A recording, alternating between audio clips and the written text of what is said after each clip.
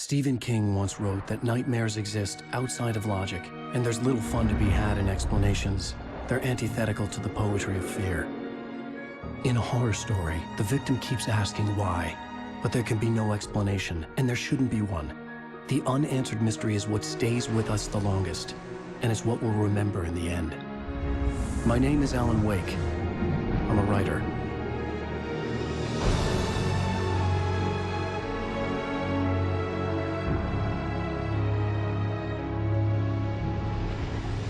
I've always had a vivid imagination, but this dream unsettled me. It was wild and dark and weird, even by my standards. So yes, it began with a dream. Following a typical nightmare pattern, I was late, desperately trying to reach my destination, a lighthouse. For some urgent reason, I couldn't remember. I'd been driving too fast down a coastal road to get there.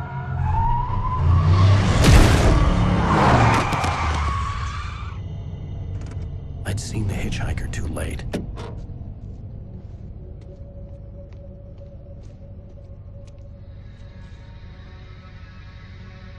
He was dead. I was convinced they'd put me in jail and I would never see Alice again.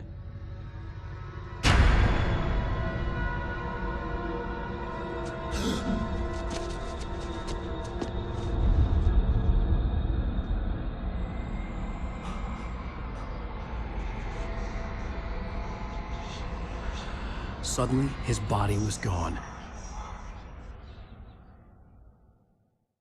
I was in shock from the crash. I could hardly stand my feet.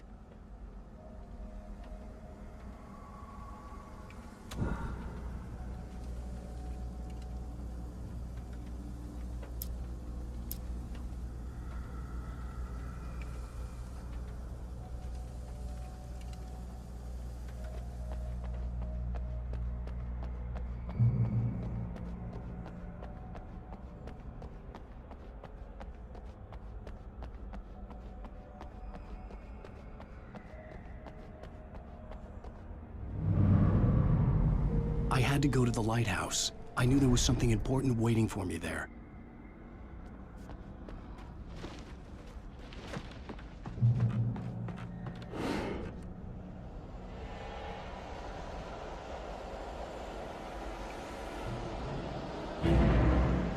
You don't even recognize me, do you, Ryder? You think you're God? You think you can just make up stuff? Play with people's lives and kill them when you think it adds to the drama? You're in this story now, and I'll make you suffer.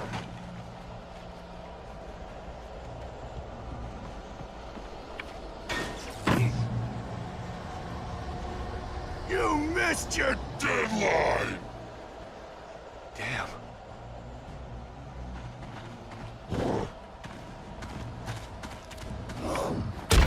You can't stop me!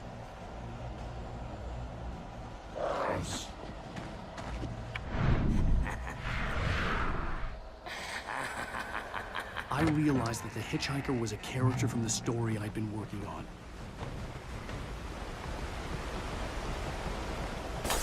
How does it feel to die by the hands of your own creation?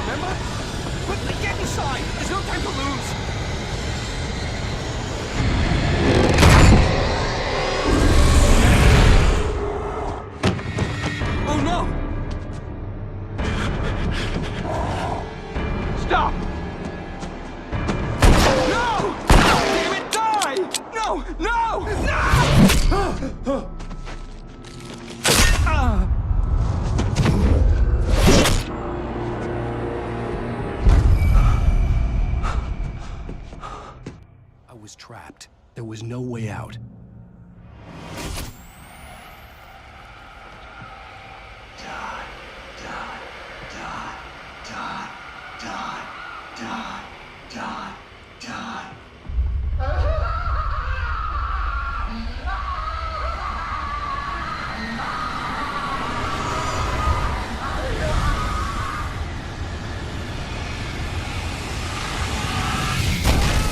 The cabin was a death trap. I had to get out.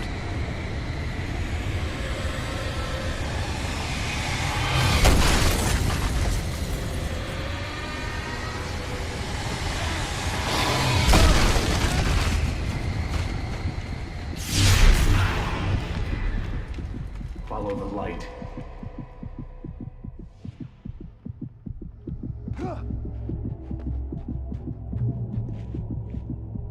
You are hurt.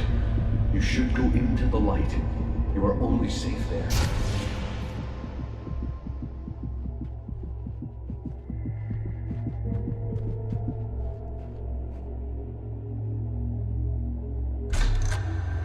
Well done. I have something important to tell you. It goes like this. For he did not know that beyond the lake he called home lies a deeper, darker ocean green, where waves are both wilder and more serene. To its ports I've been. To its ports I've been. Do you understand? No. Follow my light.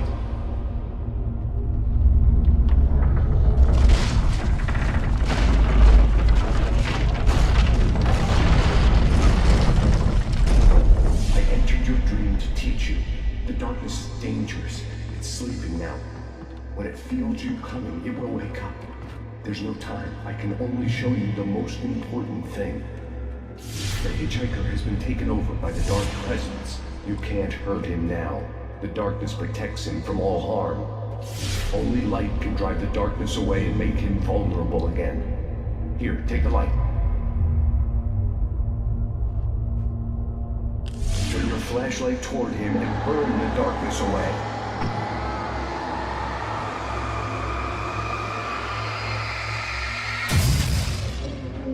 You did it. Now the darkness no longer protects him, but it's still inside, controlling him. He can't be saved. He's still a threat. He is still your enemy. Here, take the gun. Now you'll die.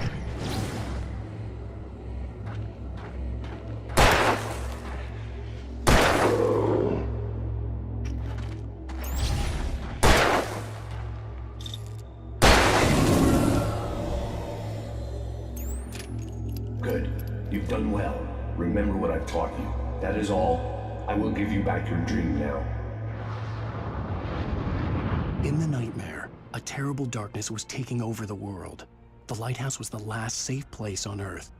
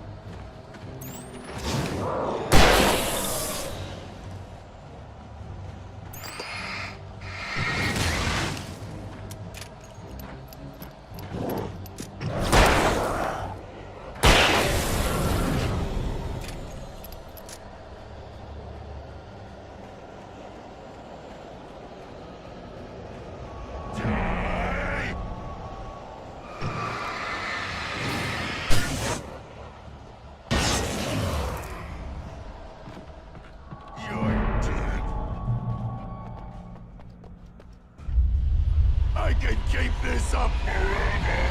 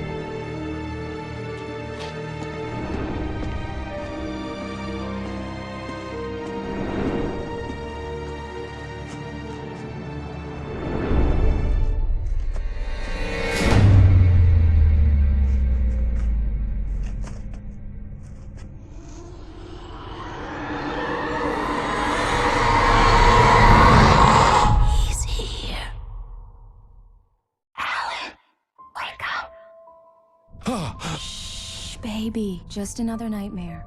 Everything's fine. You dozed off. Right. Anything more than dozed off would be news for everyone. Cheer up, handsome. We're here.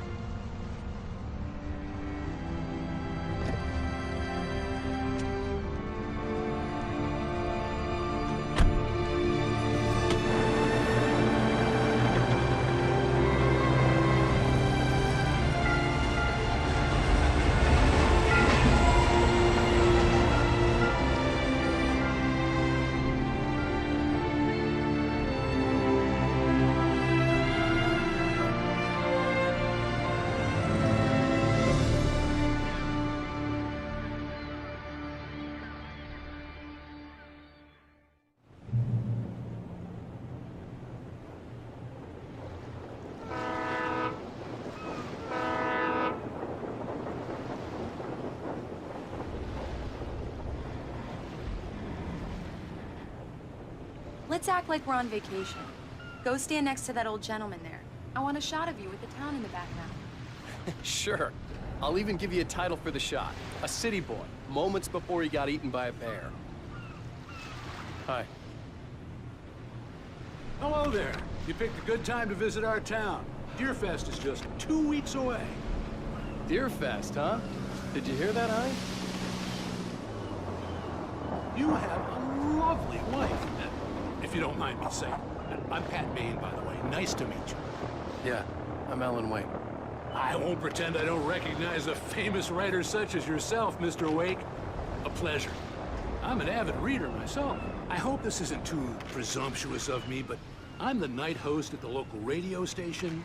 Any chance I could get an interview? Look, Mr. Maine, I'm on vacation. In fact, I'd appreciate it if we could keep my being here just between the two of us. I'm sure you understand. Fair enough. You can trust me to be discreet. Not a hard man to track down if you change your mind, though. I hope you two have a lovely holiday.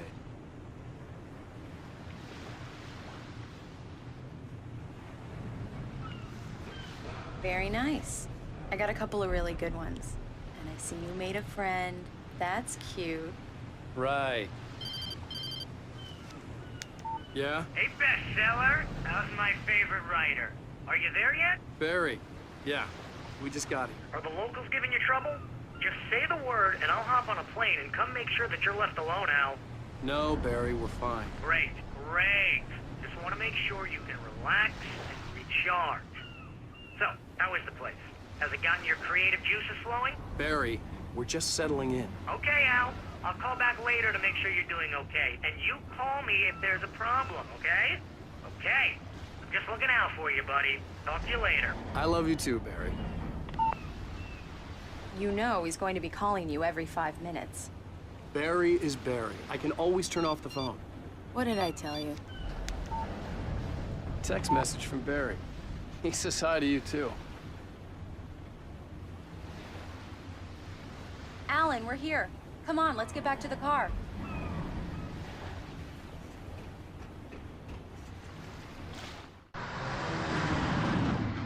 We need to stop at the local diner to get the cabin key from the landlord, a Mr. Carl Stuckey. He's waiting for us. I'll go fill her up while you get the key.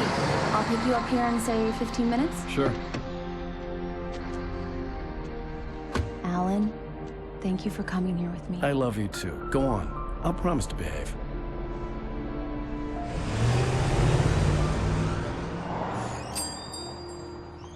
I'd forgotten there were still places like this. Towns where everybody knew everybody. Welcome to the Oh Dear Diner. Hi, I was wondering if you could help me. I'm looking for... Mr. Wake. Alan Wake. Oh, God! I am your biggest fan. I know people say that all the time, but I really am. I'm glad to hear that. Rose. Rose, I'm looking for Mr. Stuckey. Carl Stuckey? Carl? Oh, of course, Mr. Wake. He must have gone to visit the restroom. He'll be back in a moment. I can't believe it. I've got all your books. I got the cutout from the bookstore when they took it out of the window. And you keep it here. Well, okay. Good for you.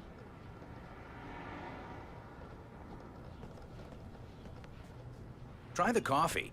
Just don't blame me when you fall in love, 'cause it'll break your heart when you have to leave. Rusty here is no longer human. Nothing but black coffee under a thin layer of skin. Yeah, that makes two of us.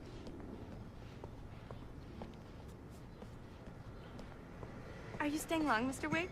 I can't believe it. I'm having a conversation with Alan Do me a Wake. favor, Sonny.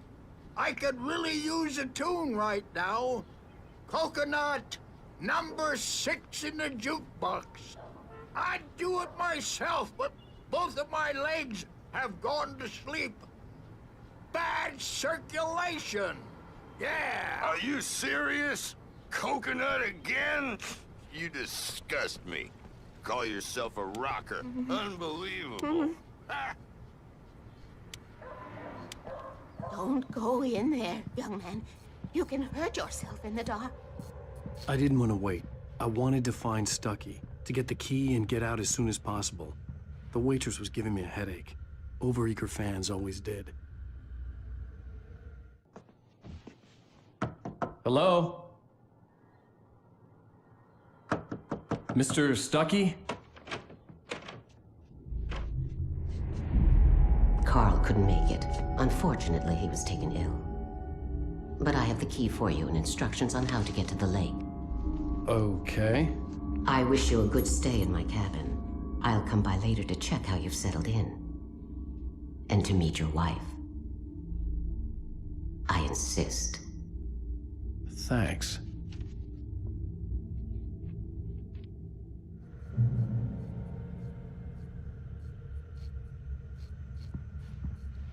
Cauldron Lake is a special place. Very inspiring. You got lucky this time, young man. You can hurt yourself in the dark. This really ought to be fixed, and then I must remind Sarah to change... Even that sounds better than your singing. Are you all right? Splendid, splendid. Damn hernia. It swells up like a balloon if I lift anything heavier than a spoon.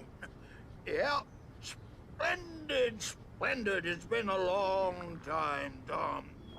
Good to see you. Hey, The Andersons, they're, local musicians. We're waiting for Dr. Hartman to come pick them up. They wandered off from his clinic at the Cauldron Lake Lodge. Bye, Mr. Wake. Mission accomplished. The key and the directions. My hero. I got some flashlights, just in case. Hey, wait! Mrs. Wake! Your keys!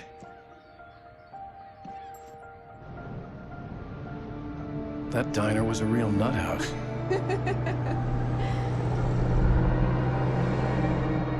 Can you believe this place? This would make a wonderful setting for a book. We're supposed to be on vacation, Alice. I'll figure it out when we get back home. Okay? Okay. We can talk about this later. Bad man here on PBFF. I didn't want to talk about it. I wanted to bury my head in sand. Once upon a time, I was a successful writer, but that was a long time ago. I hadn't been able to write a word in 2 years, not since my last book. The weather, it's gonna be a clear night, so you folks in a big city might want to look up every once in a while, see those stars winking down at you. It gets pretty dark out here, but they'll light your way.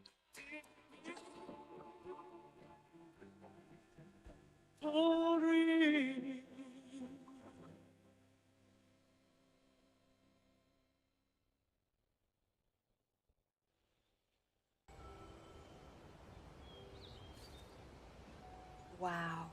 It's gorgeous, Alan. It's something, all right. Don't worry, honey.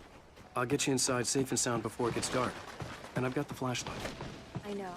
I'm okay. Alice had a phobia, the fear of darkness.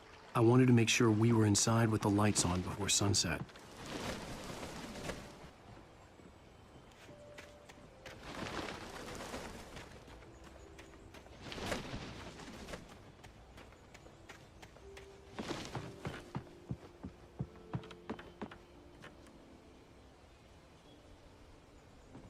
Here we go. Let's take a look inside. Come on. It's dark in there. We need lights. Can you figure out how to get the power on, honey? Hello? Anyone here? A shoebox filled with books by Thomas Zane sat on the shelf. I'd never heard of him before.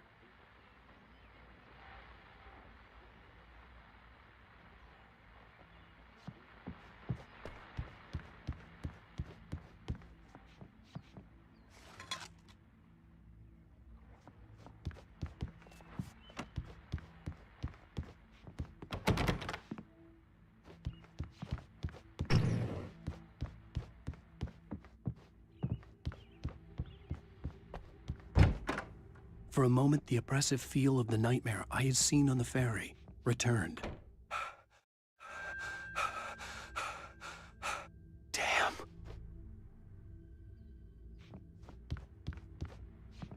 I needed to get the power running in the cabin. There had to be a fuse box or a generator somewhere on the island.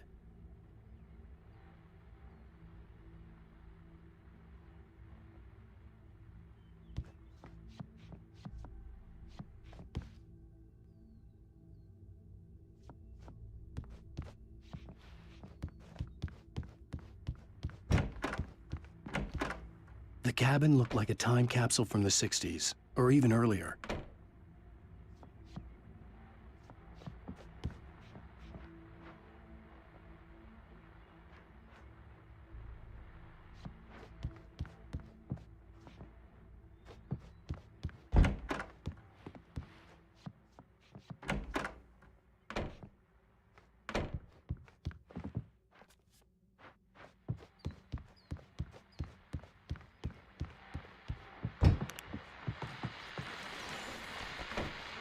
The Deerfest guests have already started to arrive.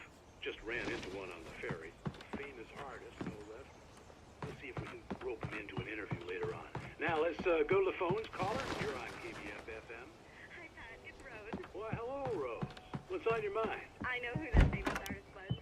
It was Alan Wake, wasn't it? He's my favorite writer. The power cable goes to that shed over there.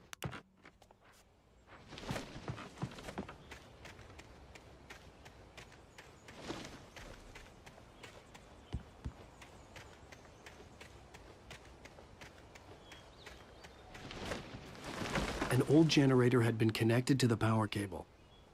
The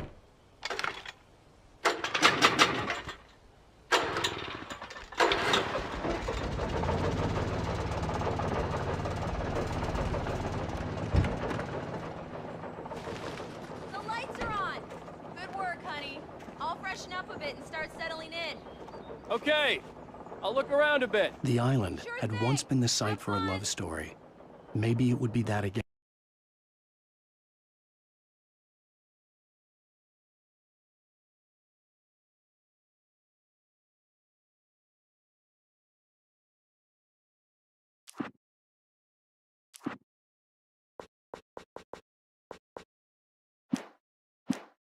Forget about my work.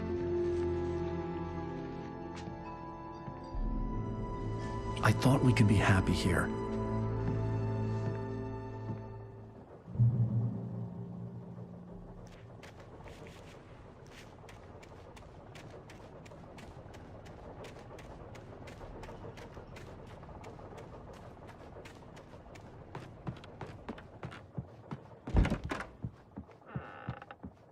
Alice?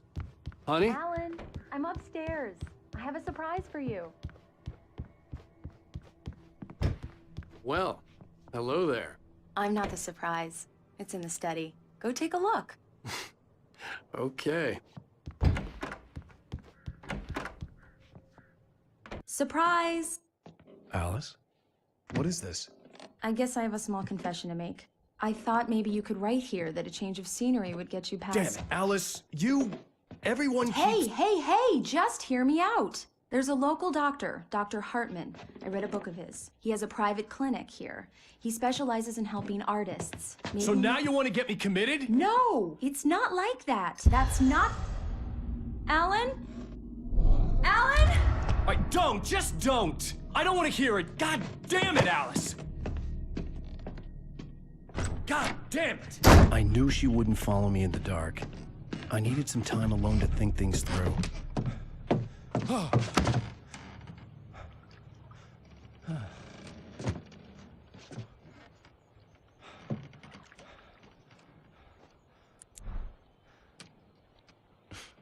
Damn it.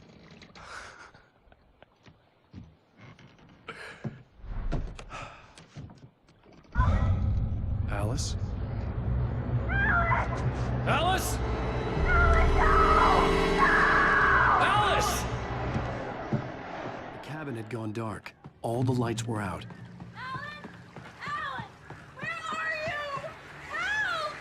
Alice, I'm coming! It's all right, I'm coming!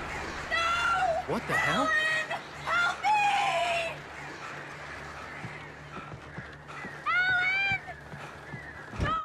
Alice? Alice?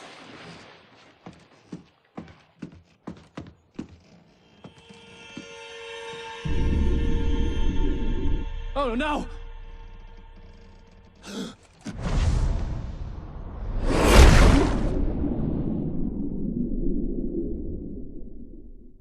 Keep going, Alan. Wake up. Alice?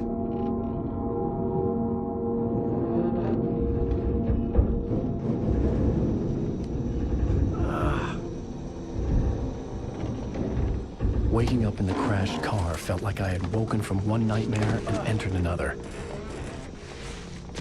I couldn't remember how I got there. All I knew was that something terrible had happened to Alice. The phone was dead. I'd have to find help on foot.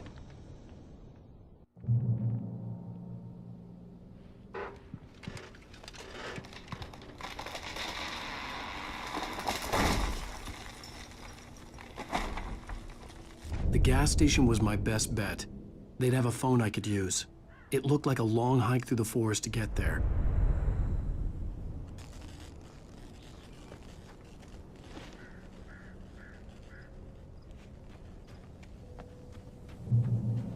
Damn.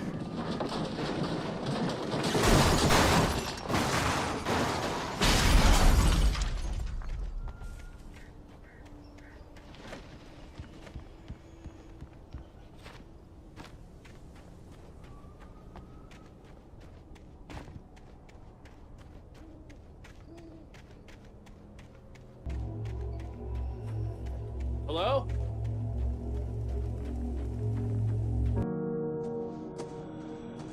Hello? Is someone there?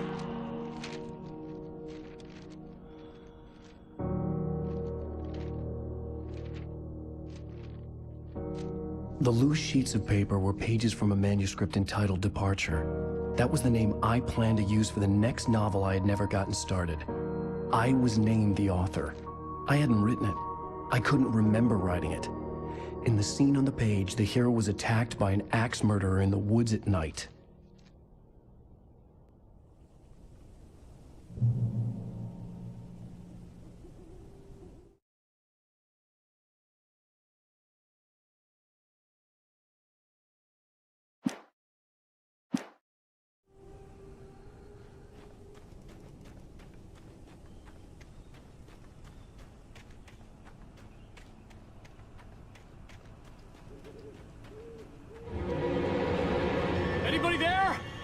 Please! I've been in an accident!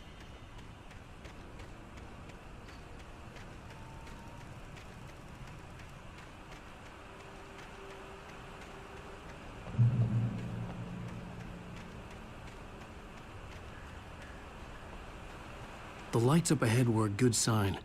Maybe I wouldn't have to hike all the way down to the gas station to find a phone.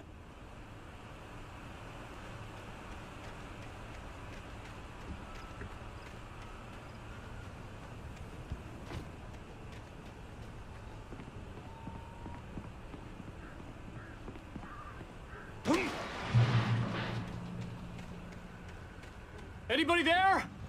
Please! I've been in an accident!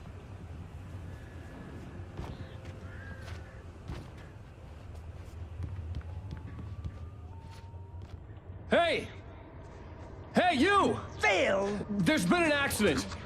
I need help! Listen, Deposit. I need to... Premium cabins for rent in... Oh, hell. Carl Stuckey. Pleased to meet you. Non-refundable reservation deposit required. Fair and square. Fair and square. Carl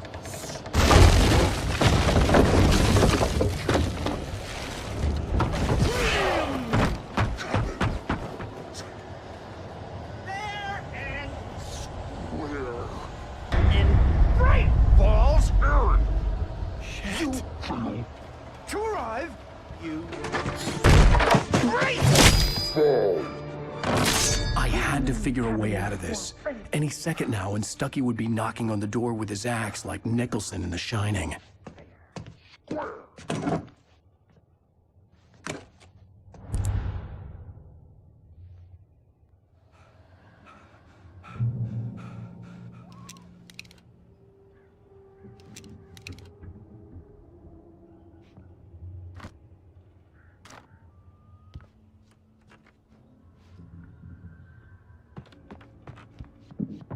During your record, trying walking, it's the latest thing.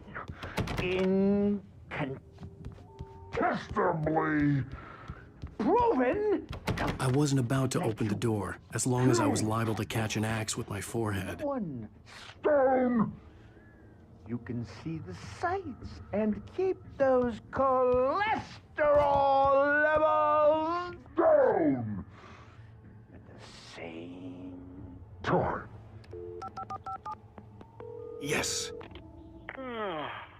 Bright Falls Sheriff's Station. How may I... Hello? Hello?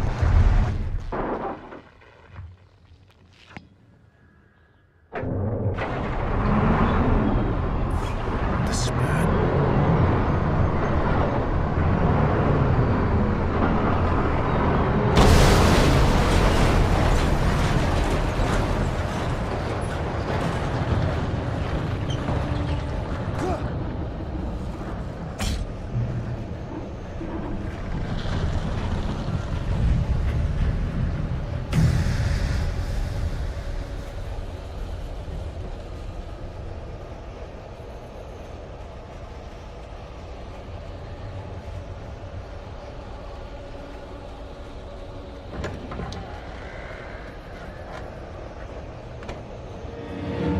There were more of them.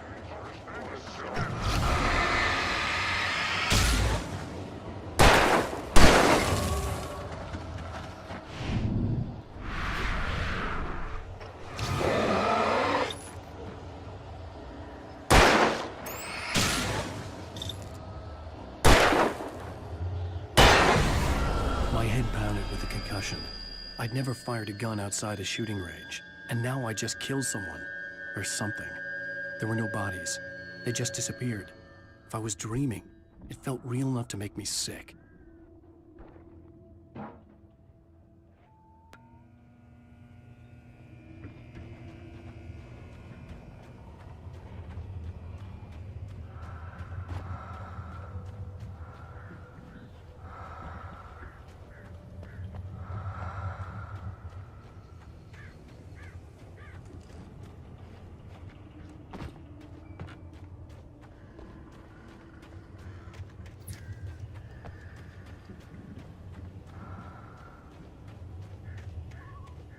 Eerie hand-painted graffiti was revealed by my flashlight. Someone had hidden a chest of supplies near it.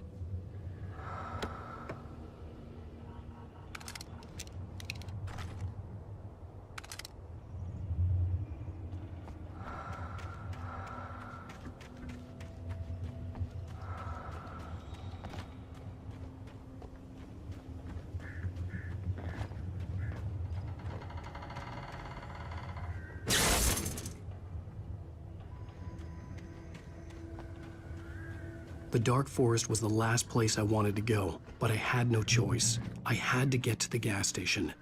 It's rabbit season!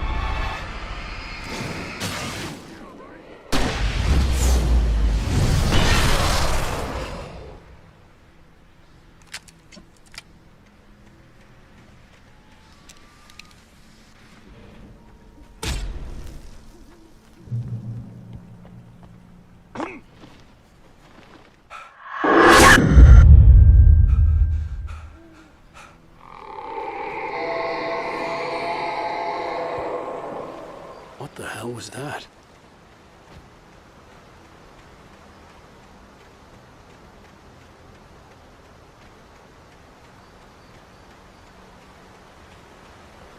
When I saw the river below, something uncoiled itself inside my head. I realized that I'd have to find a way across. I didn't even want to look at the water.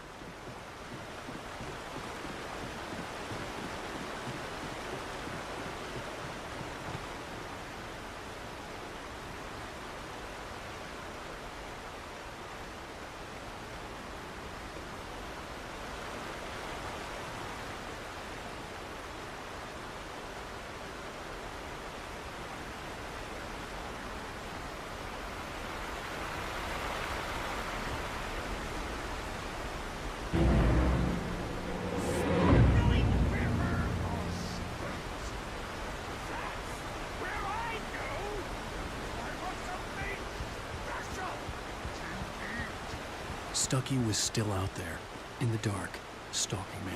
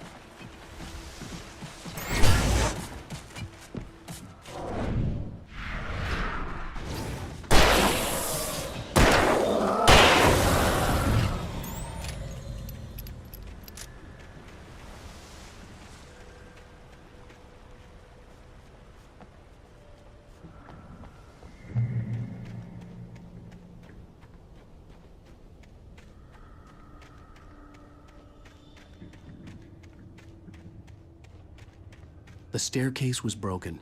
I had to make my way up some other way.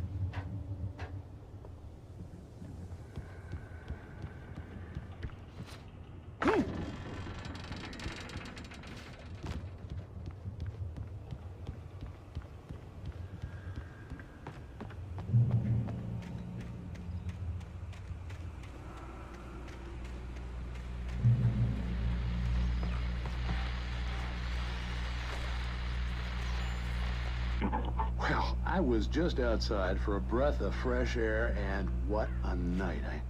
I know most of you are probably in your beds by now, but if you're still up and around, take a moment. Step outside for a spell and breathe in deep.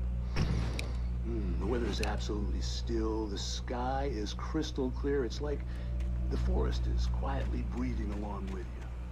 To listeners, know I'm a night owl, and it's on nights like this.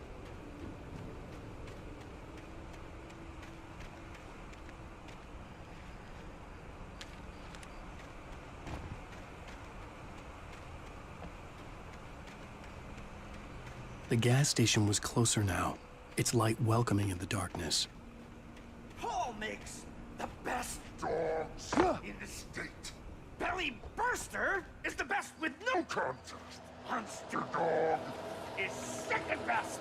The famous dog is... third.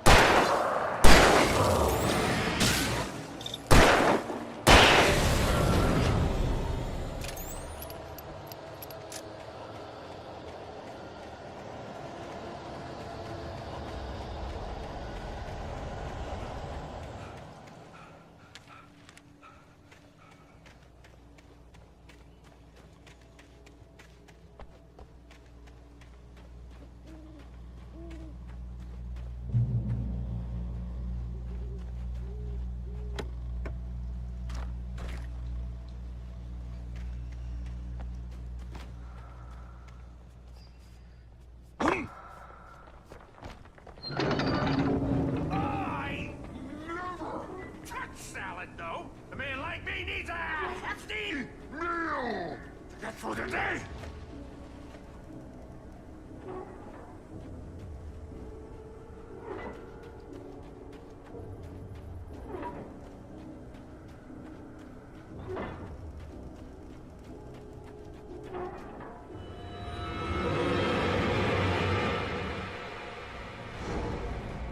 We enjoy the magnificent woods.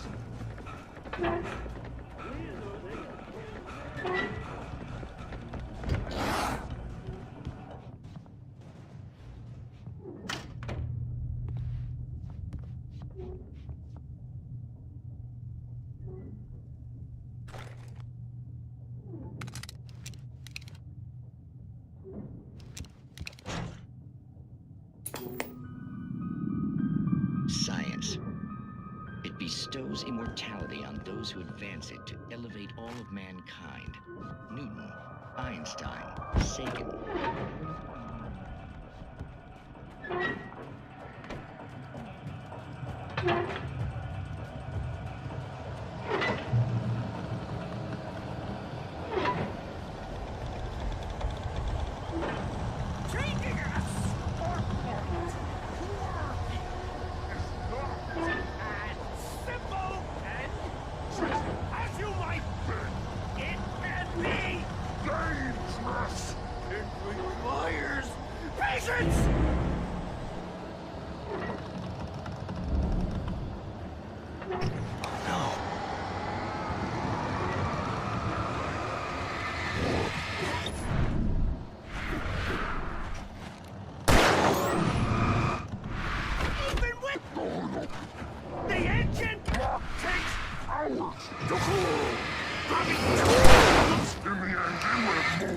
Bounce is it easy and fatal!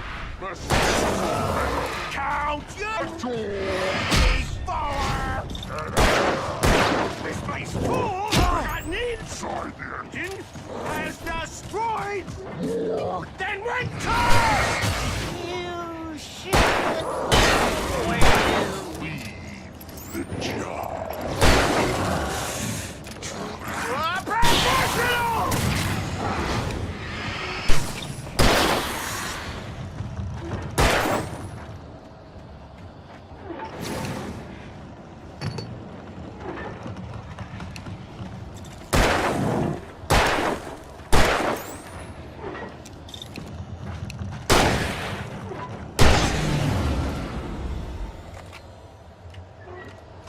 Stucky's body vanished, leaving behind only a lifetime of nightmares to come, assuming I'd reach the lights of the gas station alive.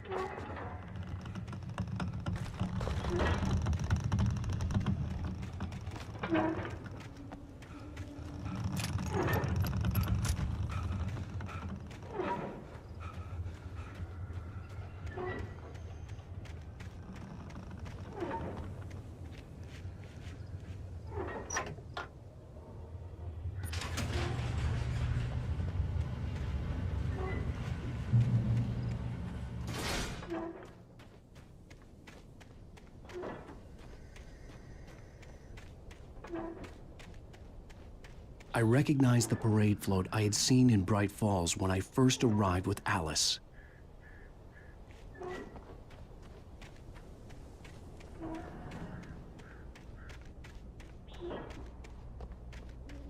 After the insanity I had just experienced in the darkness, the lights of the gas station felt comforting. At least for a moment, the sane world reasserted itself. The garage was a mess. It looked like someone had trashed the place, or that there'd been some kind of fight. I'll write. I'll keep writing. Outside, there's only darkness. Outside the cabin, outside the story, there's only darkness.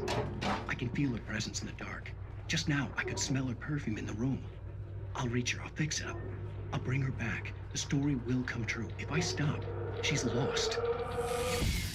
I don't believe this. It'd been me on the TV, talking crazy. Was I losing my mind?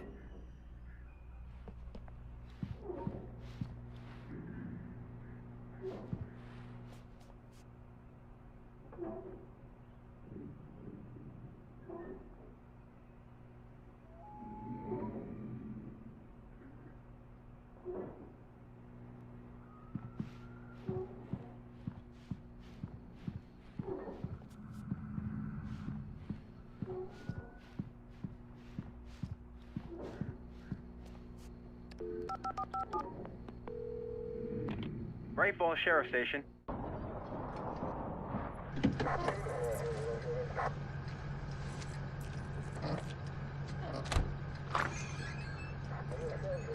Oh, thank God, Sheriff. Sheriff Sarah Breaker. You are... I'm Alan Wake, but listen. I was in a car crash. My wife, Alice, she's missing. Calm down, Mr. Wake. We were staying in a cabin on the island, on Cauldron Lake. There's no island on Cauldron Lake. Not since the big eruption in the 70s. Please, I can take you there, okay? You look like you've taken a pretty bad knock to the head. Are you okay? Listen. We'll figure this out. Please get in the car. We'll swing by the lake and then we'll go to the station, okay? Mr. Wake, have you seen Stucky, the guy who owns this place? I realized I couldn't tell her what had happened in the forest. She wouldn't have believed me, and then she wouldn't have helped me with Alice.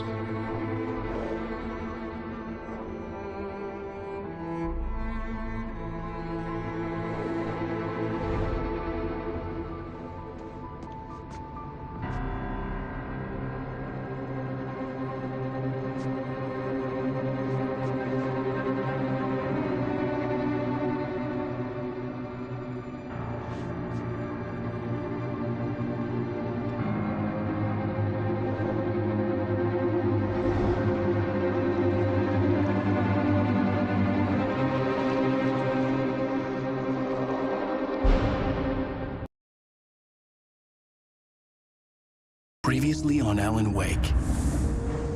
I came to Bright Falls with my wife, Alice. Thank you for coming here with me. I thought maybe you could write here. I don't want to hear it! God damn it, Alice! Now, she's missing. Alice? Alice? I woke up behind the wheel of a crashed car. I'm missing a week. I was attacked by shadowy men straight from a nightmare. The sheriff took me to the lake Alice and I had stayed at. But the cabin had disappeared.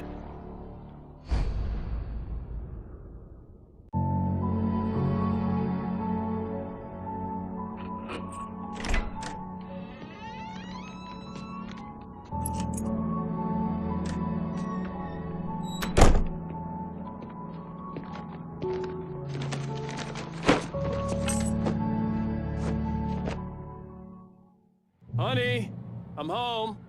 Back here, sweetie. How was it? Worst weather I've ever seen. You should put some coffee on. It'll warm you up. Hey, handsome. This is gonna be a long night, but these shots are turning out great. I guess you're gonna need that coffee then. I'll go put it on.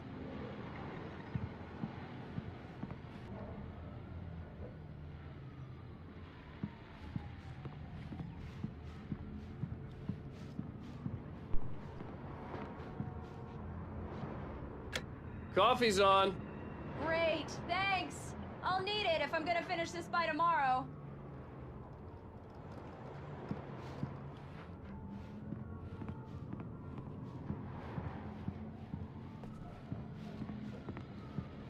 Oh, hey, I just finished those cover mock-ups. They're on your desk. Tell me what you think. No kidding. I didn't think you'd get them done this quickly. On occasion, I can perform all sorts of miracles, my dear. Oh, really? Well, you seemed to think so last night.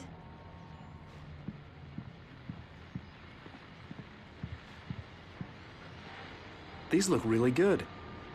Oh, sure, until Barry gets his hands on them. Which, by the way, will happen over my dead body. The last time was the last time. Oh, and speaking of Barry, he called. Alan? Alan, please check the fuse box. I'm right here. I'm on it, honey. Please hurry. I'm right here, baby. I'm fine. Just get the lights back on. Now, please. Honey, it's a power outage. I've got the flashlight. Okay. Hi. You okay? I'm sorry. It just really spooked me. Don't worry. We'll just break out the candles. I know it's stupid, but it's just... Especially when I'm not prepared for it, you know? It gets to me. I love you. Tell me a story, writer. Okay. I used to have these nightmares when I was a kid. The dark really spooked me, too. When it got really bad, my mom gave me this old light switch. She called it the clicker. The clicker, huh? Yeah. If I ever got scared of the dark, I could just flip the switch and a magic light would scare the monsters away. Oh, sure. Here it is. Alan. Maybe it'll help you, too. Yeah, nice story, writer boy. You made that up right now, didn't you? No. Seriously. I love you, even if you are a liar. Thanks for this.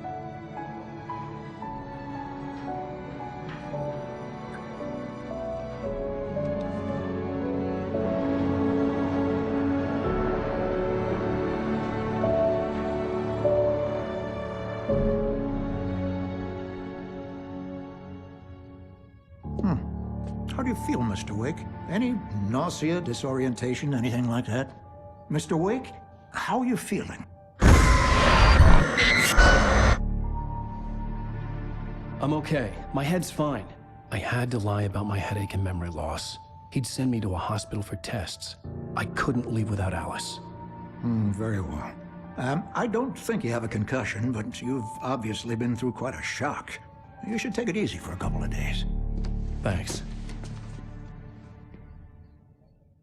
Well then, Mr. Wake, we're done here. If the pain gets any worse or you experience any other symptoms, you should come see me. I'll let you get on with it then. Sarah, Sheriff Breaker, is waiting for you. She's very good at her job. I'm sure she can locate your wife in no time. Doc Nelson was the image of a small-town doctor. Sheriff Breaker had called him to the station to take a look at the cut in my head.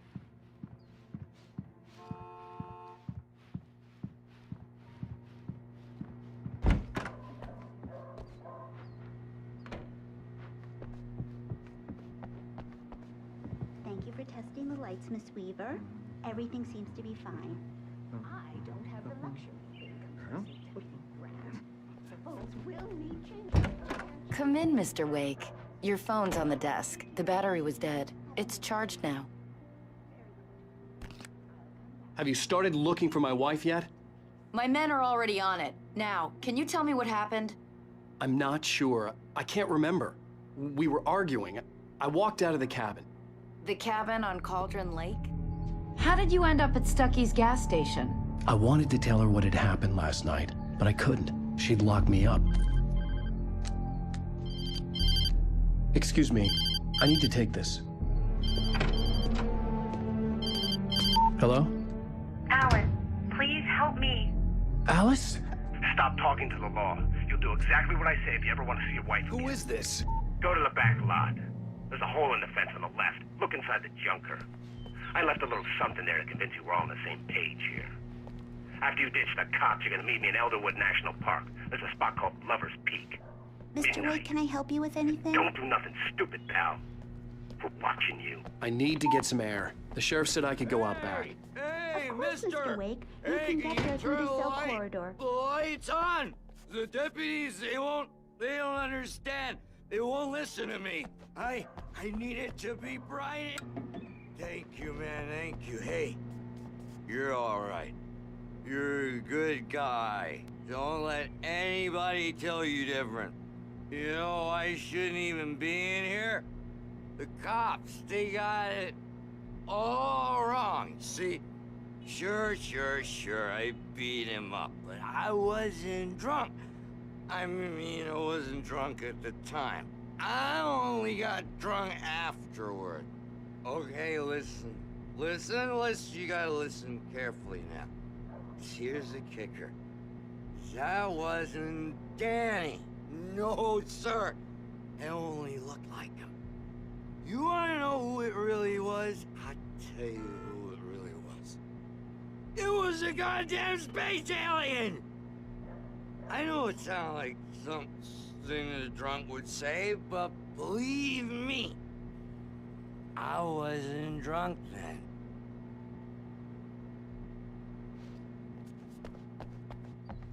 The early morning light hurt my eyes and made my head ache. The man on the phone had said, go through the fence on the left.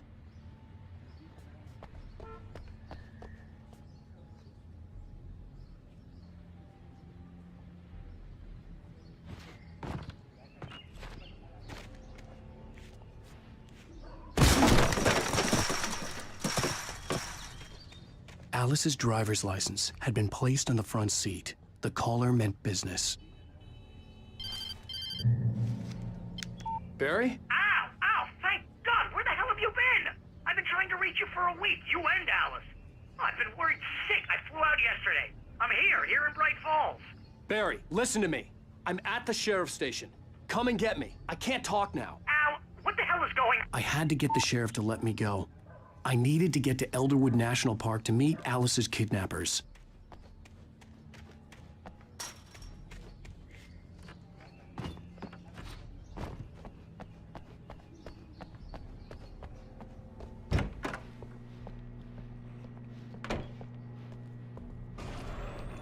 A writer is a light that reveals the world of his story from darkness, shapes it from nothingness.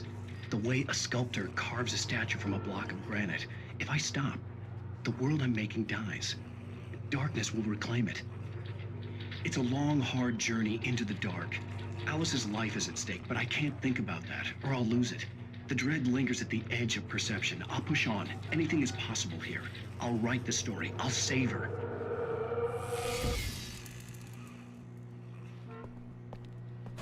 Marvelous, Sarah. I just wanted to settle all the damage the Anderson brothers might have inadvertently caused on their recent and regrettable little outing. Are you feeling any better, Mr. Wake? I'd like to leave. Am I free to go? Well, we still need to talk about... Am I under arrest? No, of course not. But I need to know where you'll be staying so I can get in touch with you. I'd avoid the motel. The Majestic is known for its roaches. The cabins at Elderwood are pretty nice, though. That sounds perfect. I'm Dr. Emil Hartman. I'd like to invite you to stay at Cauldron Lake Lodge. Did you talk to my wife? I had the pleasure of discussing your situation with her on several occasions. Did you set something up with her? I invited her here. My clinic is a place where... Oh! Hey! Oh, my! Take it easy.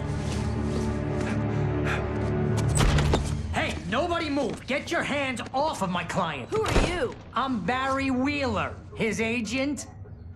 If you have business with Mr. Wake, you talk to me. You yokels won't know what hit you once I sick my lawyers on your asses. No harm done, Sarah. I'm all right. I don't want to press charges. Mr. Wake, my offer still stands. Get me out of here. What the hell was that about, Al? We don't need a replay of that thing with the paparazzi. I thought they were gonna lock you up. I had to talk to someone. I told Barry everything. He thought I was certifiable, but when he heard about the manuscript, I had him. The fact that I'd written something, even if I couldn't remember it, was enough for him. He smelled money. And he believed that Alice had been kidnapped. Anything beyond that was another story. I had a midnight appointment with the kidnapper in a place called Lover's Peak, somewhere in Elderwood National Park. The plan was to rent a cabin. I don't like it, Al. I don't like any of it. It's not good. In fact, it's the absolute opposite of good. Mr. Wake! Barry, you found him. Hi, Rose. Oh, wow. I was just thinking about you, too. Great. I was just bringing Rusty some coffee. He's on the balcony, looking after Max. Poor thing. I really need to go. Great to see you again, Mr. Wake. Later! Who's Max?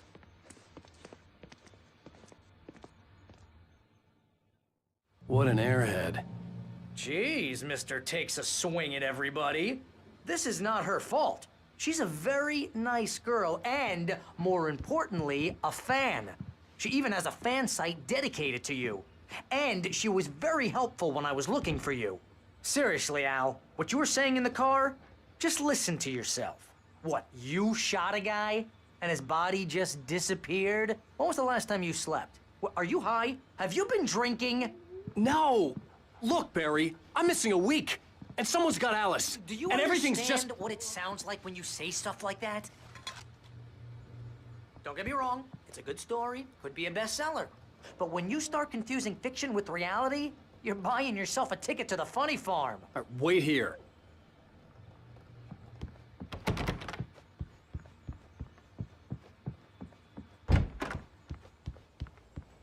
Easy there, boy. I'm almost done. Hey, Rusty, right? You rent cabins. Oh, Mr. Wake. I'd shake your hand, but mine are kind of full here. Actually, I'm sorry about this. Would you mind grabbing the registration form from the desk? It's just across from Bucktooth Charlie. Okay, sure. What happened? Crazy poachers. Max here got his foot caught in a trap. Seriously, Al, you can't just go and meet a kidnapper. Those situations always end up in disaster. You gotta talk to the cops. She's my wife, and it's my call. Can we talk about this later? No. This whole thing, listen, you hit your head. I mean, geez, Al, come on. You gotta understand how crazy all this sounds. If you're trying to pull a joke on me, freak me out, it's working. Ha ha, let's have a laugh on Barry. Well, you had me going there real funny, Al. You can quit it now.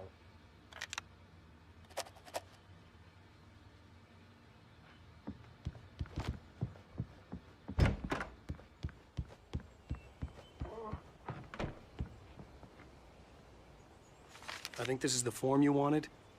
And here are the keys. Okay, you're all set, Mr. Wake. Glad to have you staying here. Thanks. Can you tell me how to get to Lover's Peak? Oh, sure. It's at the end of the nature trail. Just follow the paths, you'll get to it eventually. It's an easy walk. Nice spot, too. If you have any trouble finding it, just keep your eyes on the radio mast. It's right below that. Look, Al, you're asking me to believe that you shot a dude who went poof into thin air, a guy who was bulletproof until you pointed a flashlight at him. You hear that from people who end up spending time in padded rooms, strapped to their beds, wearing white shirts with too long tangled up sleeves, and eating a healthy diet of pills. Al, you make cruel jokes about people who believe that kind of stuff. You're the skeptic. You gave me an hour-long lecture on homeopathy last month. What was it? If there's no proof, it's pure bullshit. Period. Guess the laugh's on me then. Al, come on! I mean, okay. Okay, maybe something weird happened to you, okay? Well, thanks for the heartfelt vote of confidence. All I'm saying is you gotta throw me a bone here, bestseller. What would you think if it was me? There's no way you should be going out at midnight with a gun. No one asked you to come here, Barry. Either work with me on this or go straight back to New York. Your choice.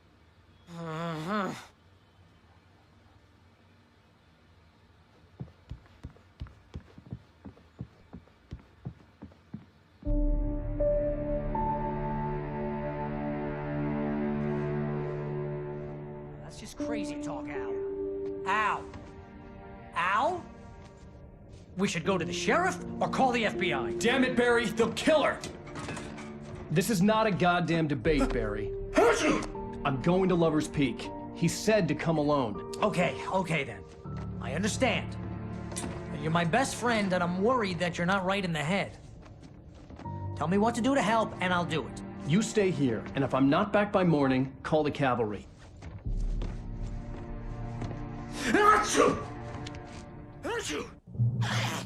Just be careful with the natives, Al. These yokels are dangerous. Everybody hates a tourist, or it'll be Deliverance all over again. Bless you. Oh, this place is trying to kill me. I'll bet there's mold in here, spores, poison ivy, God knows what. This is so not worth a 15% commission.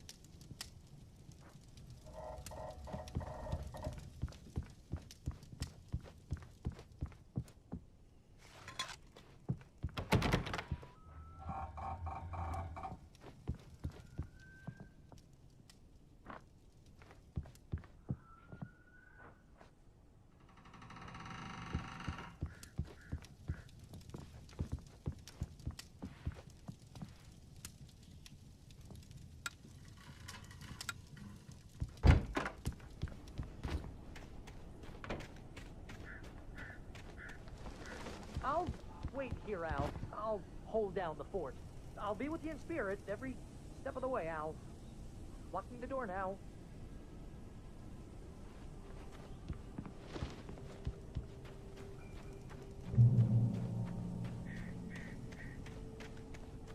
I knew I should have gone to the cops. This wasn't the smartest thing I'd ever done, but I was still angry with Barry for trying to talk me out of it. These people had called me right in the sheriff's station. The cops wouldn't scare them, and they had Alice.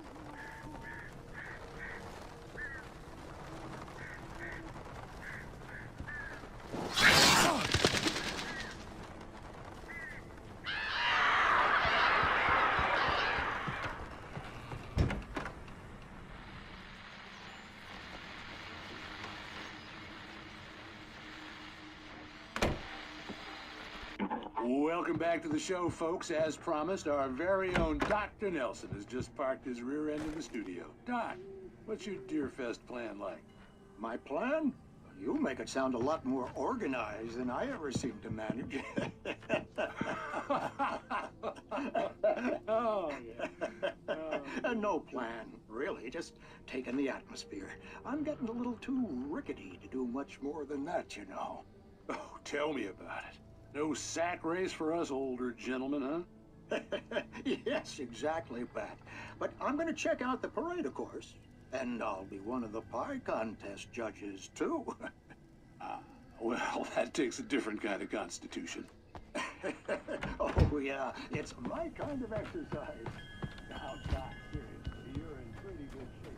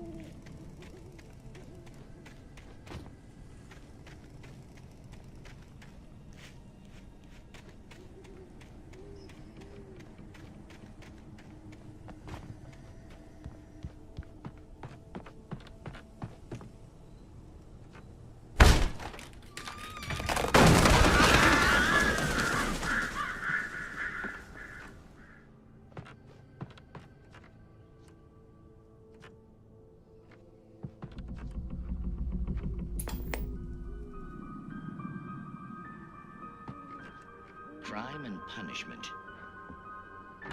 The cancer and cure of civilization. But some crimes are impossible to punish, especially in Night Springs.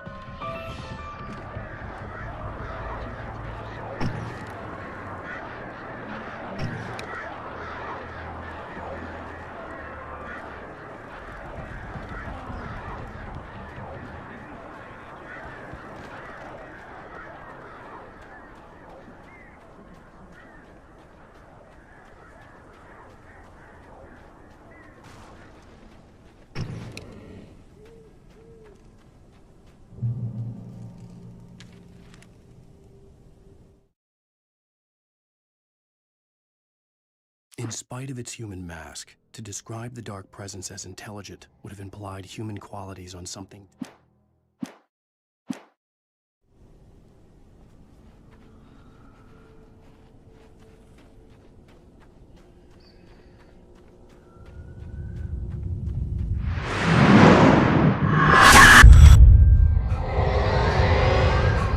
The vision left me weak. This was no head injury.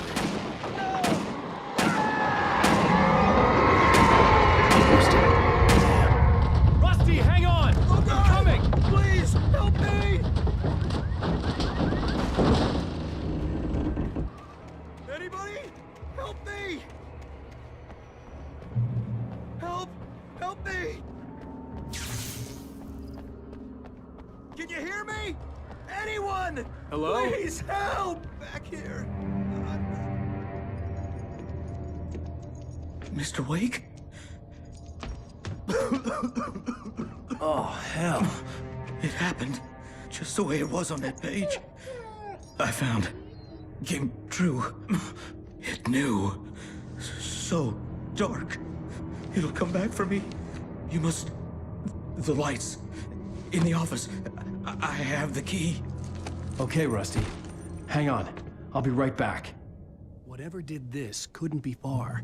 Rusty had found a page from the manuscript. It would help me understand what had happened.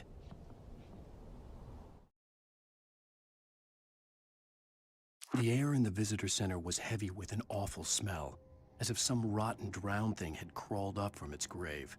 Rusty kept coughing blood. My eyes were drawn to the twisted shape of his broken leg. The attack had been vicious. Max whined in his cage. Rusty's eyes were wild with fear and terror. He gasped. Mr. Wake, it happened just the way it was on that page.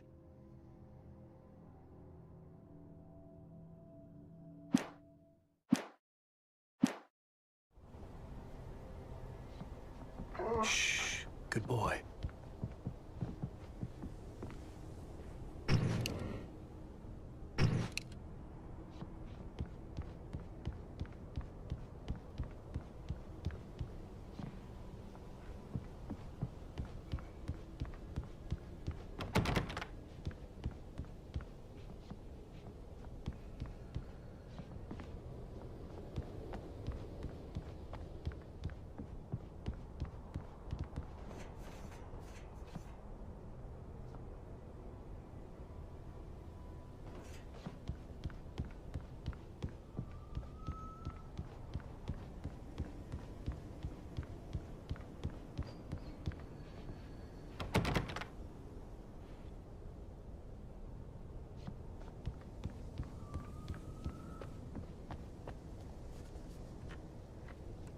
The only way to make sure that Rusty was safe was to get the power running and the lights back on.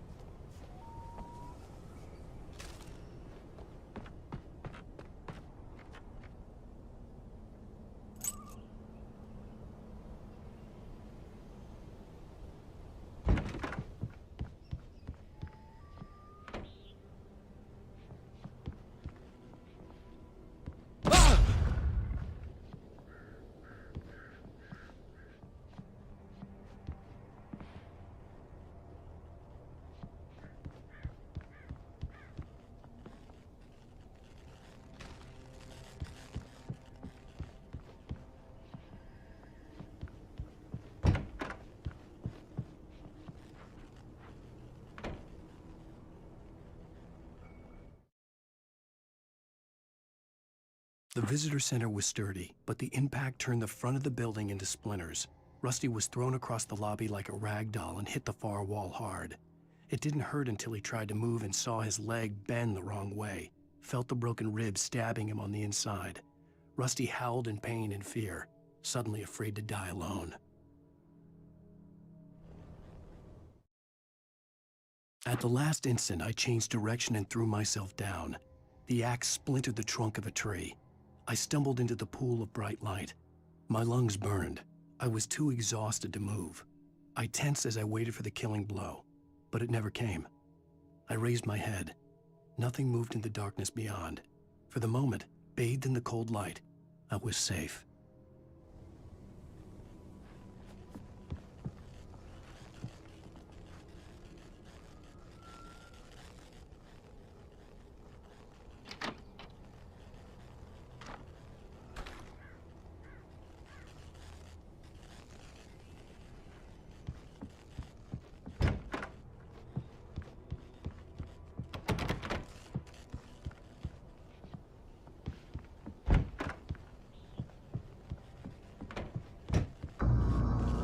I was too late. Someone had destroyed the circuit breaker. There was no way to get the lights back on.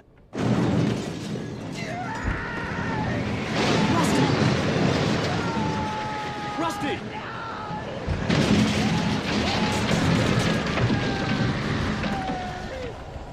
The ground was covered with oily patches that looked like liquid darkness.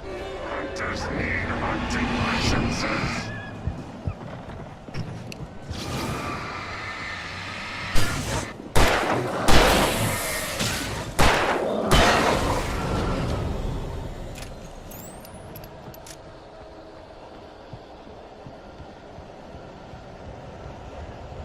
Something had torn a mammoth-sized hole in the wall. Please don't feed the animals.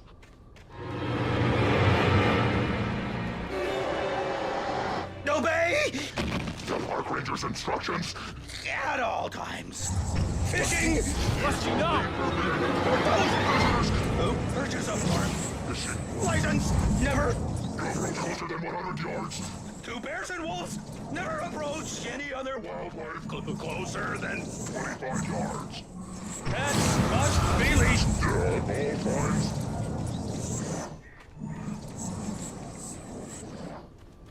It is Against the law. remove any Natural objects. historical items from the park.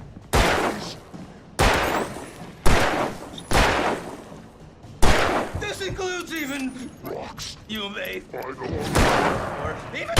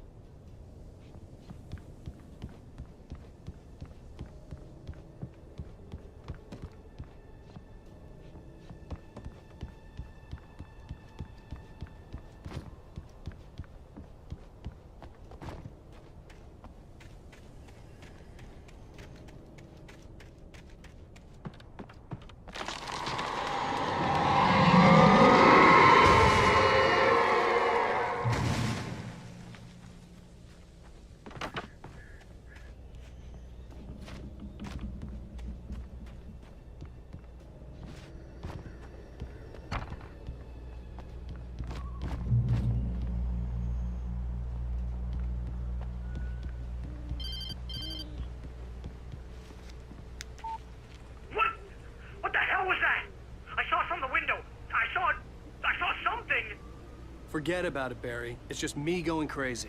Oh, jeez. Oh, jeez. You're not crazy. I wish you were crazy, but you're not crazy. Ow, be careful. Stay in the cabin. Don't open the door for anyone. I mean it.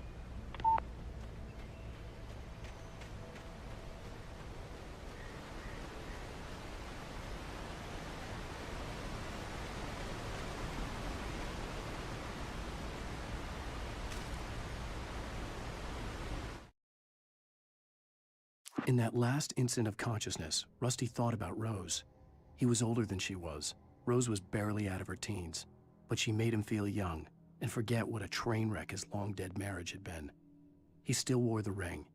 He'd been waiting for her to tell him to take it off. Now she never would.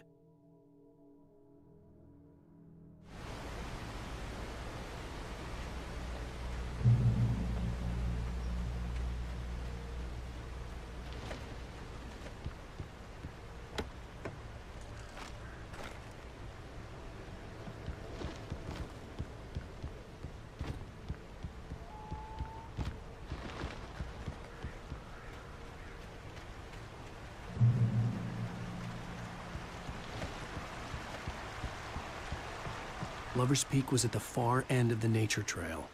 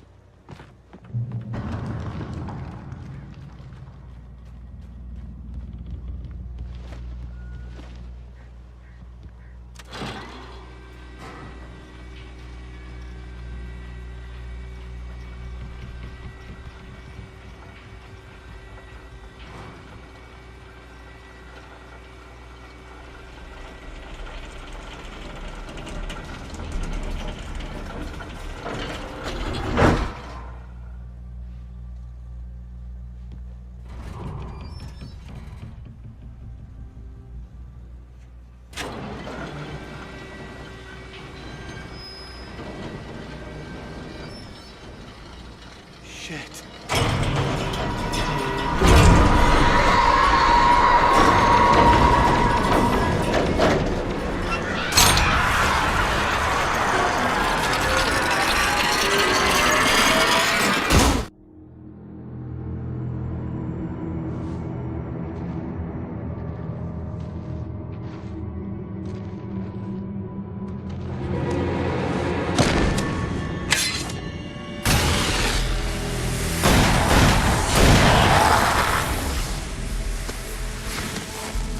Come on, we gotta get moving. More of them coming. That flashlight's kid stuff. The flares will keep the bastards away.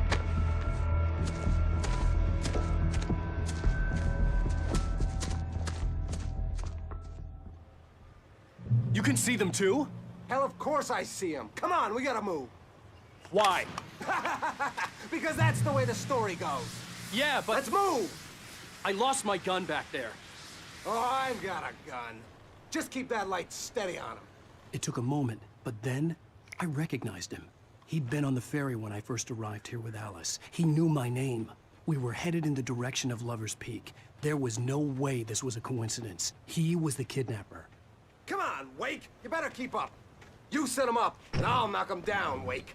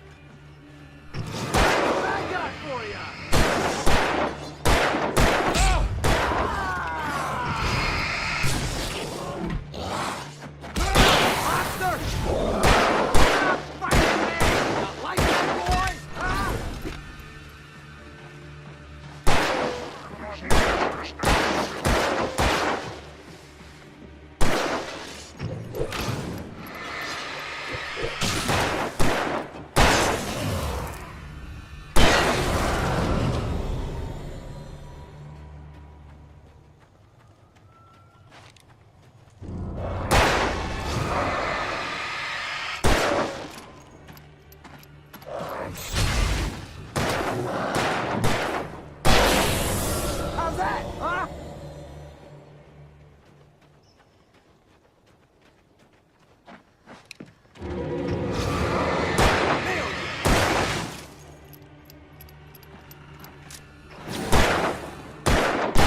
Lover's Peak.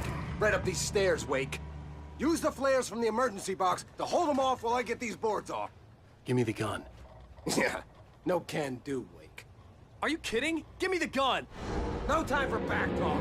Pull them off, damn it.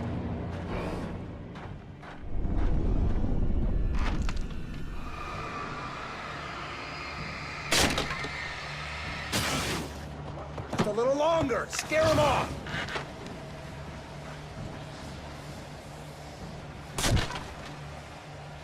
Get some light on those bastards. That'll keep them off us.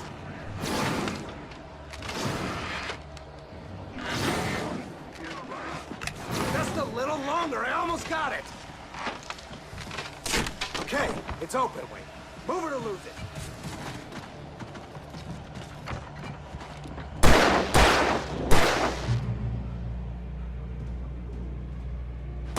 Pow!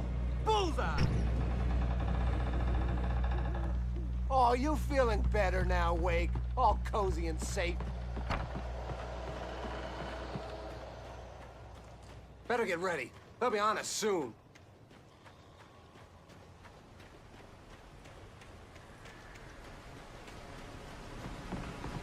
This is it, Wake. The last stand. There's more flares here. Get ready. We fight them as long as they keep coming. Give me the goddamn gun! They're coming! That's not how this goes. Get with the program, Wake.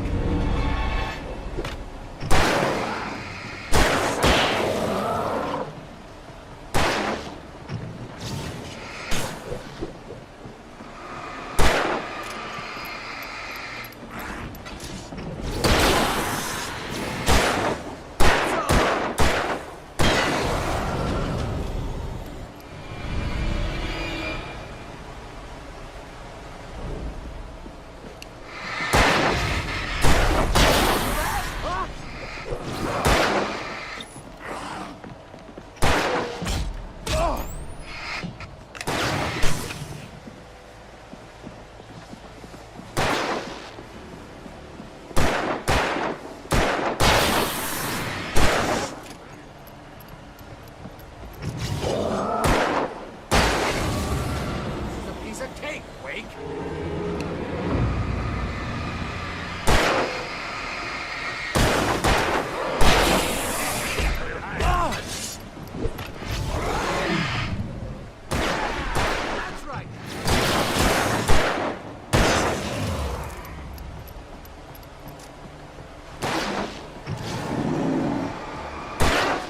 You just see coming!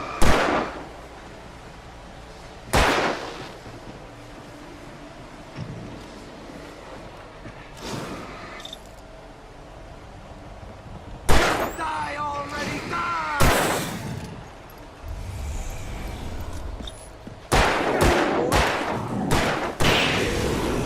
See? Nothing to it.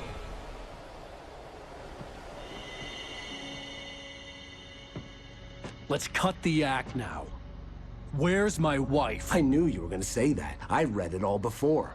You're a hell of a writer. Congratulations. You're gonna bring about something glorious and terrible once we get you some proper editorial control. What the hell are you talking about? Where's Alice? I want the entire manuscript, or she's gonna suffer bad.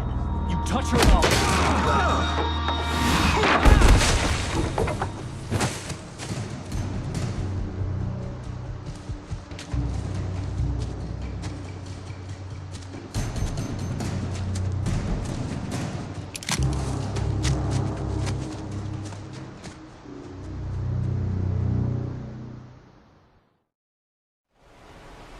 You're gonna give me the manuscript or you'll be sorry. No! Come back here! I swear I'll kill you if you hurt Alice! Do you hear me? Come back here! He had Alice, and he wanted the manuscript because he thought it held some magical power. But I had no manuscript to give him. I had to get back to Barry and figure out my next move. On more than one occasion, Alice had tried to explain to me how it felt to be afraid of the dark. To her, darkness wasn't simply the absence of light, but something more tangible than that. It was something you could touch and feel. Worse than that, it was something with a mind of its own, something malicious and malign. For her, things changed when they were wrapped in darkness. They turned into something else, something foreign, and nothing was safe or innocent anymore. I'd never really understood what she meant, until now.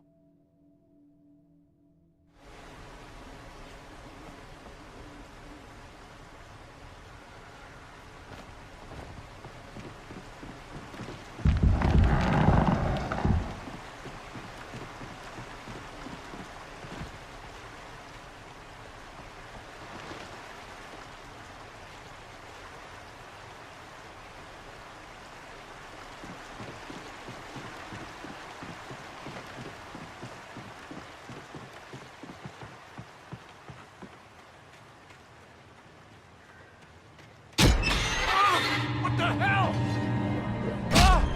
Rusty had warned me. It hurt like hell. I was scared.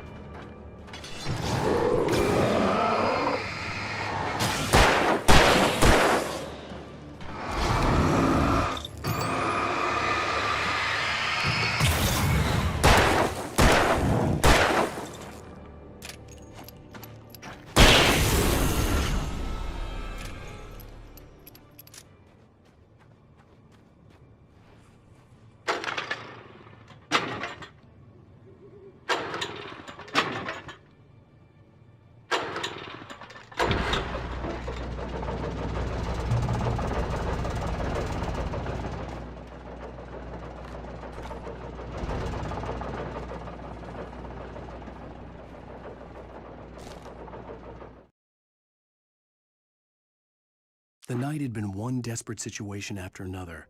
I was exhausted, and my body felt as though it had been chewed up and spat out. The flashlight was heavy in my hand, and each pull of the trigger sent a painful shock up my arm. But I was finally out of the woods, and things were looking up. That's when I heard the chainsaw.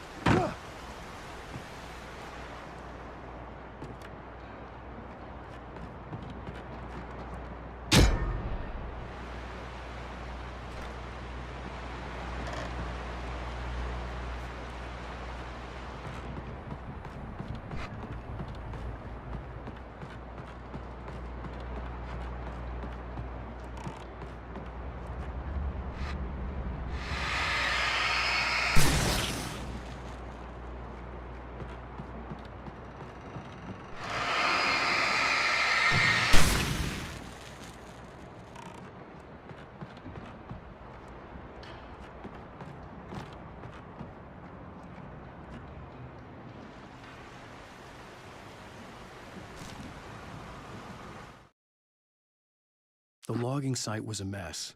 The modular office had been pushed off the cliff. Deputy Thornton climbed up from the wreckage excited, breathing hard from the exertion. Nobody there.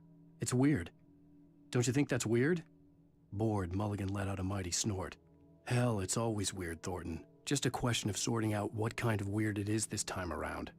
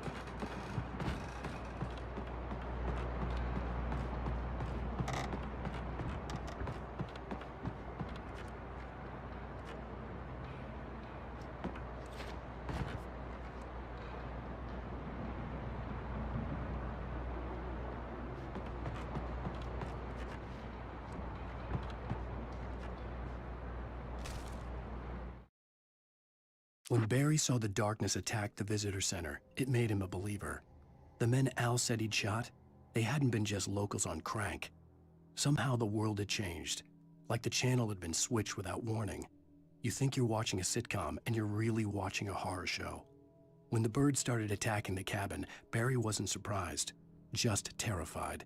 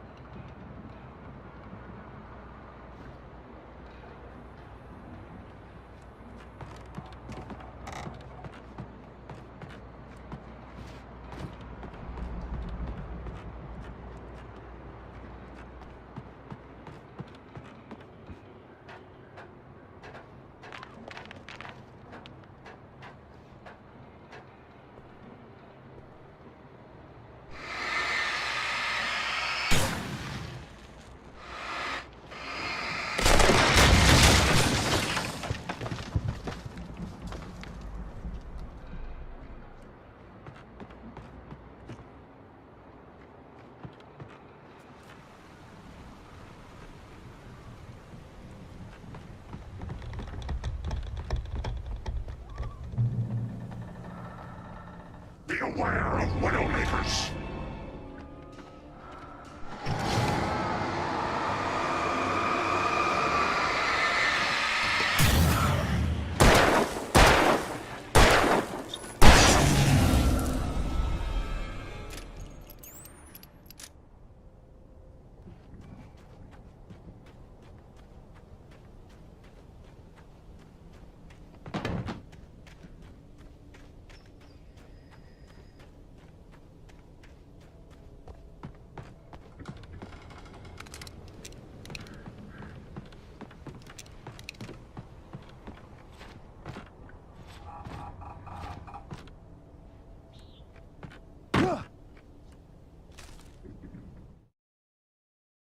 Shadows stirred and the wind picked up as I ran through the forest. I felt the dark presence turning its gaze toward me. Then the moonlight was blotted out by dark shadows that raced violently across the ground, moving too swiftly to be natural. Darkness gathered between the trees and melted again to reveal the Taken. No natural path had brought them here.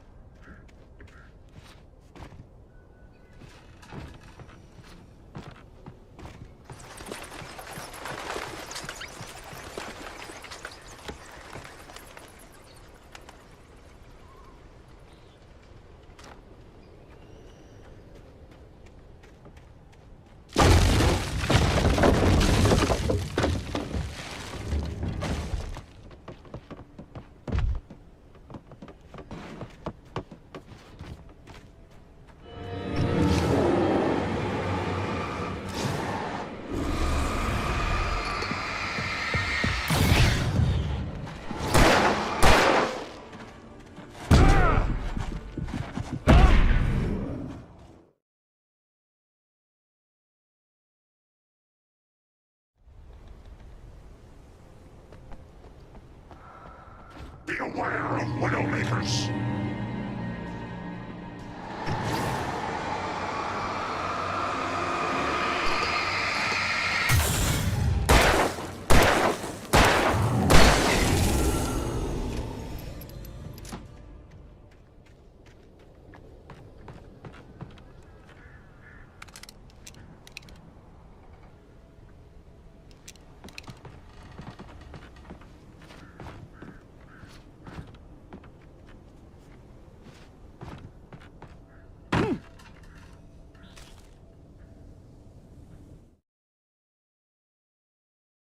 Shadows stirred and the wind picked up as I...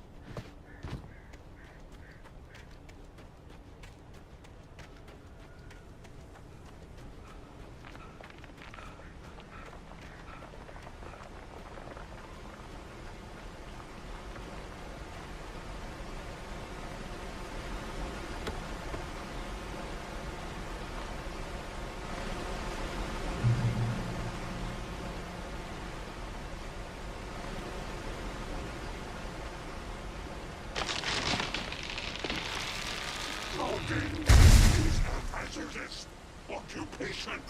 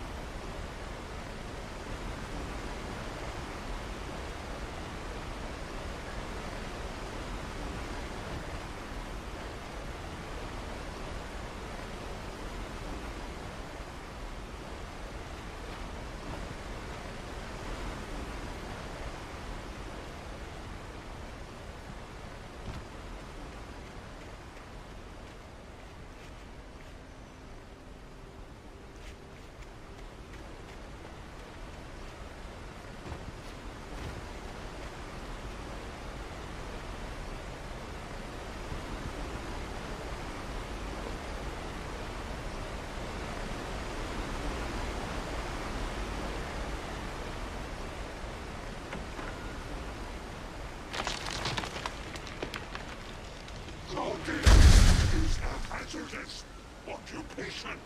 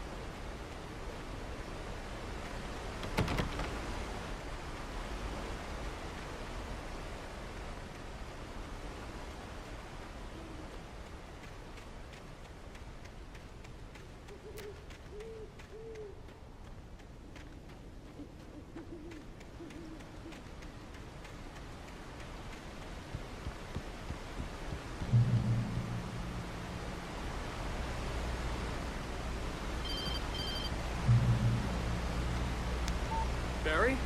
Ow! The porch is covered with burns. They've got all Hitchcock on me. Stay out of sight. I'm on my way. Don't open the door. What, am I crazy? Stay hidden. I'll be there soon. Just make sure you keep the lights on.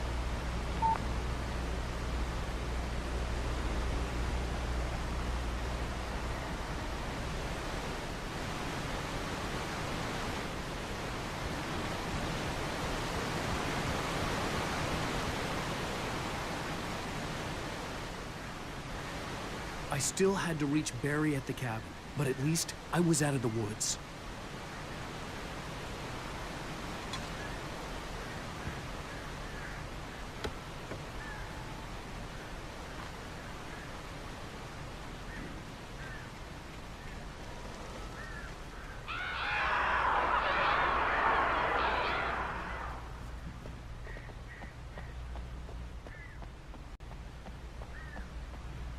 I'd have to get the car from the locked garage. It would get me back to Barry faster, and the headlights were a welcome bonus.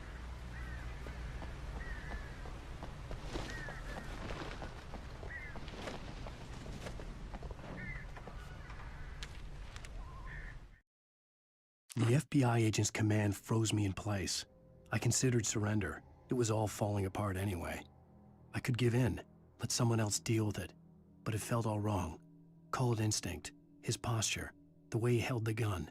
He was no friend. Shots ringing in my ears, I leaped for the hole in the fence and stumbled into the darkness beyond.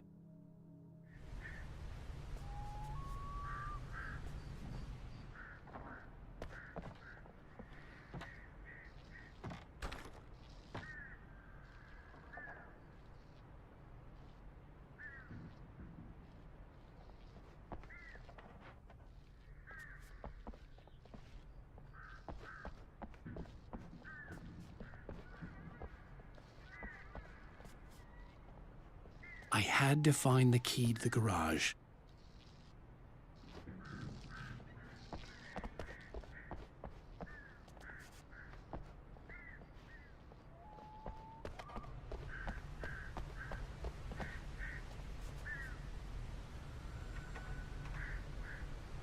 I needed the garage key to get to the car.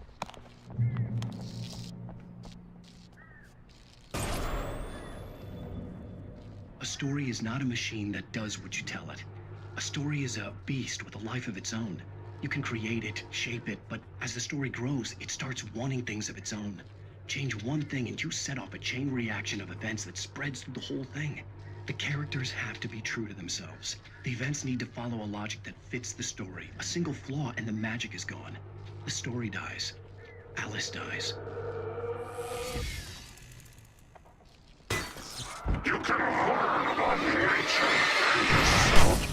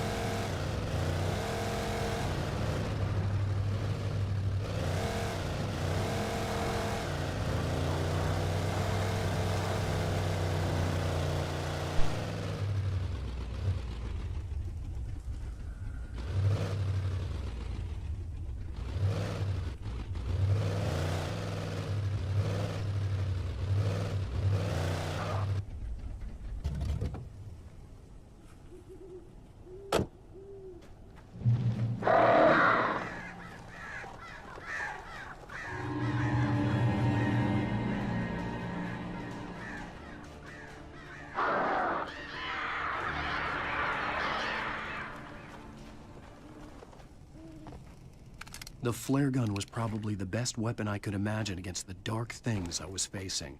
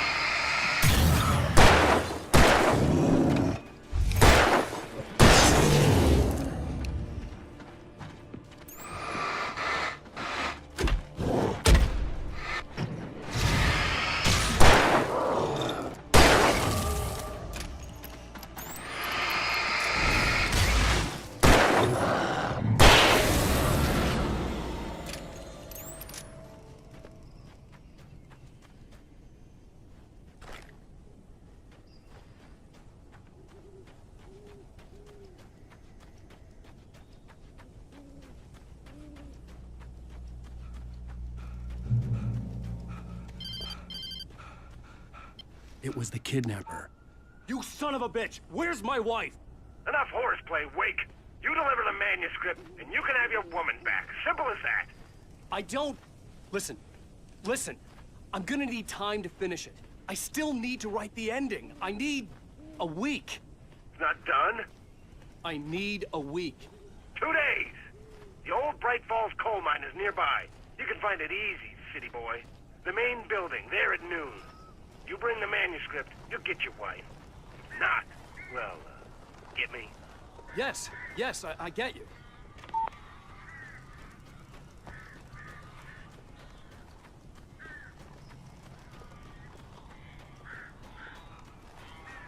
Barry had talked about birds over the phone.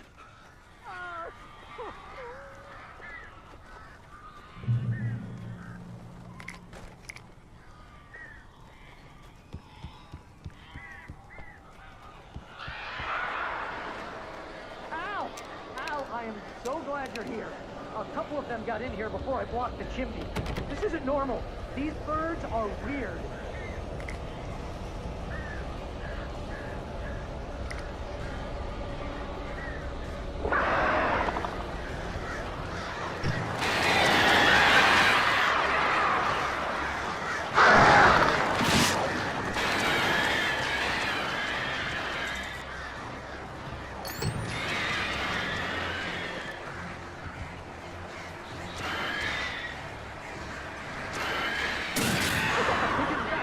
Bad. Ow, make them go away, please! The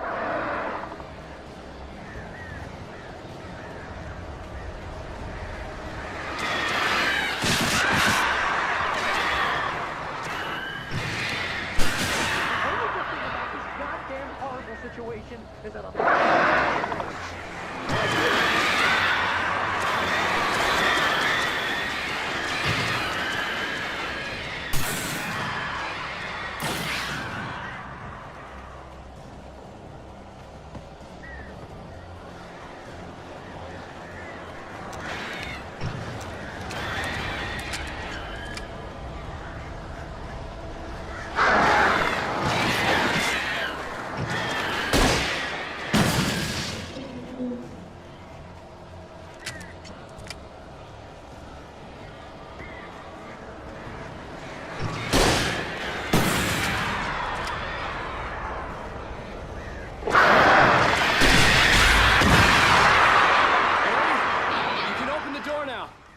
They're gone.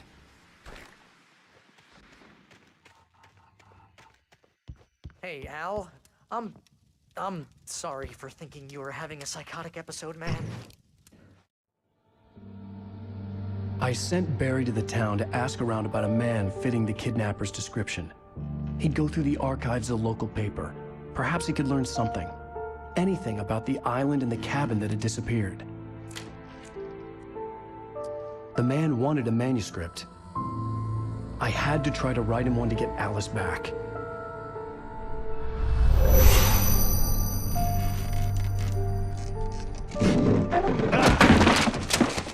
For me, the supernatural had always been nothing but a metaphor for the human psyche, a tool to use in writing fiction. Now, it was happening for real, and I couldn't put a single word on paper.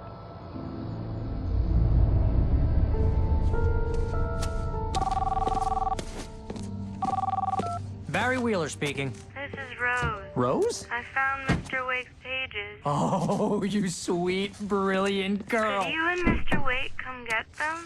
I live in the trailer park outside the town. We'll be there in less than an hour. I know. See you soon. Have a great day. Hope you come back soon. Welcome to the Oh Dear Diner. Good girl.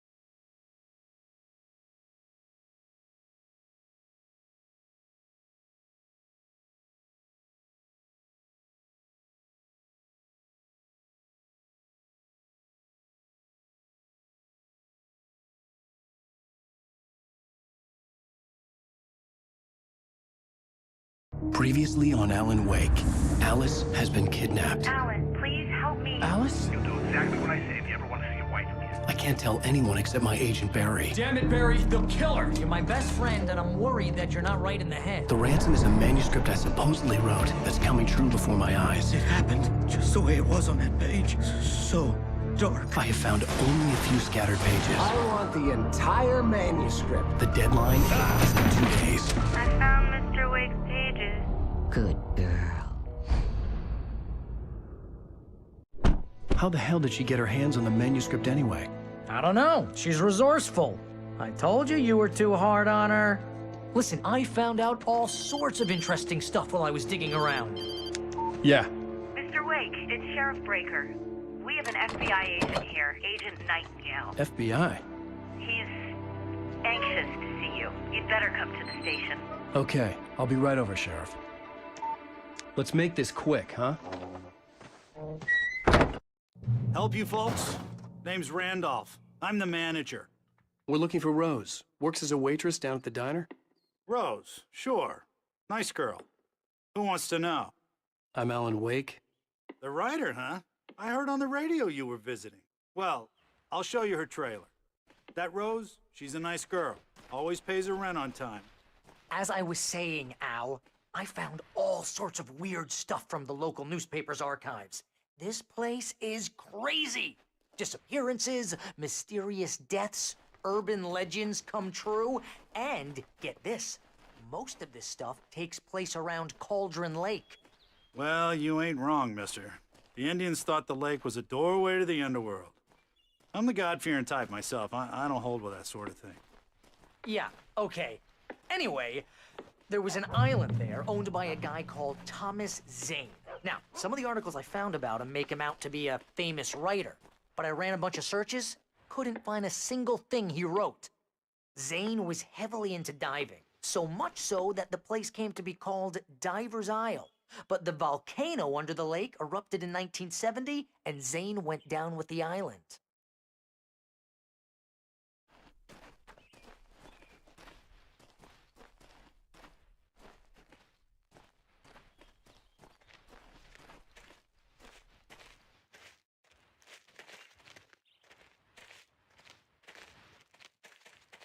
Yeah, how about that?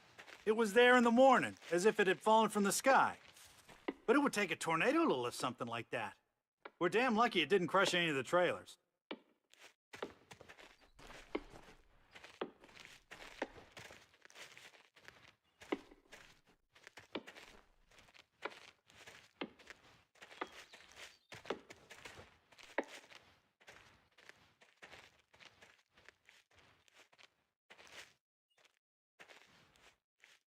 It gets better. A local girl, Barbara Jagger, drowned in Cauldron Lake just a week earlier. They were lovers. Sure, Jagger's a local spook story. The Scratching Hag comes for you in the dark. Childish stuff like that. Anyway, Al, I'm just getting to the best part. All of the articles about this stuff were written by Cynthia Weaver. I asked around, and she's that crazy bag lady you met. What, the lamp lady? She can be a little loopy, but she's not homeless or anything. Yeah, anyway, she knew both Jagger and Zane before they both died, and she had some kind of a breakdown.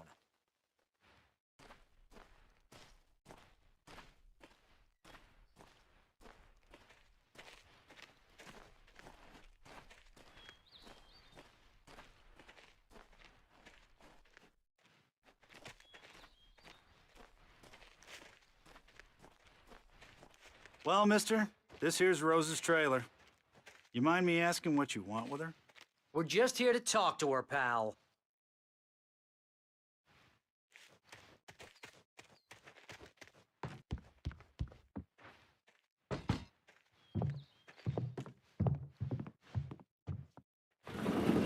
Welcome to... Oh dear, Mr. Wake. I'm so glad you're here. Rose, you have my manuscript? Oh. Oh, yes. Yes. Please, come in. Hey, this is really good. Rose, Yes, my manuscript. I really need it. I understand. I know what you need. A muse to inspire you. Oh, for Barry? She doesn't have anything. Yeah, hey, Al, what's... Oh... Barry!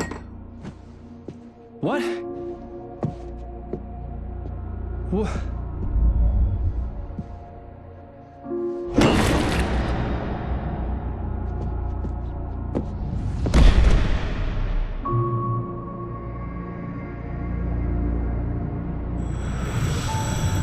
It's coming for you, hiding in my barber's skin. I'm too weak to stop it. You must turn the lights on. I promised I'd come visit you and your lovely wife. You must finish what you started. I insist. You must turn the lights on. Turn the light on. Back to work, boy.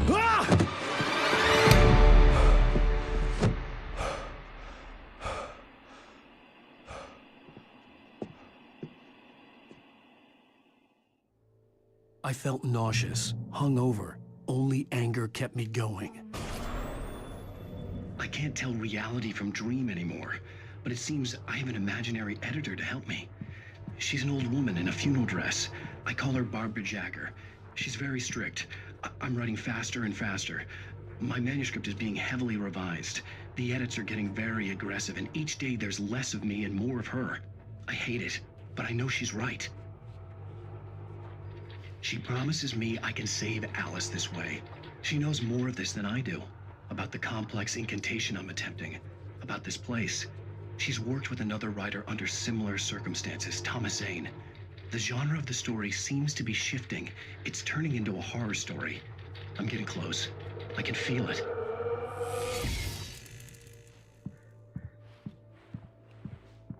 Rose took a day from me. I had less than 12 hours left to meet the kidnapper. All I could do was get Barry into the car, work something out once I got on the road.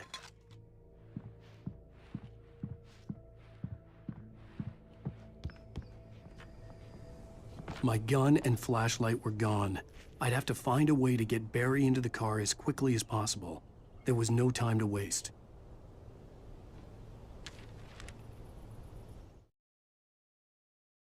Mr. Randolph liked Rose. That little smile she had. How she was still sweet when life had tried so hard to make her bitter. It wasn't any of his business what she did in her trailer. But those strangers, the writer and his smart-ass sidekick, looked like trouble. And they'd been in there for hours, way past her normal bedtime. He reached for the phone and called the sheriff's station.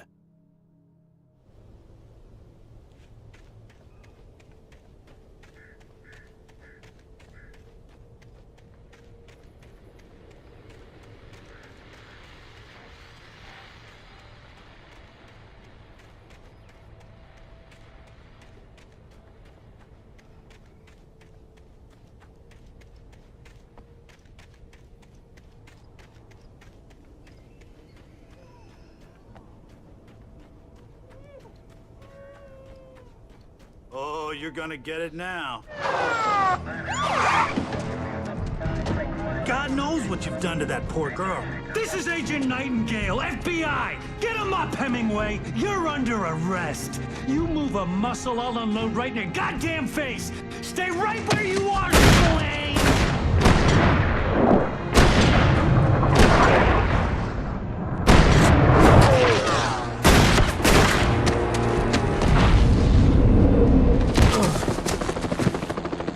What are you?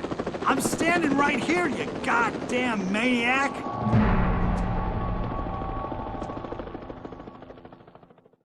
I hated to leave Barry behind, but there was no way I'd miss my appointment with the kidnapper. Give it up, Mr. Wake. Come on. Take it easy on him. Get after it. Don't let him get away. Move it, move it, move it. I'll have your job if you let him get away.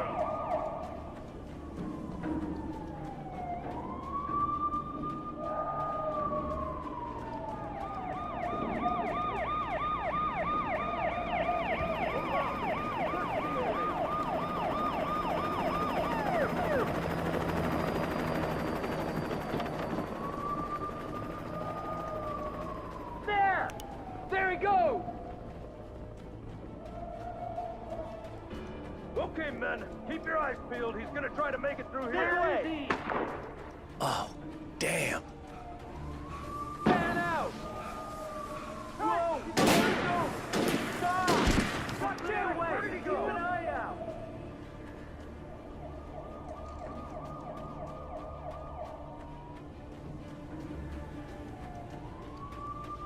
God damn it! Where did he go? He slipped away. Keep an eye out.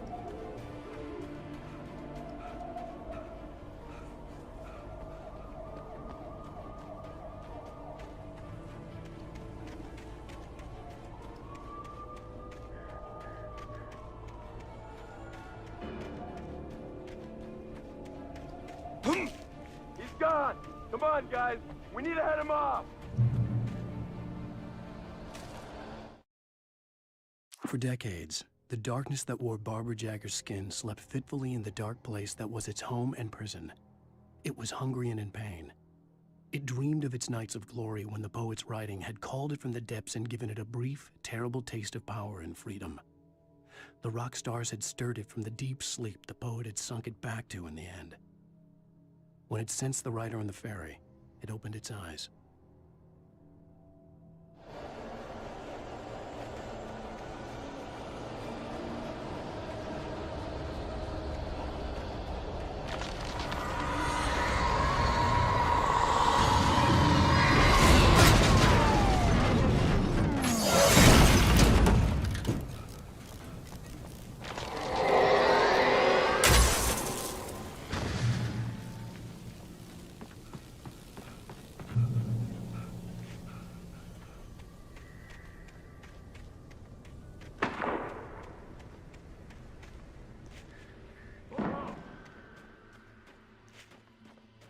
Search the area.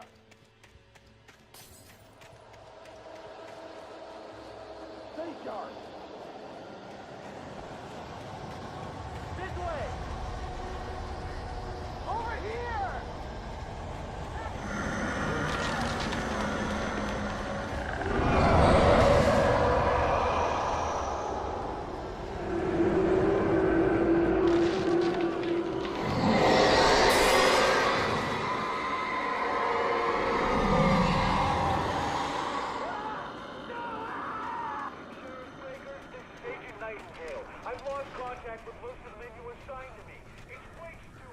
This horror was everywhere I went, circling me. The cops didn't stand a chance. They were after a writer, not a monster.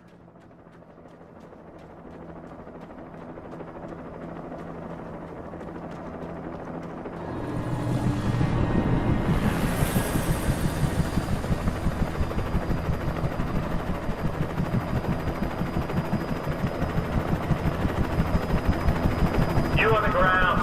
Hold it right there. There's nowhere to run. Freeze!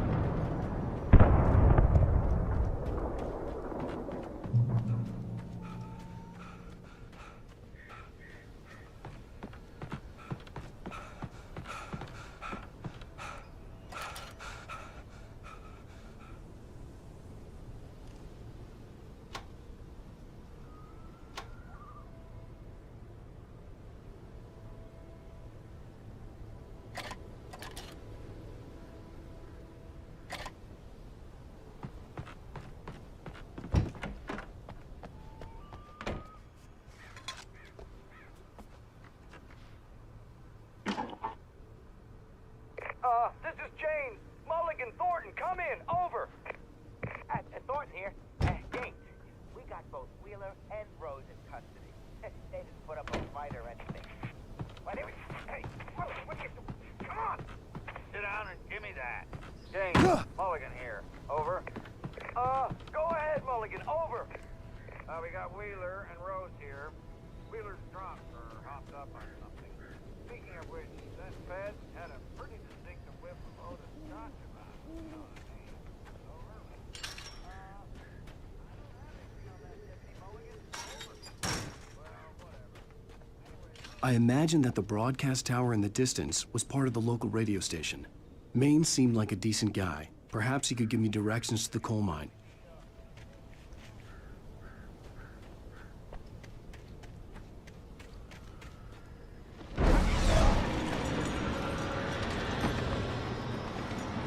Unnatural shadows clung to the gate.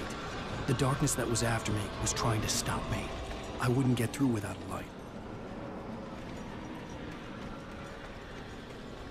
There was no power to the searchlight.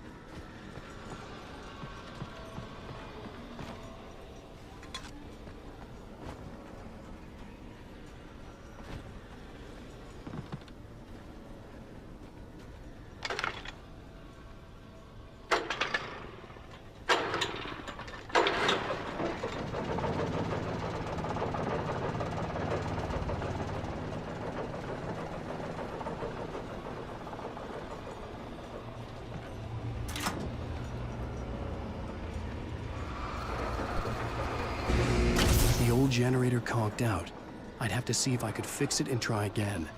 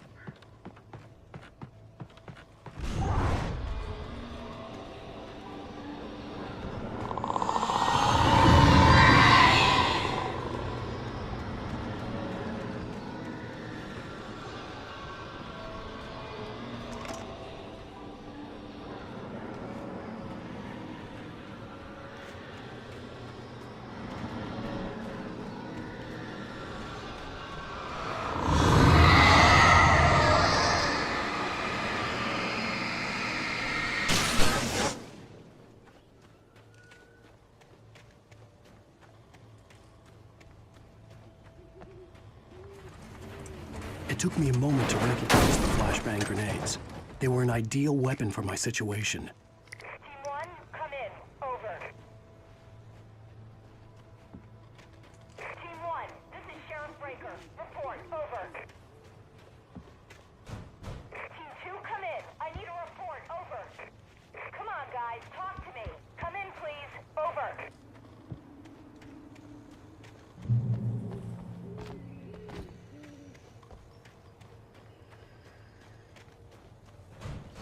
You have the right.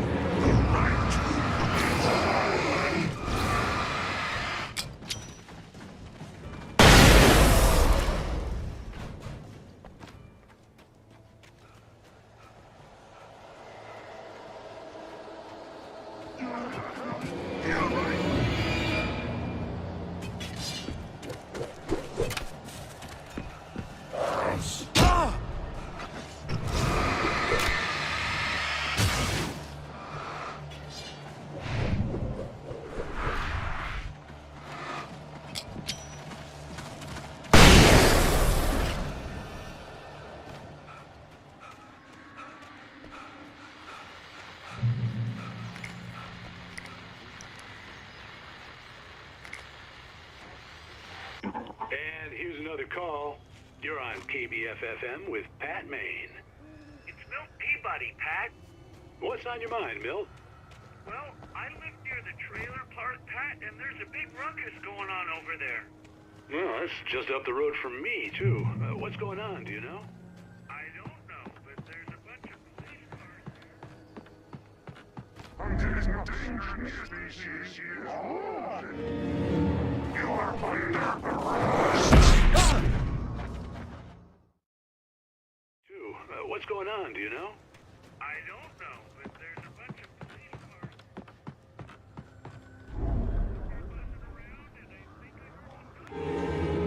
You are under arrest.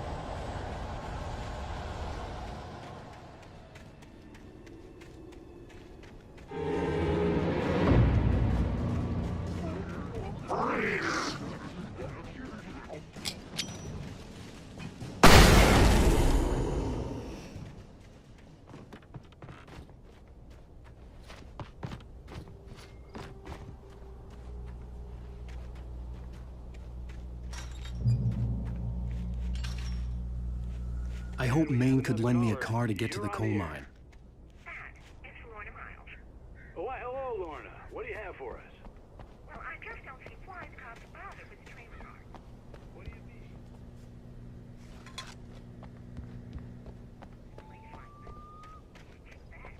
The sheriff should be helping us normal citizens instead of wasting resources on those people. Well... Let the trash sort themselves out. I'm sorry, but my granddaddy settled in Bright Falls in 1911.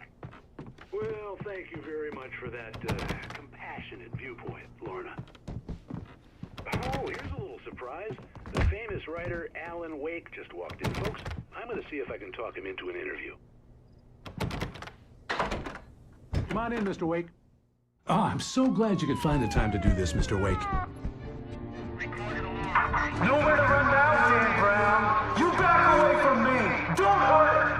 Whoa. Everyone calm down. Put the gun down. We're all friends here, right? Cool your jets, Nightingale. We got him. What the hell's the matter with you? There's a civilian in there.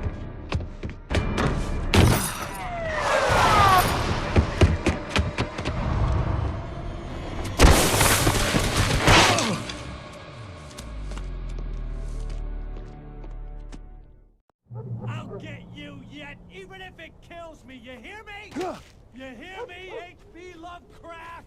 I had fallen off so many cliffs it was ridiculous. That's what you get for naming a book The Sudden Stop. It was probably good I hadn't had the chance to tell Maine where I was going. I'd have to lose the cops and find my own way to the mine. Nightingale stared through the broken studio window into the dark woods. He turned around, started to walk out, but Maine grabbed his arm. "Young man, you almost shot me. You don't shoot off rounds at people like that. What's the matter with you?" Nightingale shook his arm free, marched out. His cheeks burned with rage and humiliation.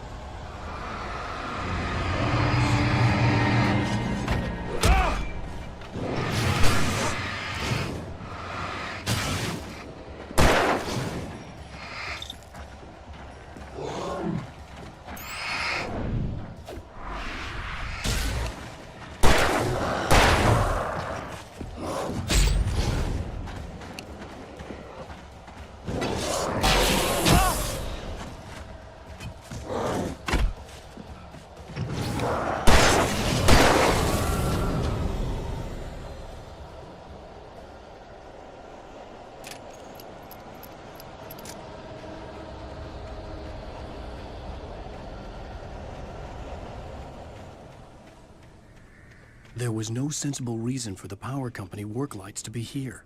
It was almost as if they'd been left for someone like me to use.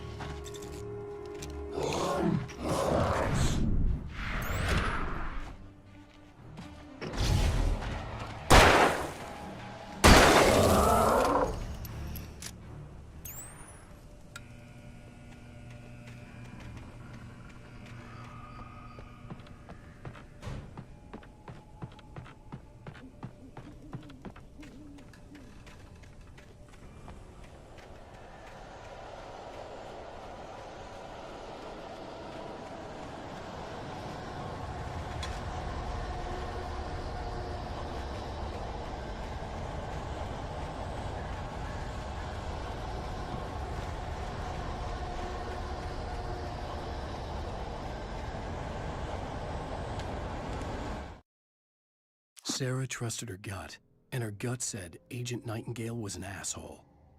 He felt wrong, and it wasn't just the smell of stale booze. It was in the way he flashed his badge, pulled rank, the look in his eyes when he wanted answers. Where was Alan Wake? What was this about an accident? Where was his wife? And most importantly, why did she let Wake go? He wouldn't answer her questions. Federal business was all he'd say.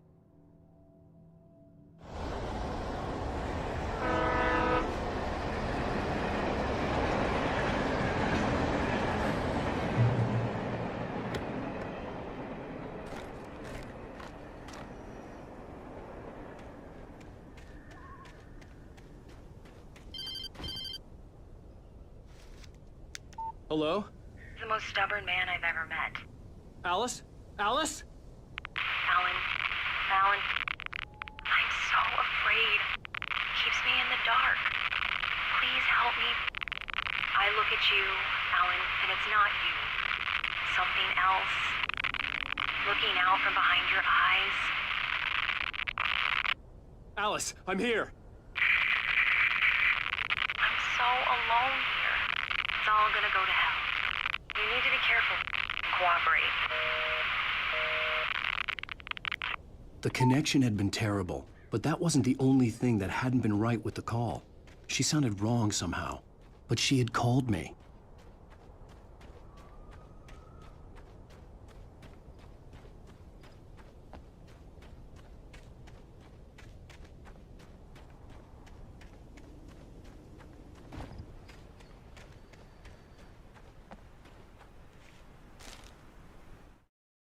The pipe wrenched itself loose from the bridge's steel framework. Wrapped in darkness, it floated in midair, twitching. For a moment, I didn't understand what I was looking at. The heavy object lurched at me with impossible force. I threw myself out of the way, but just barely. When I turned my flashlight on it, it shook in a dark rage before it flew at me again.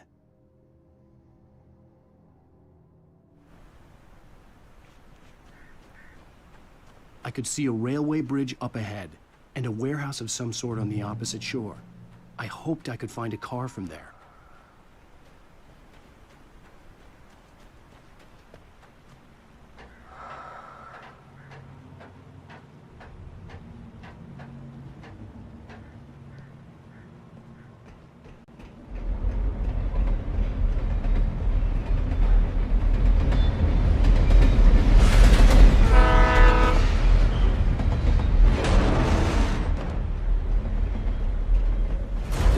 That was pursuing me was growing stronger, and it was taking over everything in its path.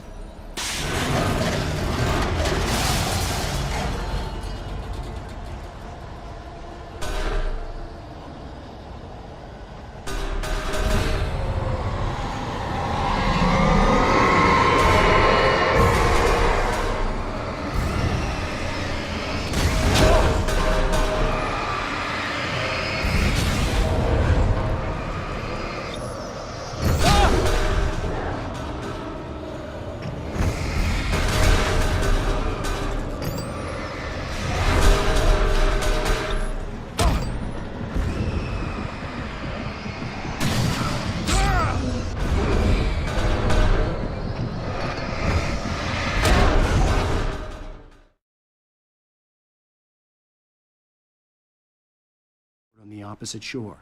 I hoped I could find a car from there.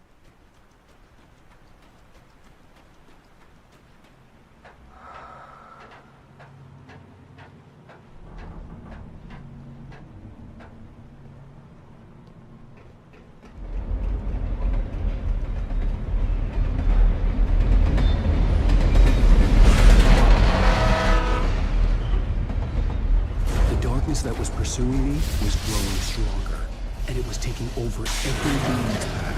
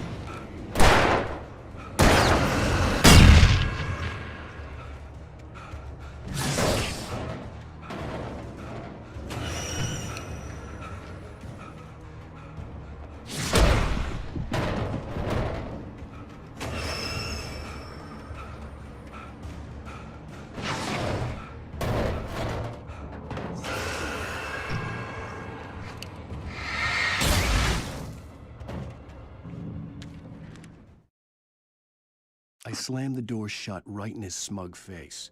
He pleaded for me to open the door. True to form, the asshole actually thought I would obey. I had no sympathy left, no guilt either, not for him.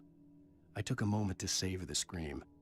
I bet I had a smile on my face. It was all that I had time for. The dark presence was inside the lodge with me.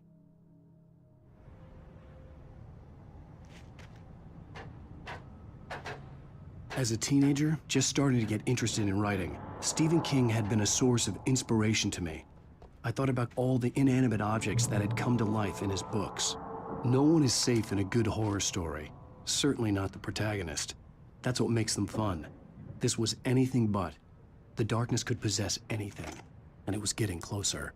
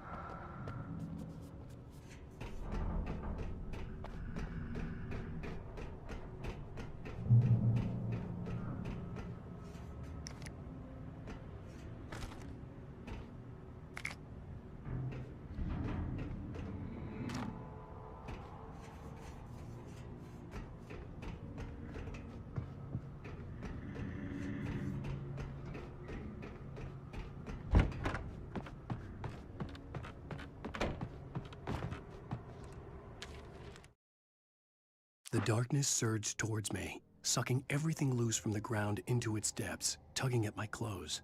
I saw the flare the kidnapper had dropped and threw myself towards it just as I felt my feet leave the ground.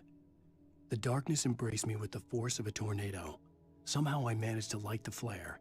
The darkness roared and cast me away. I fell toward the dark waters of the lake far below.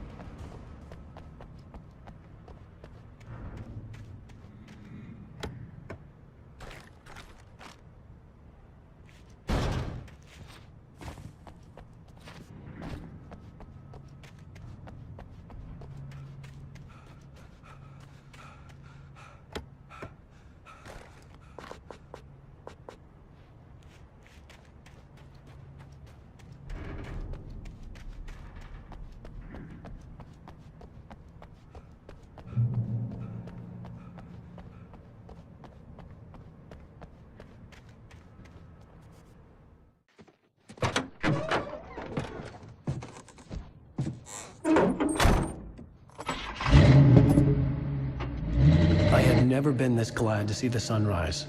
I had a couple of hours to get to the coal mine.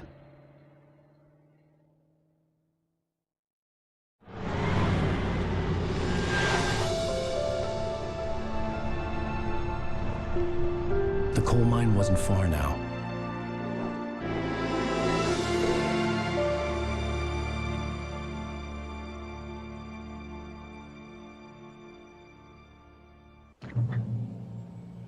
Today, I would meet the kidnapper, and he would give me Alice. I wouldn't give him any other choice. A drowning man will clutch at a straw. Little by little, without realizing it, I'd come to believe that the story in the manuscript was coming true. The current of its narrative had taken me deeper and deeper into dark waters. Alice had been taken from me. Barry was probably in jail. I was a fugitive from the FBI. The whole world taken over by the dark presence was trying to destroy me. It all felt real, but it matched a textbook case of insanity.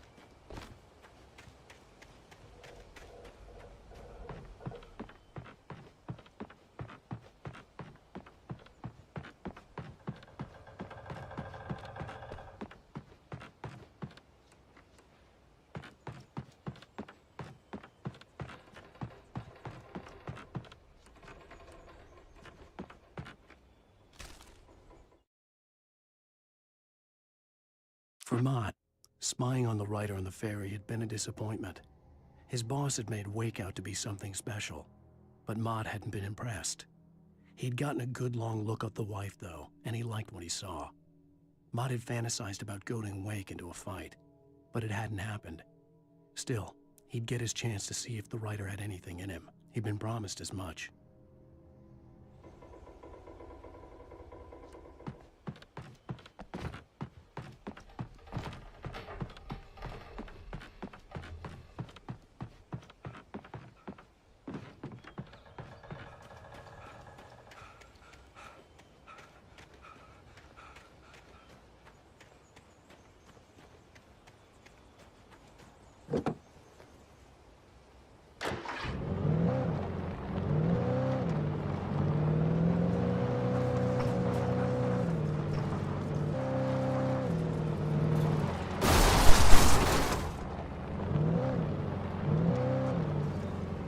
I was early.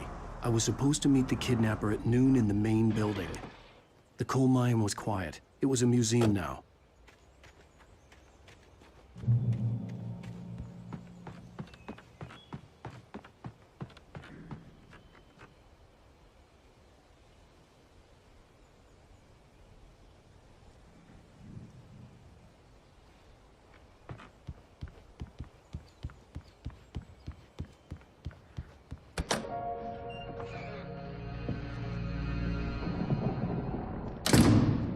I didn't want to go outside.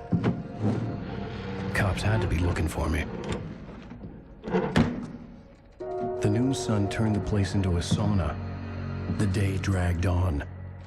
Different scenarios ran through my mind. Ways of how I'd torture the kidnapper to get Alice back. Or the different horrible things he could have done to her. I imagined her dead. I had no way of knowing she was still alive. It was killing me. I was running on blind hope.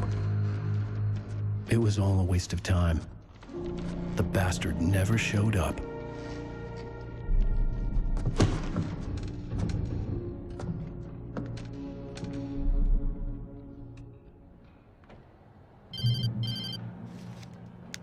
Wake! Where the hell are you? Change of plans. You know where Mirror Peak is? It's a big mountain north of where you are. You follow the path from the mine, you can't miss it. There's a lookout point there. I'll be waiting. I'm through being jerked around by You you. want to see your wife alive? Because if you do, you better watch what you say to me. Do we understand each other? I want to talk to Alice. Yeah, and I want the manuscript. Don't keep me waiting, Wake. Hello? Hello! Ah! I'm gonna kill him! I had to get to Mirror Peak.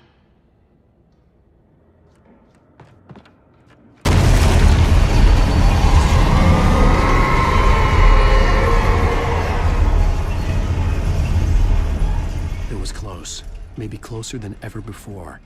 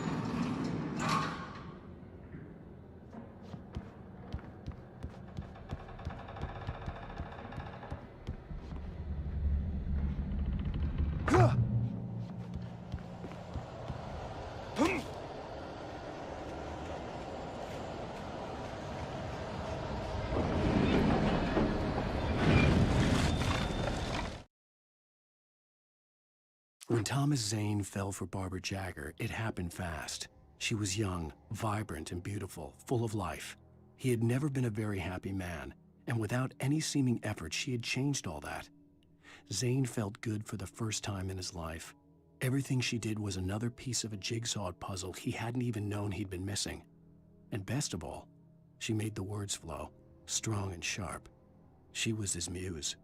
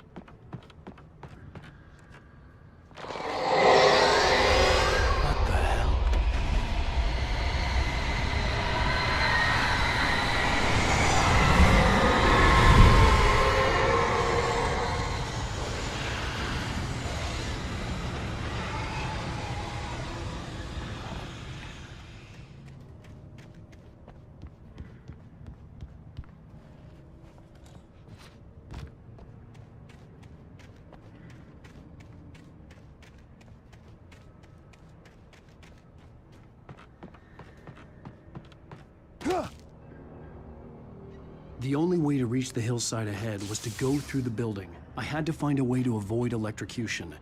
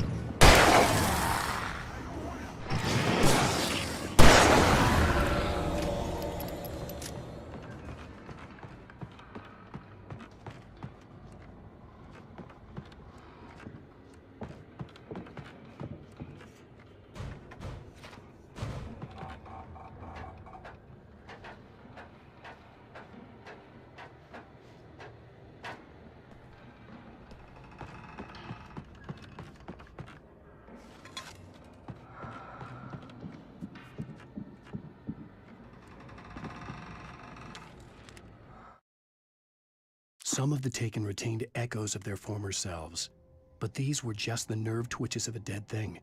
Nothing remained but a shell covered and filled with darkness. In most cases, these puppets were enough for the purposes of the dark presence. But for anything more elaborate, as with the writer, it was different. It needed his mind. And so rather than taking him over completely, it merely touched him.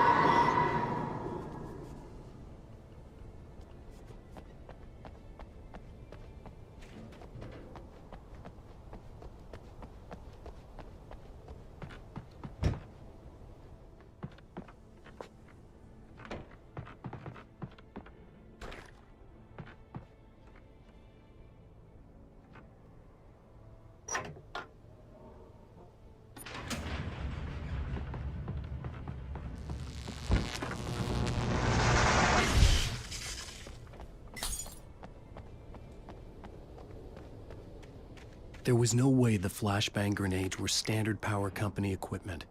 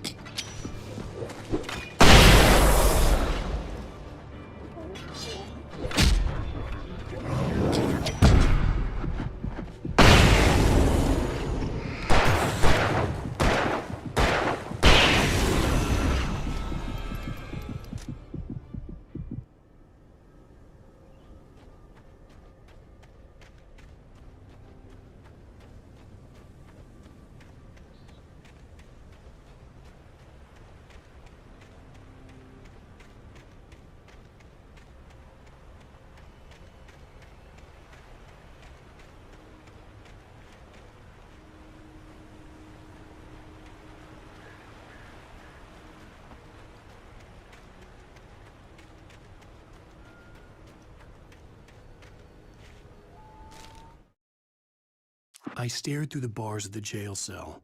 Barry stood behind me, swaying on his feet, looking as ill as I felt. Agent Nightingale stood on the other side of the bars with Sheriff Breaker. Nightingale had a stack of manuscript pages in his hand. He seemed unhinged as he gloated. "Well, I've got you now, Raymond Chandler. It's all here. All the evidence, including conspiracy to murder a federal agent."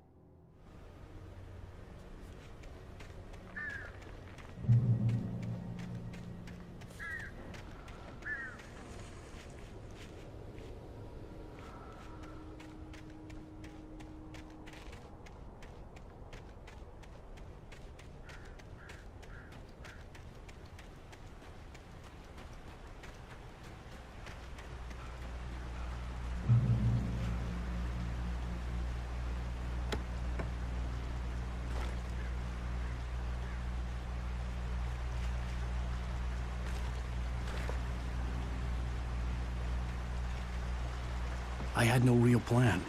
I was going to give the kidnapper all the manuscript pages I had for Alice. If that wasn't enough, I'd hold him at gunpoint and make him talk.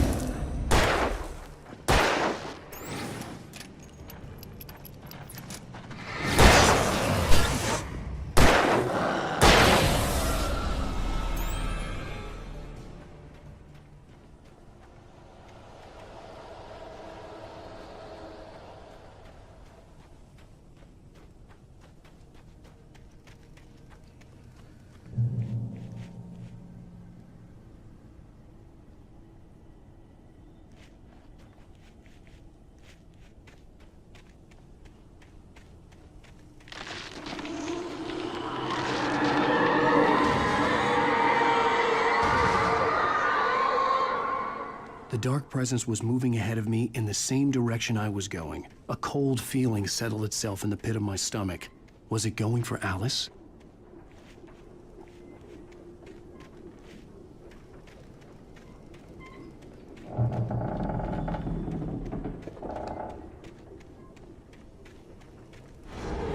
The graveyard shift may cause cancer.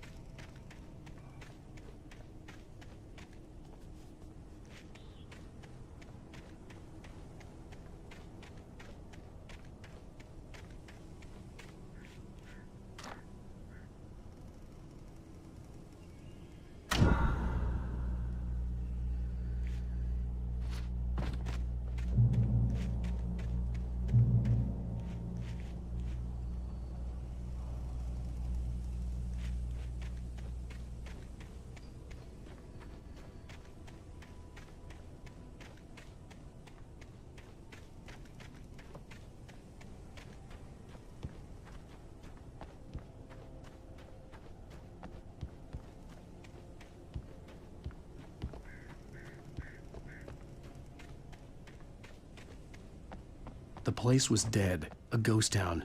Had been for decades, maybe a century.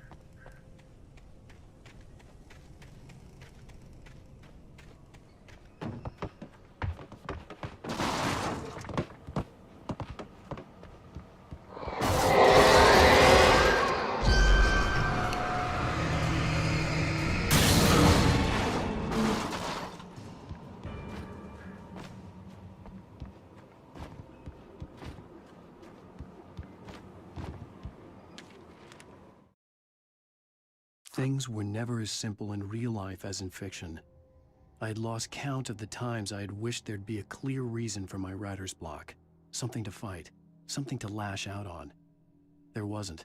I was filled with doubt. I was nothing like the hero in my books. Alex Casey had gone through his life with single-minded determination, never wavering from his goal. Even now, I was angry at myself, angry at Alice, angry at Barry. I was fumbling and I had no plan.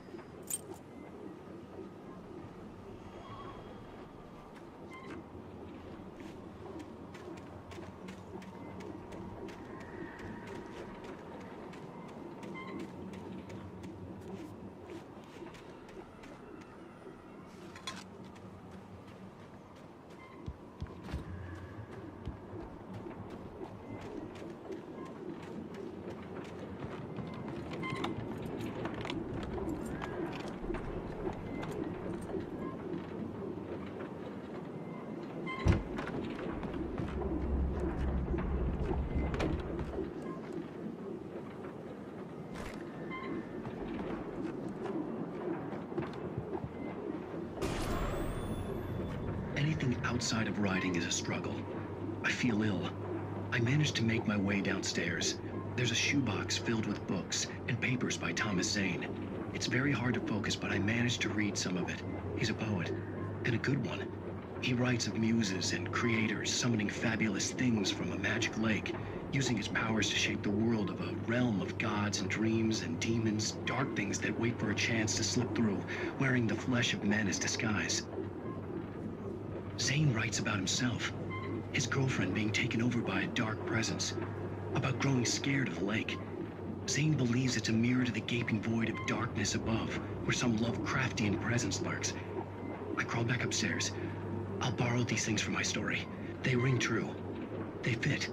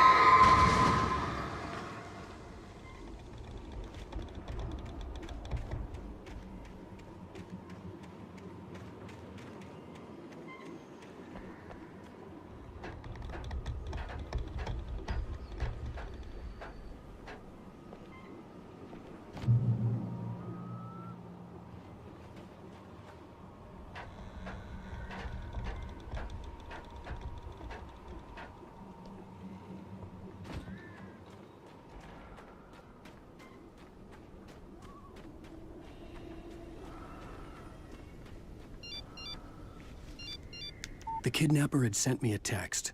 The message was full of spelling errors and insults. It was telling me to hurry up.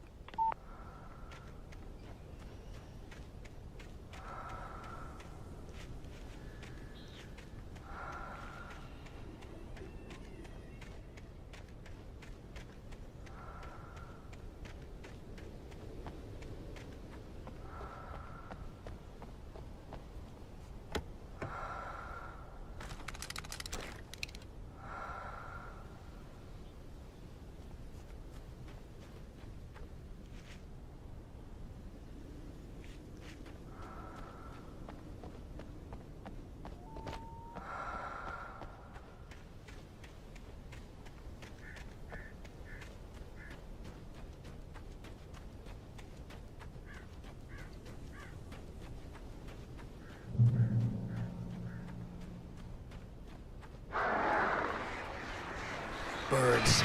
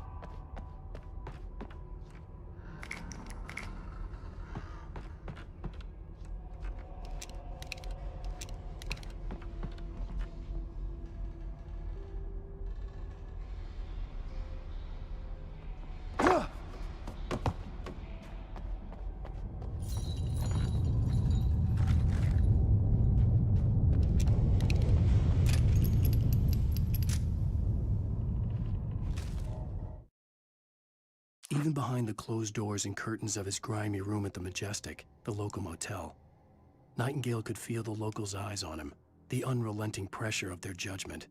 He forced it out of his mind. For all he knew, they could all be under Wake's spell already. You do what you have to do to get the job done. He took comfort from the bottle in his hand. Please, he thought, just let me get through this.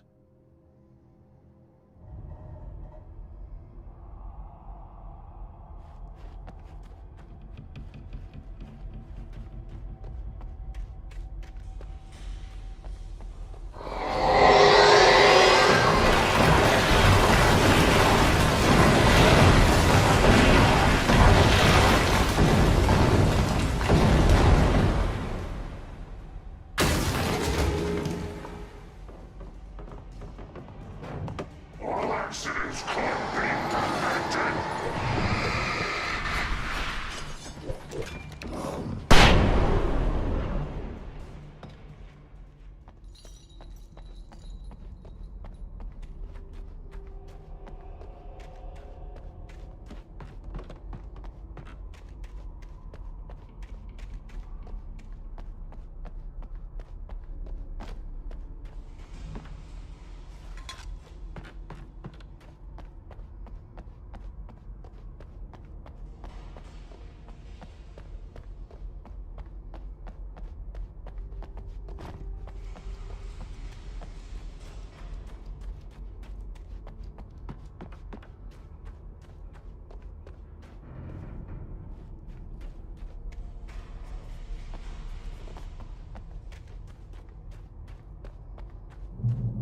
I'd have to make my way up this mine shaft in order to go on. Maybe the machinery could help me with that.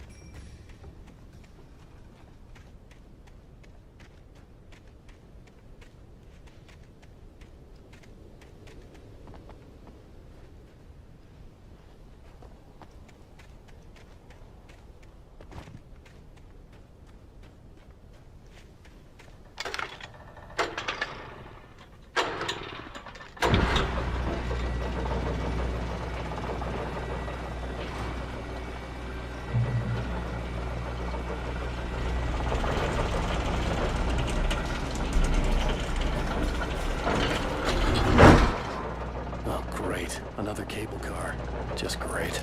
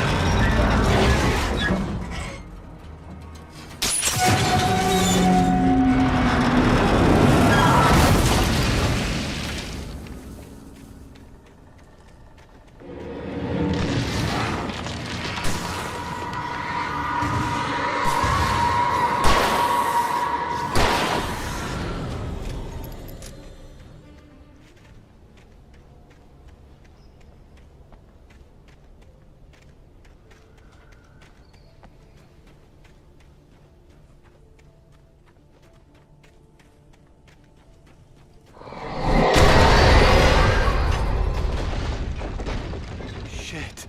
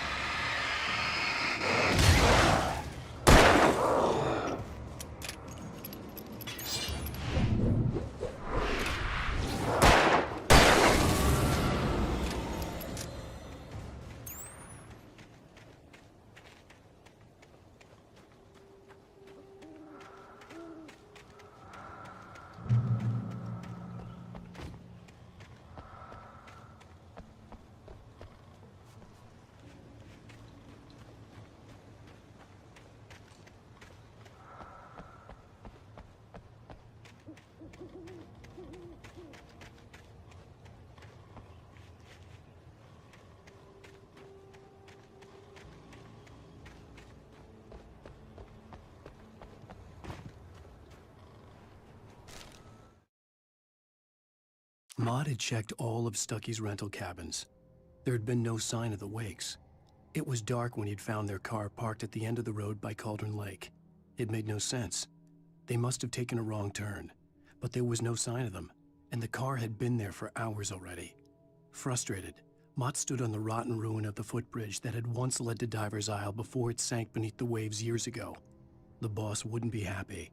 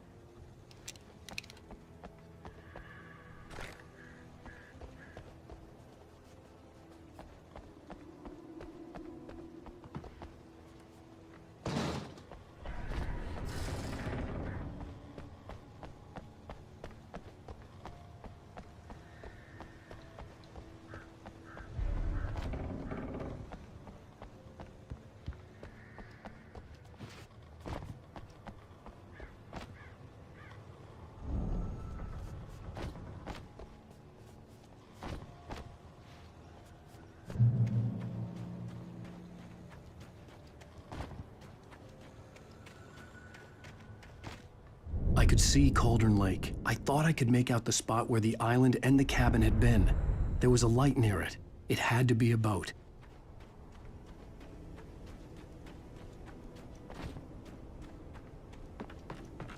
I was close now. I had to get there fast. I dreaded what I would find. I tried to hold on to Alice, but her form melted away.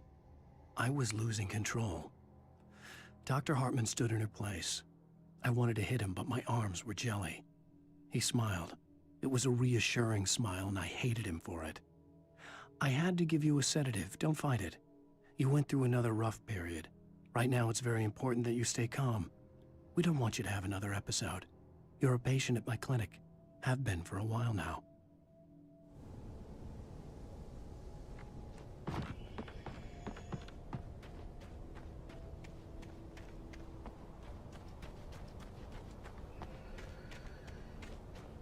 Wait! Are you? Wait! Hey, I'm here! I'm coming! No! Get away! I'm sorry. Please, lady. The boss didn't know who he was messing with. I didn't know. I swear, I didn't know. We don't have his wife. We don't know where she is. She's probably drowned. We just said we had her to make him play ball, you see?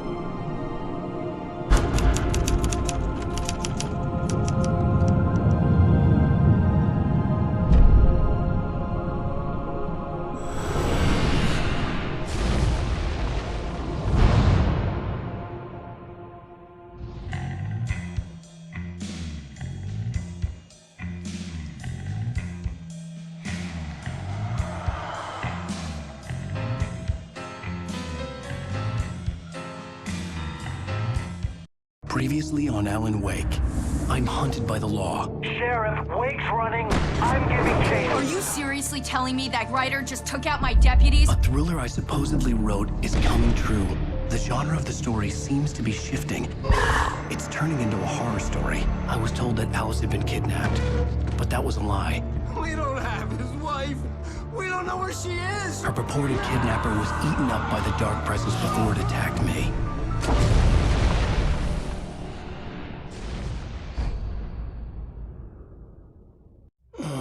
Alan, shh, baby. It was just a nightmare. Alice. There you go, Alan. Hartman. I fell. I had to give you a sedative. Don't fight it. You went through another rough period. What? Right now, it's very important that you stay calm. We don't want you to have another episode. You're a patient at my clinic. Have been for a while now. The shock of your wife's death triggered a mental illness. No, you're lying. You're suffering from various symptoms of undifferentiated schizophrenia. Bastard. It's okay, Alan. Just let go.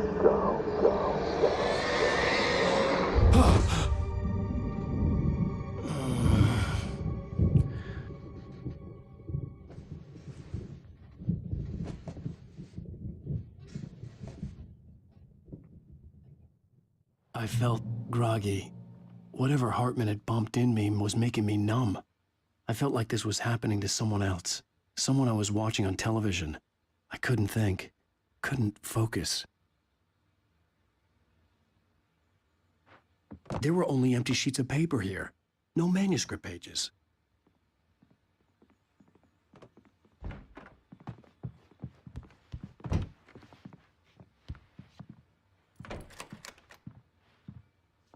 Good evening, Alan. Are we feeling better now? Feeling calm? Yeah. I see you brought your pet gorilla with you. So sure, I'm calm. I get the message. Loud and clear. Quite right. That's the spirit. You're being very brave, Alan. I understand you're confused. I would be more concerned if you weren't suspicious of me. I don't blame you for it. Big of you. Now, why don't you come with me? We'll reacquaint you with my clinic and go over everything you might have forgotten. Little walk and some fresh air? Yes, it will do you good. This corridor is for patients. Most of them aren't here right now. Jack took them out for a fishing trip, except for the ones who are particularly vulnerable, of course. I encourage creativity as a part of the recovery process here at Cauldron Lake Lodge. I specialize in treating artists. I bet you do. Splendid, Alan. I honestly believe we can get this thing under control if we work together. This way, Alan.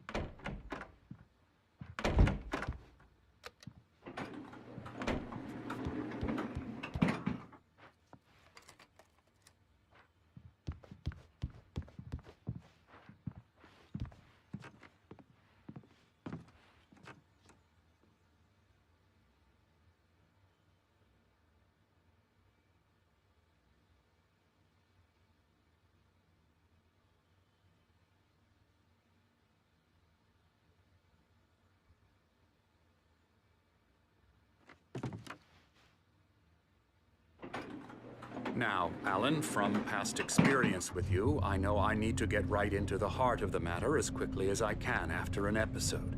So I'm just going to say this. Alice is dead. No. You're in a very vulnerable state until you understand and accept this. Alice drowned, and you couldn't face that. You're suffering from hallucinations, paranoid delusions, unusual thinking, an obsession about light and darkness, a feeling that everything revolves around you, your thoughts and dreams. Your mind has constructed an elaborate fantasy scenario in which your writings are affecting reality. She has been kidnapped and supernatural forces of darkness are trying to stop you. We go this way, Alan. I wasn't ready for another shot, so I went along with it.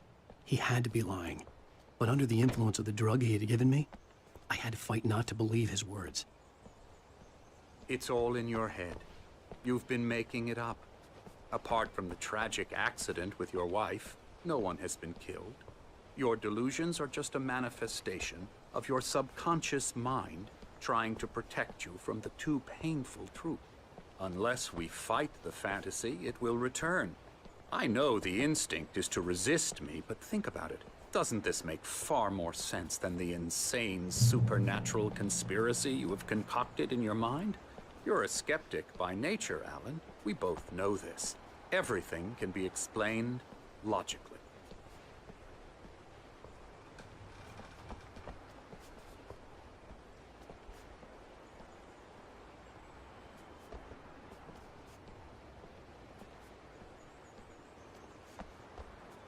I never get tired of this view. Very inspiring, isn't it? Cauldron Lake spread below us. I could see Mirror Peak on the other side of the lake. I thought I could make out the spot where Diver's Isle had been when I arrived with Alice. Now there was nothing but waves. It seems there's a storm coming. Funny, I don't recall there being a mention of that in the weather forecast. Well, no matter. This way. Follow me. Alan, what I'm telling you is good news. Right now, we're in control. Every time you have a relapse, it gets more and more difficult to resurface from the dark depths of your imagination. Not surprising, considering your profession. Imagination is what you work with. After all your nightmares, this should come as an immense relief to you. If it doesn't, why is that? Because I'm lying? Or because you don't want to admit that you're not well? It's very natural for you to think of me as your enemy. It's part of the I illness. let him talk. After all, Hartman I'm the obviously one loved trying his to own bring you voice. out of the His world words you've echoed constructed madly for inside yourself. my head. But I dug my can't do nails it into by the palms of myself. my hands to stay You need focused. to work with me. Once you accept that, we can begin the journey towards your recovery. Come along. Let's go inside.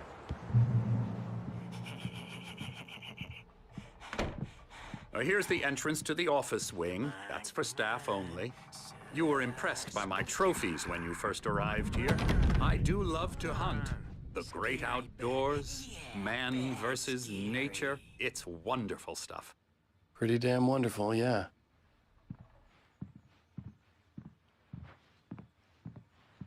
Scary, scary, scary.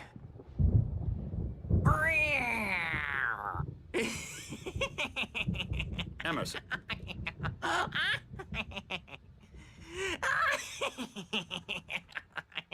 I'm a real bad dream, mister. You should be afraid of me. Don't want to run into me in the night, that's for sure. Please, Emerson. Mr. Wake is confused enough as it is. Yeah, you'd like me to go away so you won't be scared. But you can't just decide what kind of dream you have or when you have it. Emerson. Okay. Sorry. Boo. That's Emerson. We're actually making some progress with him, I'm happy to say. He works on video games. Ooh, yeah. It's trash, of course, but it does I'll get involve him to some the head. small creative effort, which makes him receptive to my therapeutic methods. No kidding.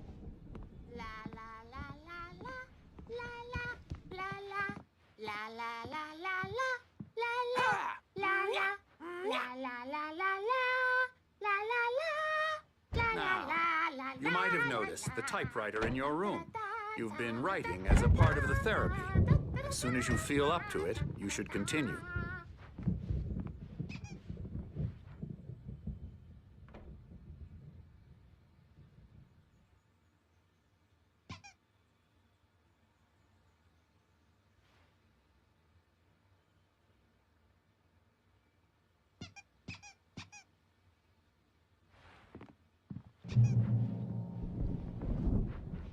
My rheumatism's killing me. There's a storm coming. Oh, what a storm. I hope it wipes this place off the face of the earth.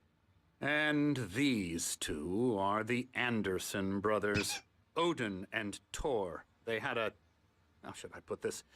A heavy metal band in the 70s and 80s called Old Gods of Asgard.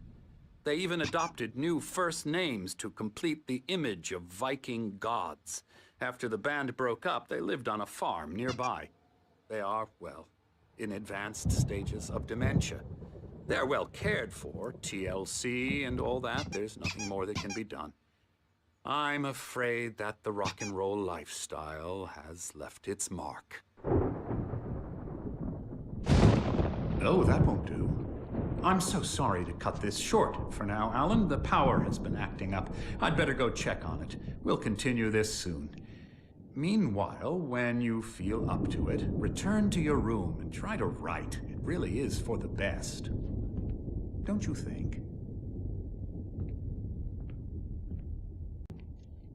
I'd like to bash his head in with a hammer. Oh, he'd love to fish out our secrets, but he has no clue.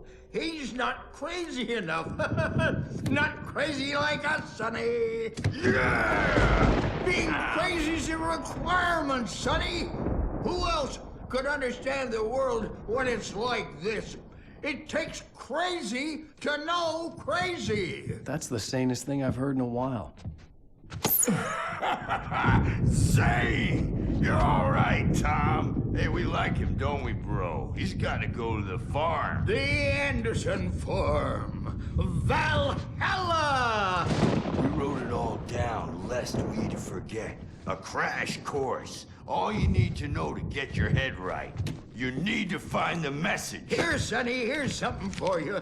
Gave me a rash, but I kept it safe from these bastards. My head was clearing up, or according to Hartman, I was sinking back into the fantasy. I was convinced he was lying to me about everything. Crazy or not, the Andersons made more sense. Tom, you got any booze on you? Yeah, no. We Sorry, have a guys. stash of the special stuff at the farm. Our own formula. Local ingredients. Medicine clears your head right up.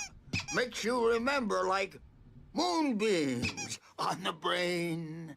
Oh, I just noticed. Leather patches on the elbows? That's not very rock and roll. Tom just lost is all. Baba Yaga got to him too, the damn witch. She used us all.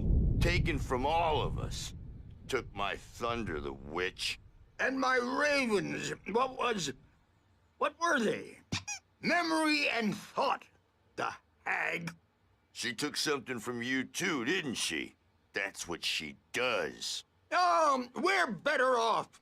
This place, the lake, it gives you power. If you're a creator, an artist, hugga. Nightmare shifted in their sleep in the darkness of the lake. Yeah, that's the one. She makes sure it comes out twisted and wrong. Just ask the lamp lady. She knows what happened to that other writer. She's been using you, boy. And you let her. You went and opened the door for her, didn't you? Now, it was already open a crack. And whose fault is that? We're morally corrupt, disease-ridden, old and stupid. Doesn't mean he had to open it all the way, goddammit.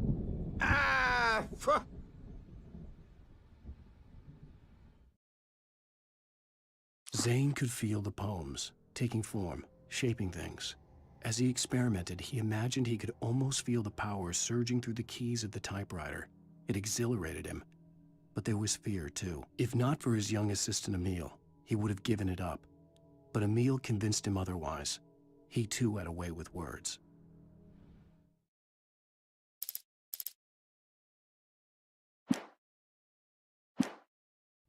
So tired. Built the farm close to the lake. A place of power. We had parties there, man. You should go there and have a party.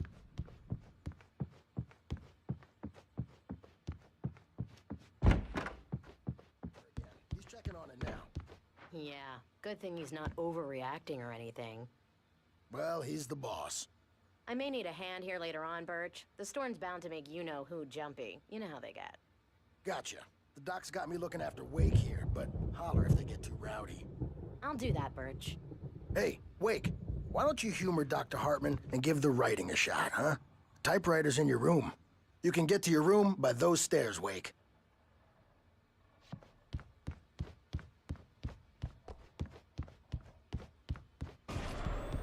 Something's wrong. I'm not myself. It's hard to think that there's a shadow inside my head. I can only focus on writing. Everything else is a blur.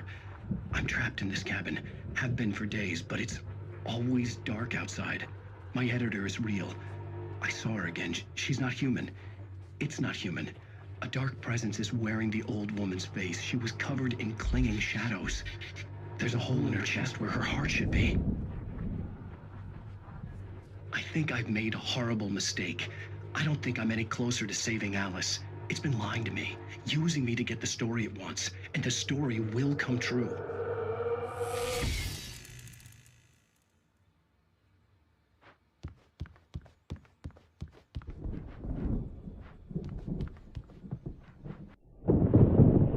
The white glare of the blank page in front of me hurt my eyes. My hands began to shake uncontrollably.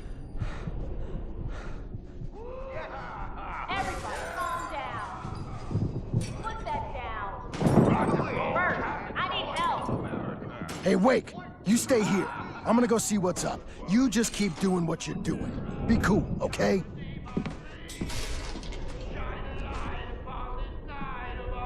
I didn't know what the chaos was all about, but it could be my only chance of getting out of here. Where the hell did he get a damn hammer? I don't Here's a friendly poke from the old near witch.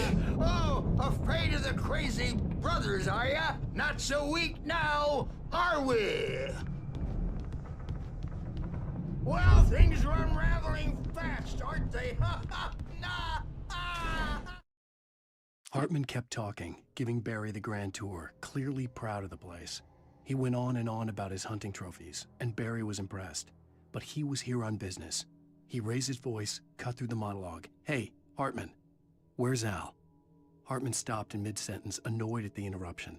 He nodded at the hulking orderly standing nearby. The man smiled and clapped a practiced hand on Barry's shoulder.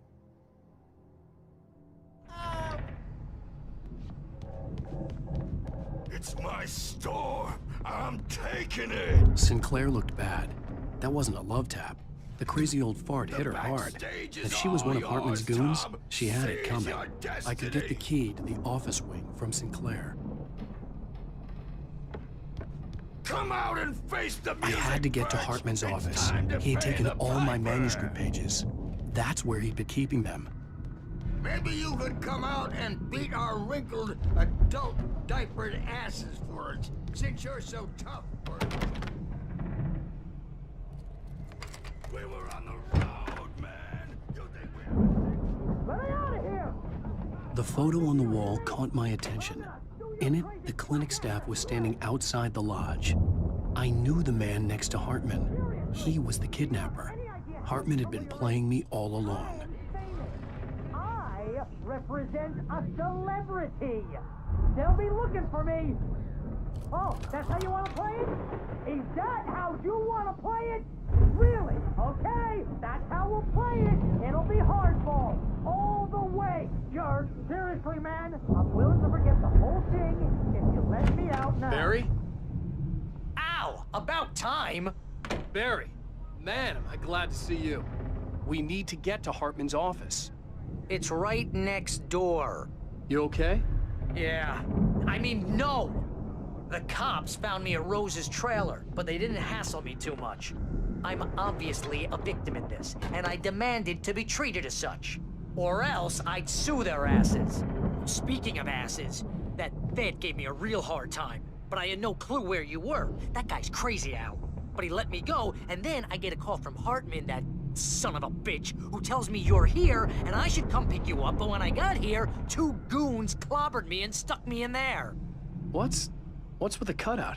I stole it from the diner to piss off Rose after what she did to us. That'll teach her. Yeah, that's a harsh punishment. Come on, pal, we gotta get going.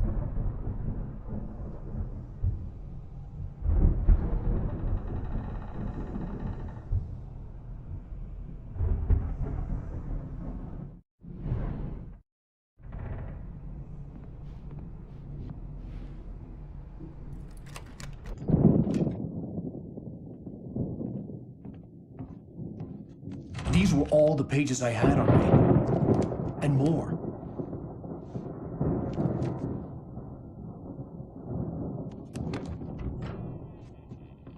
Alan, please. You're sliding back into the... Tell me one more lie and I'll shoot you in the face. Ah, well, it was worth a shot. Really, Wake, come on. Let's work together on this. You have no idea... Hartman, shut up! Barry, get out of here. I'll catch up with you. Get a car. Oh, Al, let's just... Go! Wake, listen to me. This is a mistake. Don't you see? Together we can create something absolutely wonderful. With your ability and mine.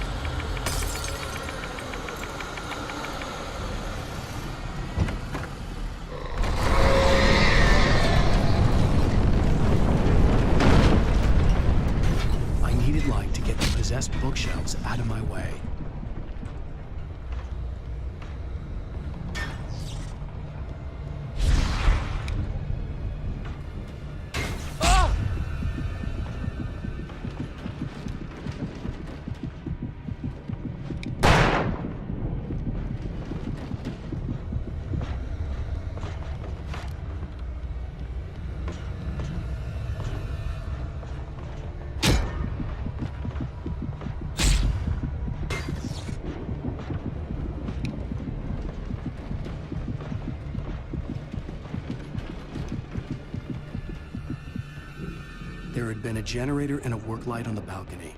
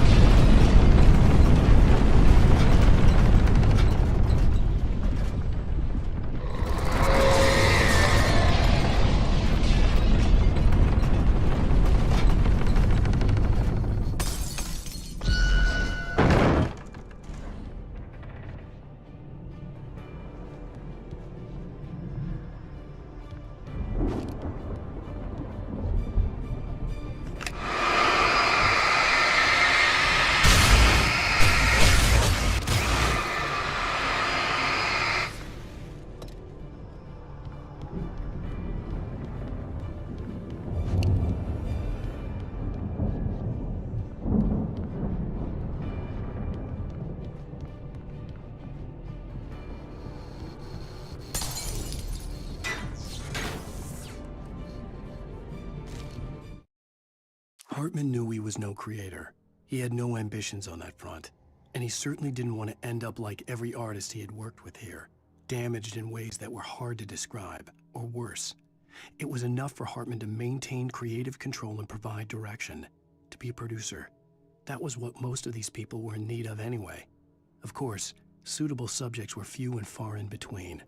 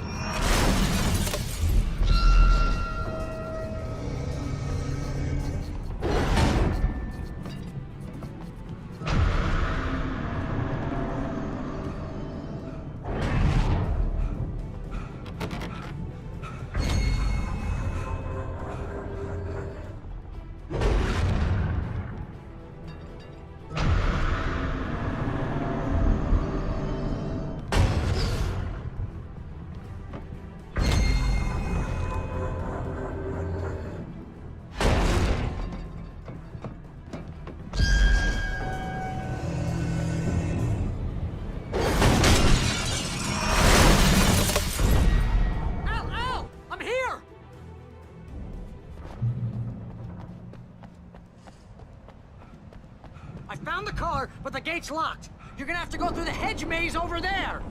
Barry, I don't have a light. Take this, Al. Oh, God! Look at the house, Al! Look out!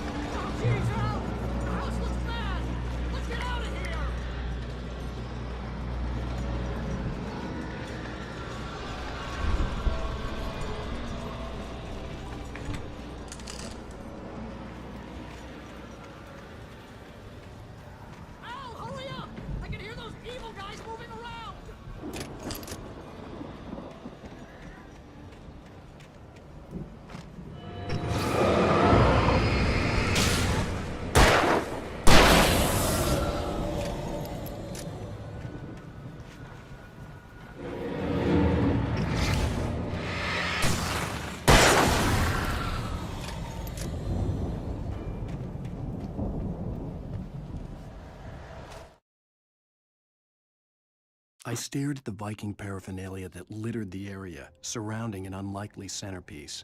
A full-size stage complete with an impressive sound system with all the trimmings, including a dragon. It took a special kind of crazy to build something like this in a remote field.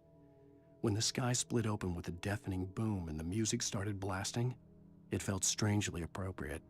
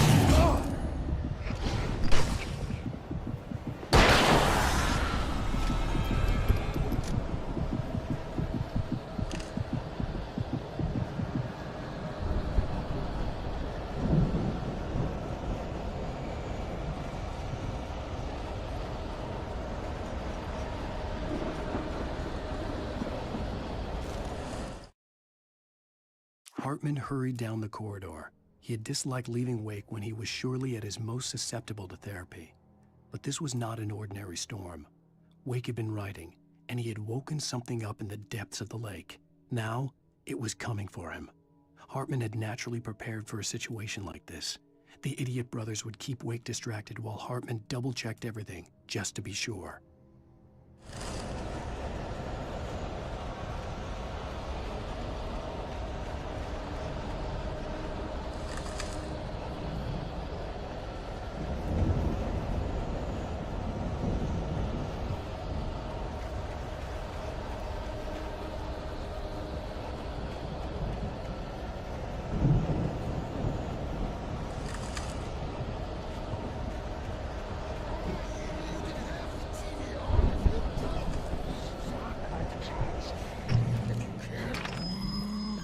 Channel, we turn it off. We don't want any fighting. It makes people sad.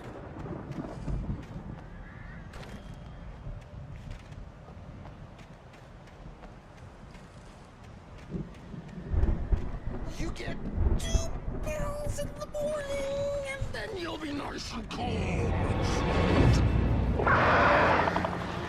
You get 3 pills in the evening. Sleep like a baby!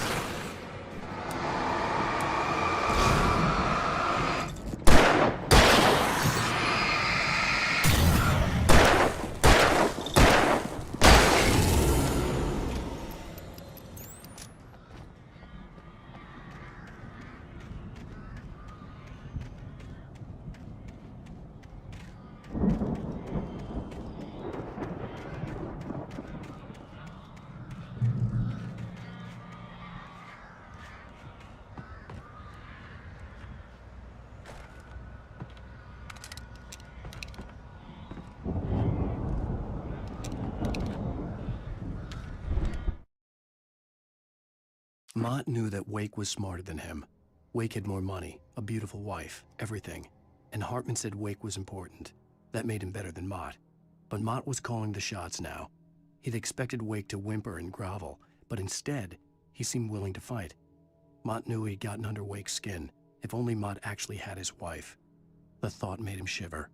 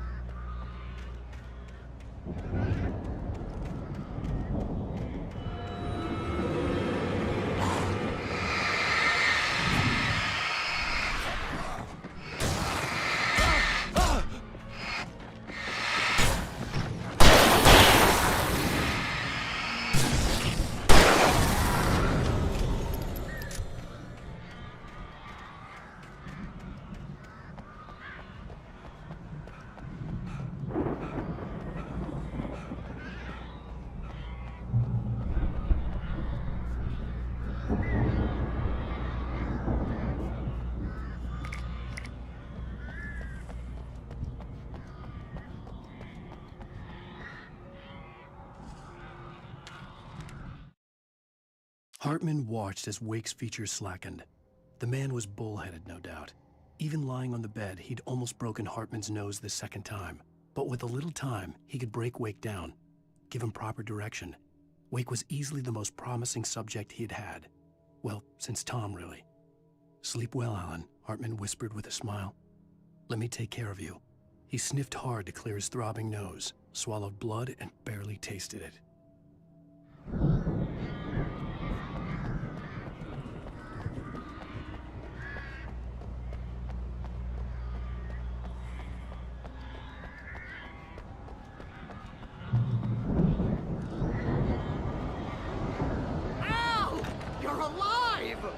Let's get out of here. Can you open this gate? Maybe. Barry. Well, I slammed it shut when the nasty showed up, and the key fits kind of loose in the lock, so,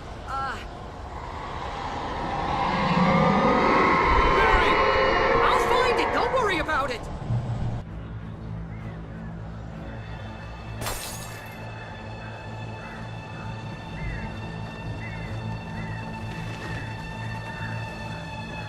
Hurry up, Barry! I'm on it! I'm on it!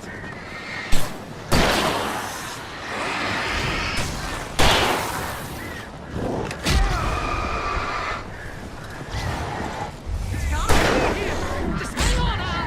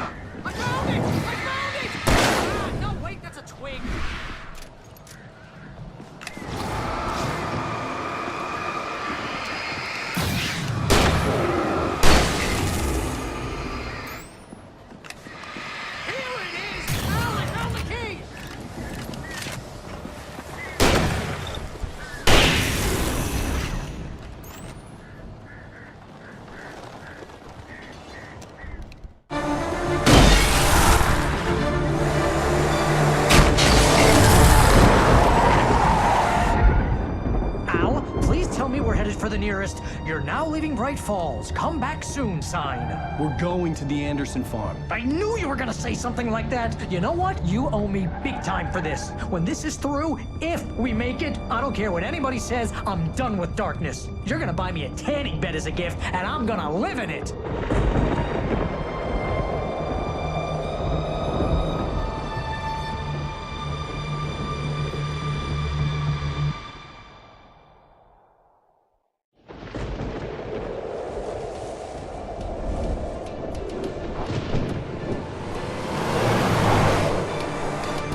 I'm crazy, but that's fine, Barry. Oh, you got that right, Al. You're barking mad. You are by far the craziest... But maybe that's inevitable when you deal with crazy stuff like this. It helps.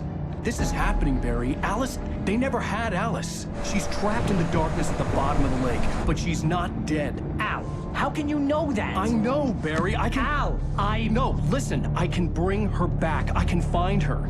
There's something special about this place. The lake, it does something to the works of art created here. It makes them come true. But there's a catch. The dark presence, whatever that thing is, twists it to its own ends. That's why all of this is happening. It's using my manuscript to take over everything. Al, I believe you. It happened to Thomas Zane before, it happened to the Andersons. I believe you. Crazy or not, you're not delusional. Weird shit's going down. That's a fact. I'm on board, man. I'm with you. The Andersons knew about it, but they were too far gone to tell me with all the drugs they were on. But they wrote it down. There's a message somewhere at their farm, Barry. We just need to find it. Look out!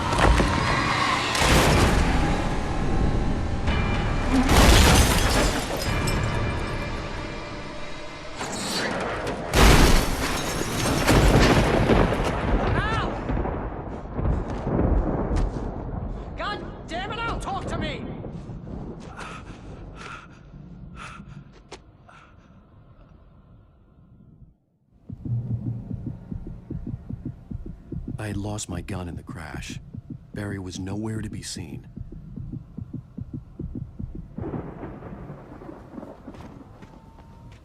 Barry! Barry! Oh, man, you're okay! Jeez, it's good to hear your voice! I was trying to get out of the car, but the ground gave way. Man, what a drop! And don't worry, your cutout is fine. Forget that! Are you okay? I hit some bushes, didn't get a scratch. There's no way you can climb down, though. It's like a sheer wall. Al! There's something moving down here! Barry, it's a take-it! Use a flare, Barry! Yeah! Barry, are you all right? I'm good, Al! I'm great! Guess you never messed with anyone from New York City before, huh?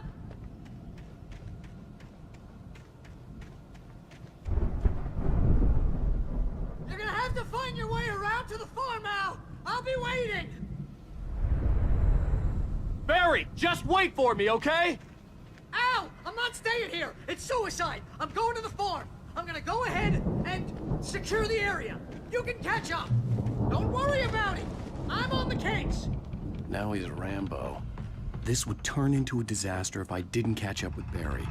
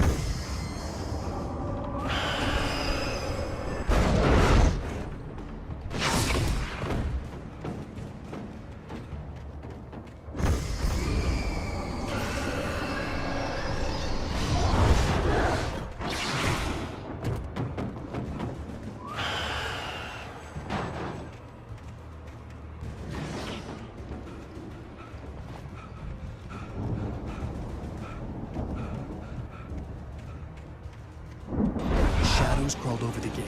I needed a light to destroy them to get through.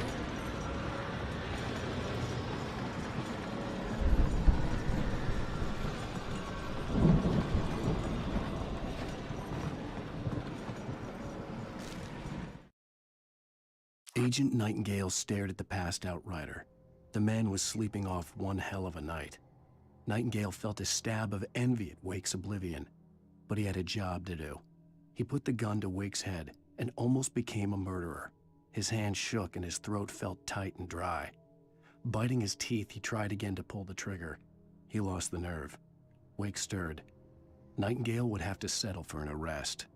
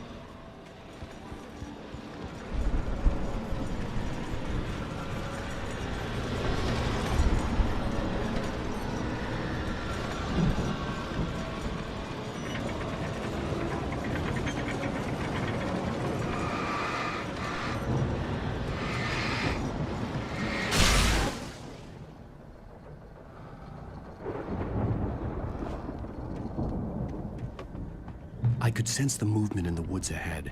Facing the enemy without a weapon was dangerous, but I had no choice.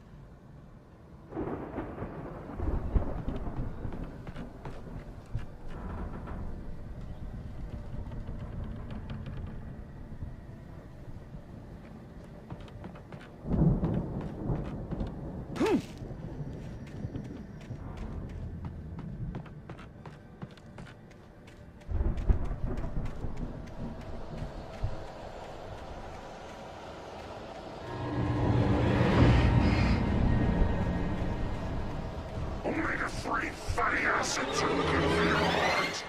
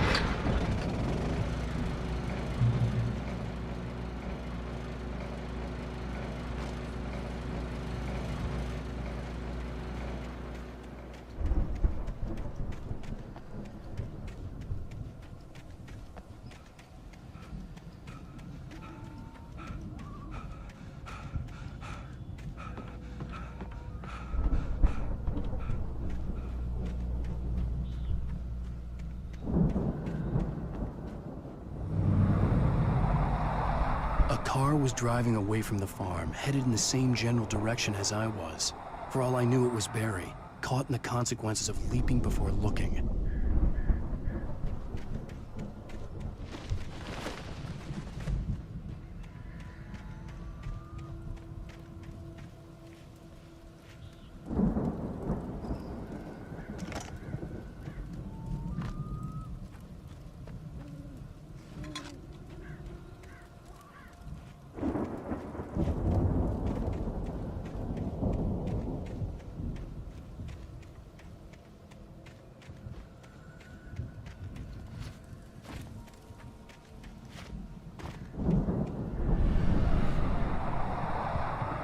The car was heading for the cabin up ahead.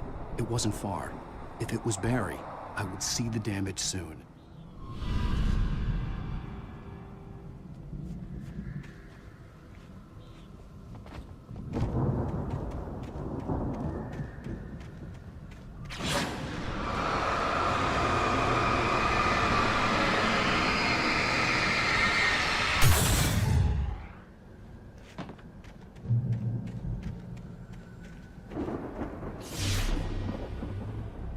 I'm trying to deliver each page to the right time and place. I'm trying to show you how the story goes. I had seen glimpses of the light before. I had seen it in my dream. It was a strange spaceman or a diver in a bulky suit. He was the one who'd been placing the pages on my path.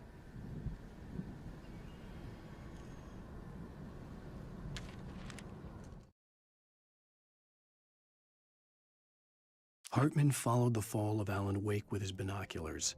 When the rider hit the water, he ordered Jack to take the boat to him. The spot was easy to see in the dark, even with all the extra lights in the boat. The flare floated and kept burning even in the water. Jack turned the radio louder as the engine sputtered. The music was rough and clanking, something the Anderson brothers would no doubt have enjoyed.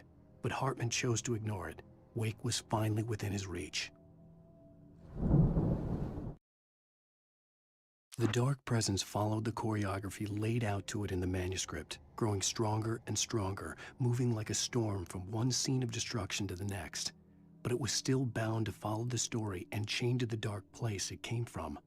When the story reached the end it longed for, it would finally be free.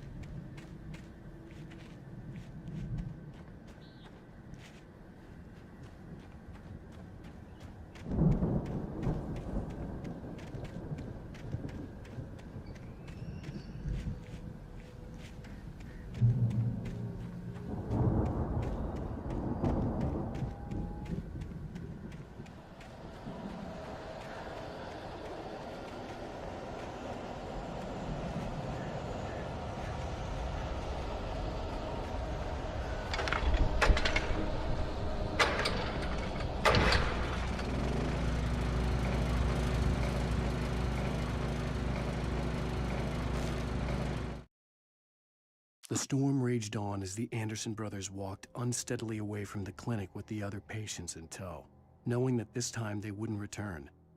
The darkness around them seethed with horrors, but Tor and Odin were unafraid. Their eyes glinted with guile. They knew every secret path, and there was blood on their hands. They had fought these shades before. Someone had left a gun behind. Now I had a fighting chance of reaching the farm.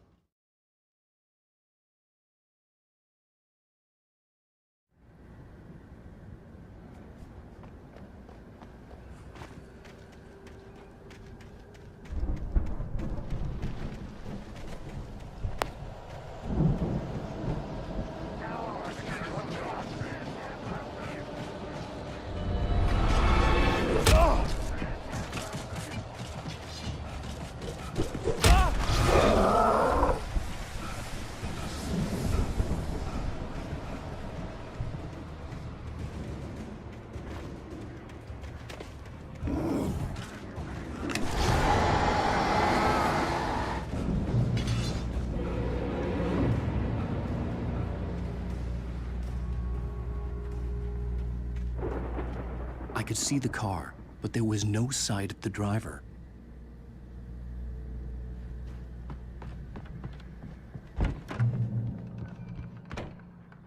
Hello? Anybody here? Barry! No! Danny, you're not! Please! What are you? No! Don't! I'm sorry!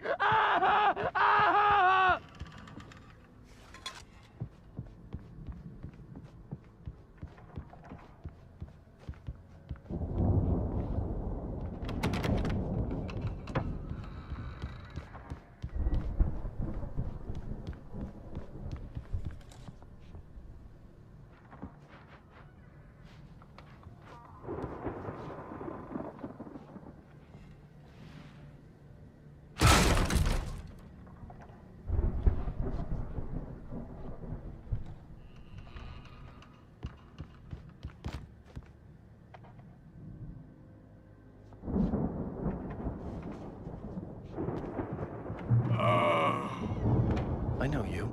You were in jail the other day. I went to the farm again for the moonshine, you know? It makes you see. They're not gonna miss it. They're in the loony bin. But my buddy, Danny, I lost him. Something's gone wrong with him. It's not him. Like a real bad follow-up to a real good movie. The best friend's suddenly bad guy who wrote this crap anyway.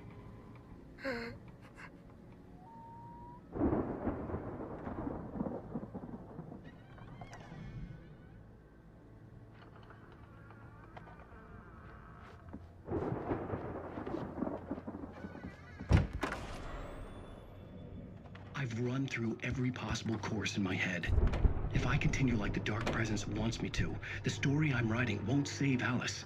It's a horror story, and it's going to kill her, and me, and everybody in this town. No one will survive. Darkness will consume everything. This is what it's wanted all along. It will be free, unstoppable. It used Alice to get to me, dangled her in front of me to keep me going. It was never going to release her. I'm going to change this. I'll escape. I've written myself into the story. I'm now the protagonist. This feels like a terrible risk, but it's the only way to save Alice. I'll be bound by the events of the story just as much as anyone else who's been woven into it. The story must stay true for this to work. There have to be victims along the way, near escapes, cliffhangers. In a horror story, it can't be certain that the hero will succeed or even survive. He almost has to die. I'll write my own escape into the story next. I need help. Zane's going to be the one who'll help me. I'll make it happen.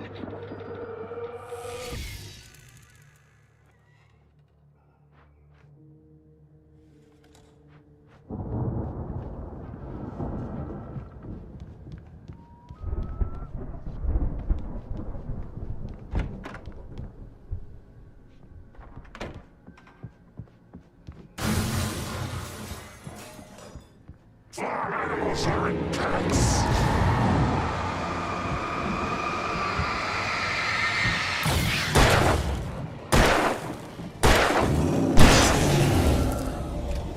Let me guess. Danny, huh? The front door was locked.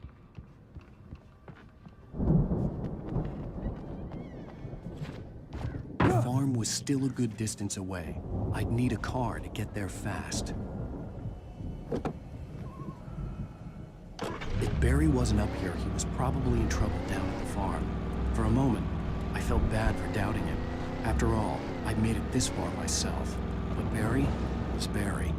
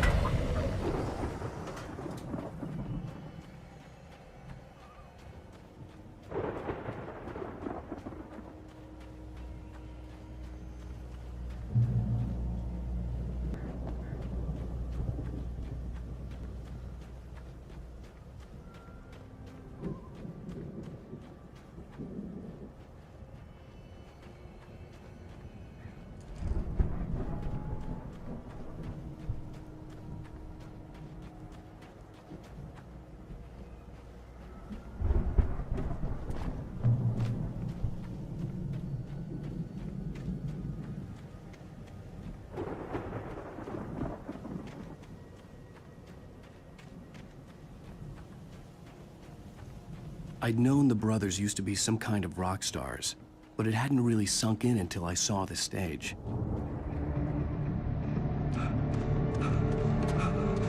Al! Run! Incoming! There's too many of them!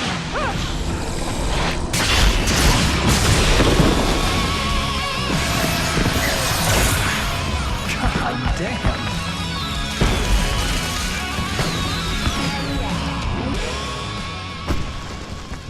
I'm so glad you decided to go it alone, Mr. Bronson. Shut up and shoot! Al! We have to fight them off! I can set off more of the fireworks from here and help you out! Hey, Al! Did you notice there's a lot of ammo and stuff around? This place is stocked! Al! Hold on! I'll try to get the stage lights on!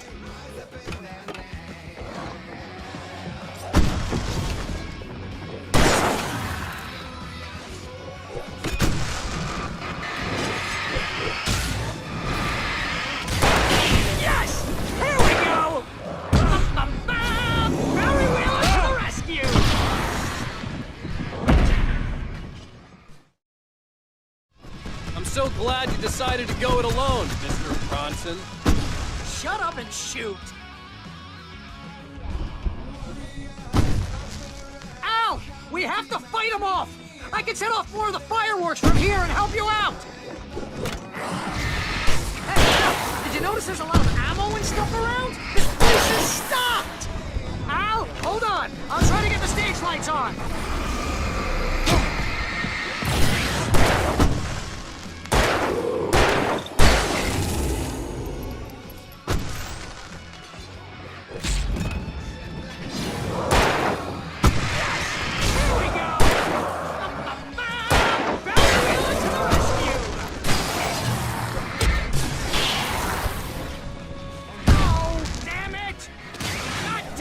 Century wiring! Hang on now!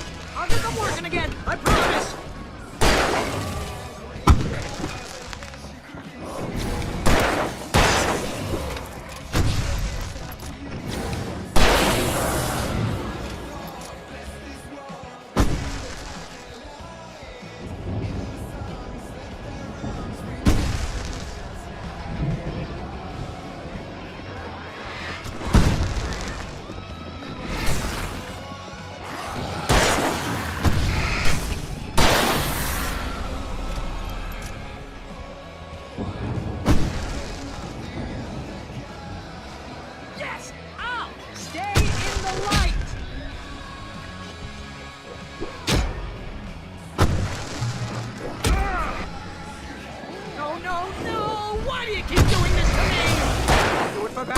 Please, please!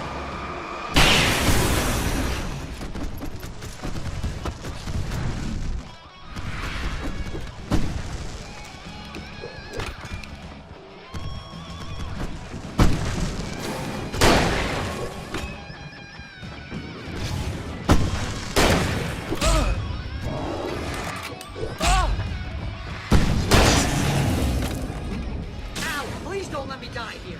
Although if I buy it, this is pretty much how I always wanted to go out. Rock and roll! Woo! Al, this may be the most awesome moment of our entire lives. They are trying to kill us. That's the highlight of my life? Really? Children of the Elder God! Enjoy it! God damn it!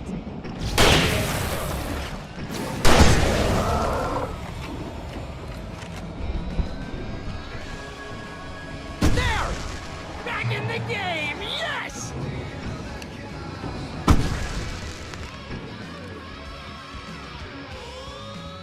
Oh, can I do this?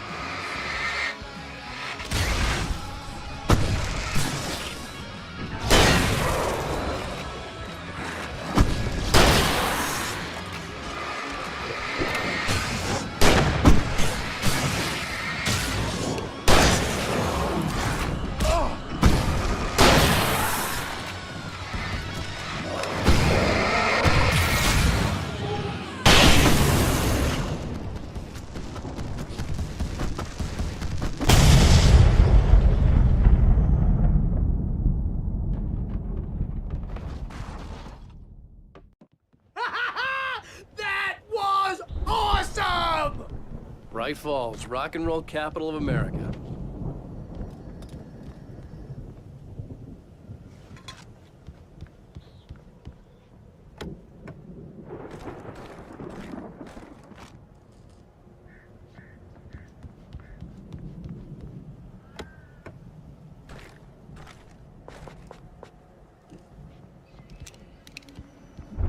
Hey, Al! This way to the farm!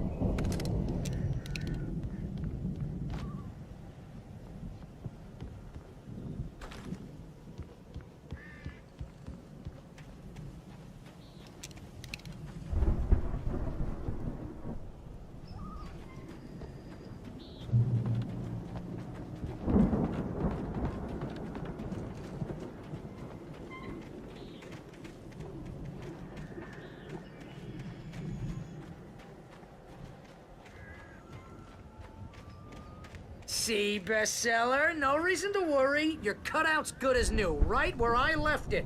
I'll come back for it once we have the place secured.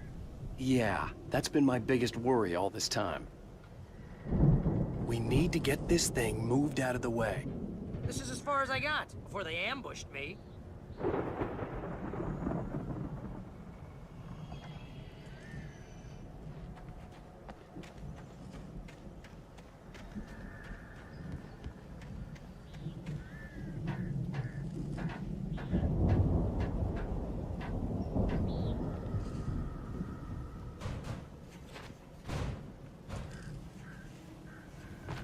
Hey, I think Alan Wake here has something to say. What's that, Al? Ooh, I'm Alan Wake. I'm always right about everything. And if I don't get my way, I'll sulk all day long. I'm always intense and moody. It makes me very attractive and mysterious. Right now, I'm just standing here because I need my best friend Barry to carry me. But that's okay. I can just take him for granted. I think I see what you did there. Yeah, it was pretty good. You want me to do my imitation of Barry Wheeler? No? Thought so.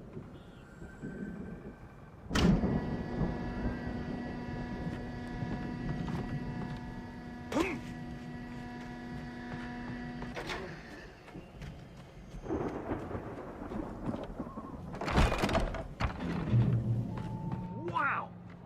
You look at that thing, Al? They really went all out with this Viking crap, didn't they? Look at all this stuff. They must have done okay for themselves, so how come I never heard of these guys before? And this from the guy who learned about Ozzy Osbourne through reality TV?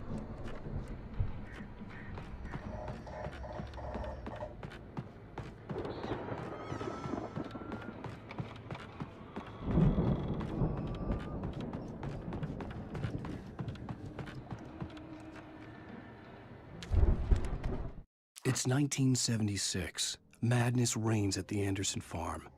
Contrary to all logic, the headiest ingredient of their moonshine is unfiltered water from Cauldron Lake. The Andersons feel like gods. Odin can't stop laughing. He contemplates cutting his eye out. Tor runs across the field, naked, shrieking, hammer in his hand, trying to catch lightning. Their songs have power. Something ancient is stirring in the depths, coming back.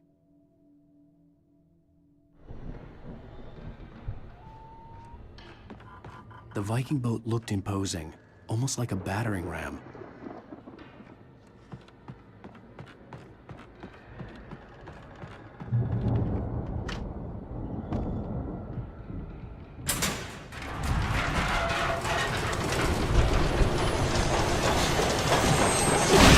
Oh, good going, Al!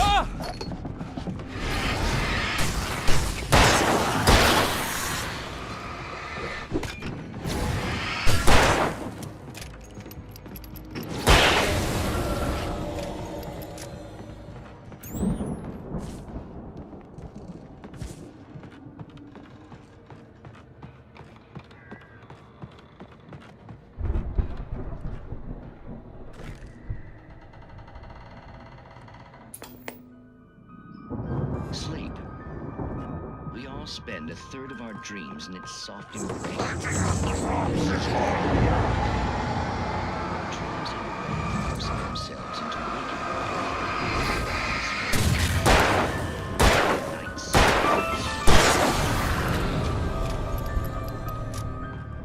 Tonight's episode. I think we can make it through here, Al! That's by someone else.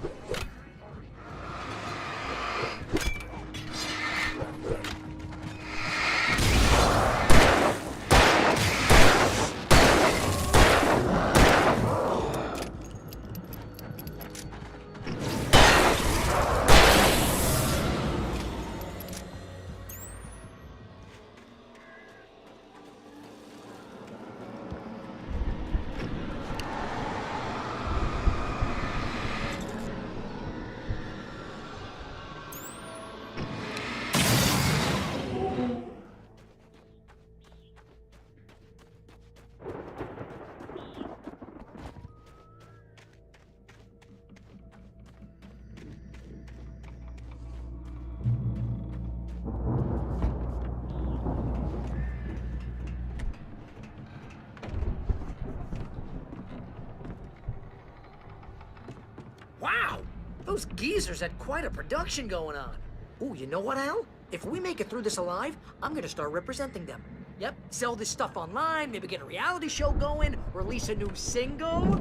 Good luck with that, pal. Hey, you find us a way out of here, okay? I'm gonna take a closer look at this stuff. The door was barred from the other side. I'd have to find another way.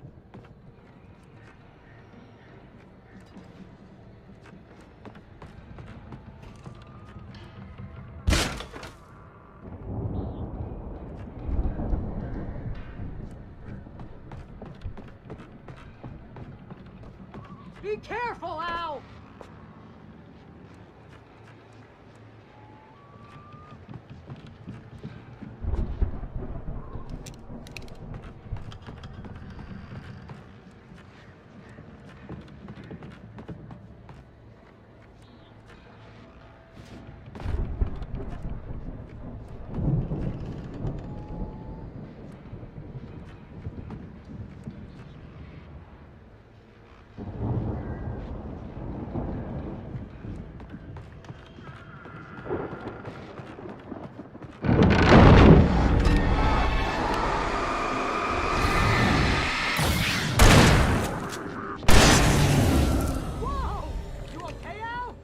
I'm good. Keep your eyes open, okay?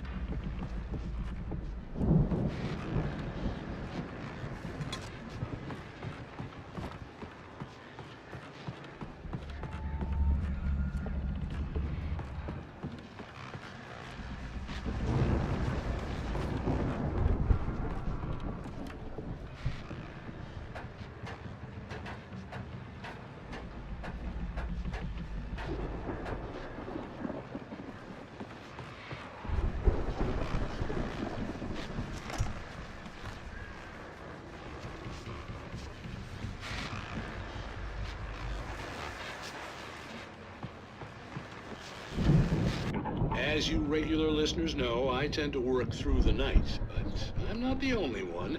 Deputies Mulligan and Thornton are taking a couple of moments off their busy schedule to join me here in the studio.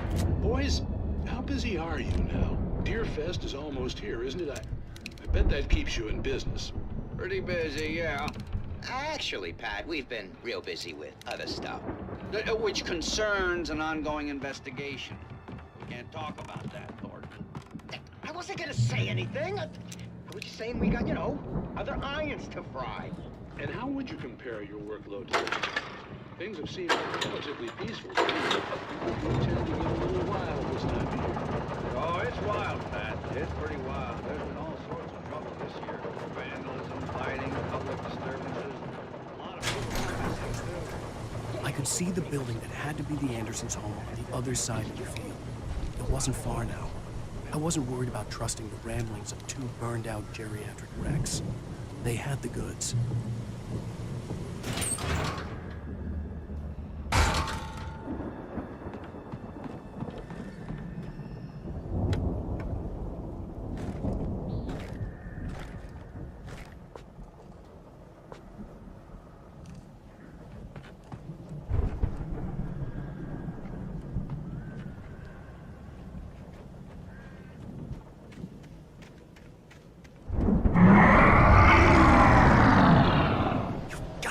Kidding me.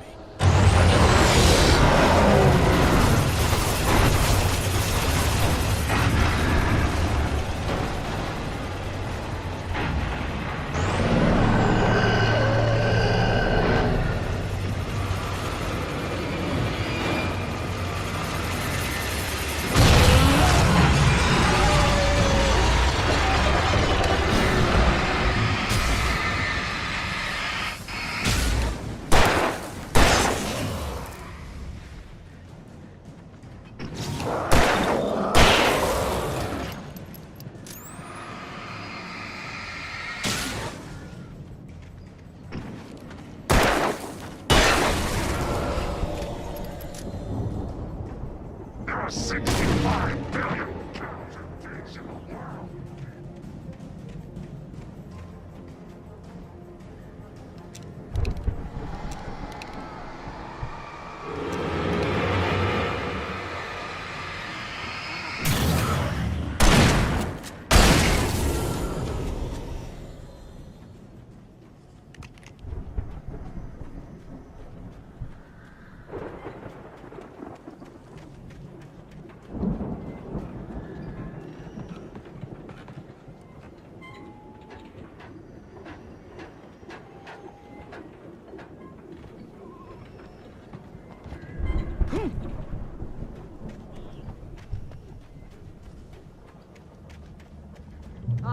Al? Is that you out there, buddy? Yeah, it's me. Hang on. I'll try to find a key to get the door open. I had to find a key to get Barry out.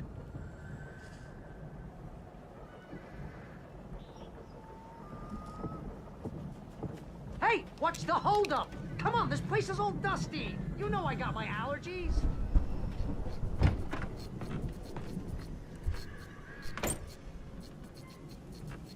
Come on, Al, open the door already. Seriously, I don't like it in here.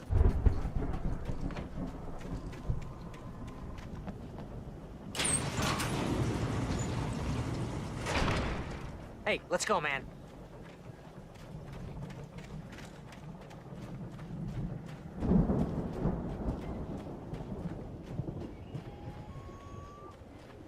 I think we're gonna have to work together to open this gate, Al. Looks pretty heavy. Hey, I think that's the farm on the other side of the field. We're almost there. This farm is a crazy place for crazy people. We should feel right at home then.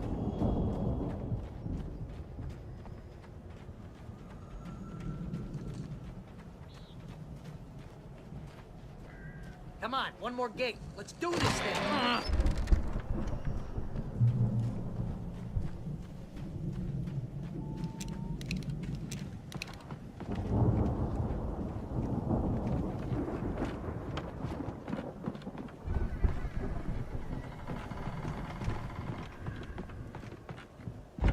The lights are out.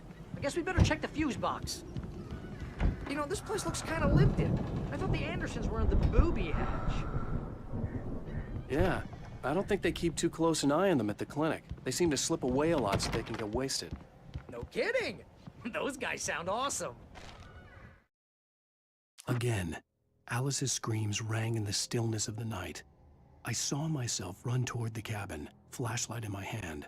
I followed my past self. I was an out-of-body observer, a time traveler in a crazy drunken dream. This was the beginning, The night Alice had disappeared, the mystery of what had happened during the missing week was about to reveal itself.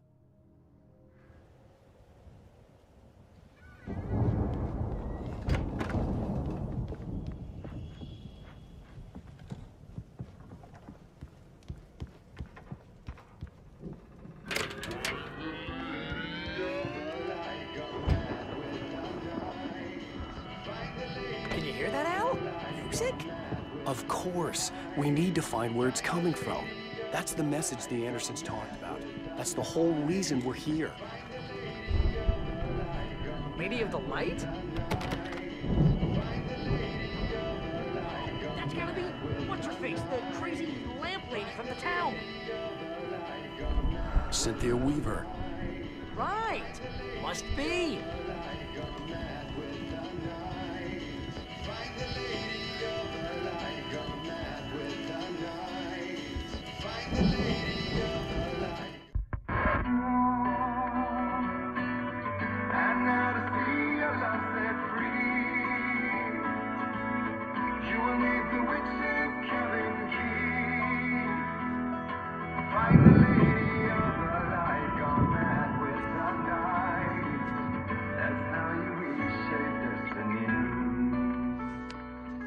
Okay. We need to find Cynthia Weaver. We'll stay here for the night and head back to town as soon as it gets light. Hey, Al. Lots of hours before dawn. Might as well get some rest. And by rest, I mean drunk. Come on, Barry, this is... Yeah, what the hell?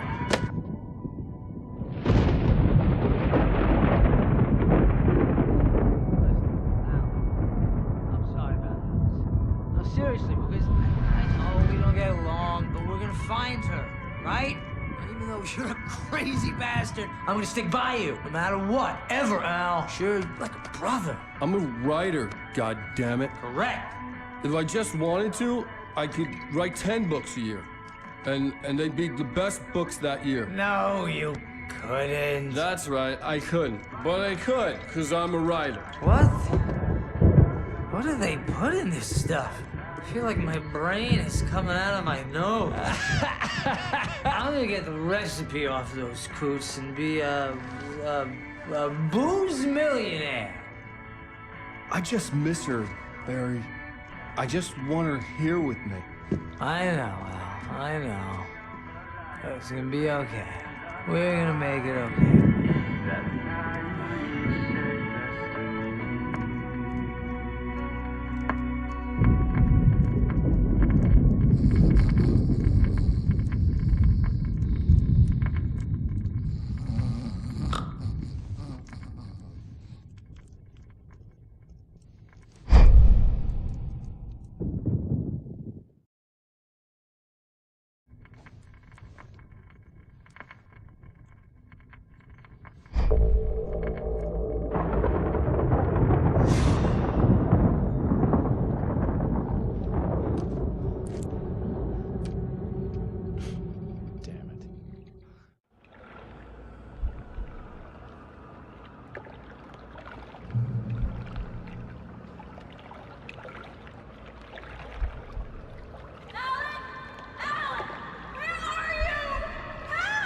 Alice, I'm coming. It's all right. I'm coming. It was a crazy, drunken dream, and yet it was more than that. It was the truth, a suppressed memory unearthed by the Andersons' moonshine. I was there, an out-of-body observer. This was the night Alice and I had arrived at Bright Falls, the night Alice had disappeared. I had a chance to find out what had happened. I remember Alice? being surprised Alice? to see the cabin dark. Alice would have never turned the lights off. I remembered thinking I caught a glimpse of her form underwater, sinking into the darkness.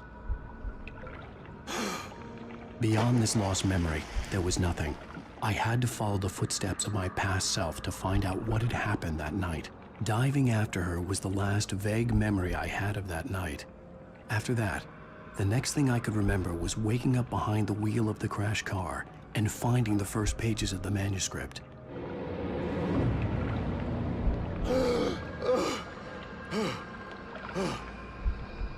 I couldn't find her in all that blackness. I must have thought she drowned.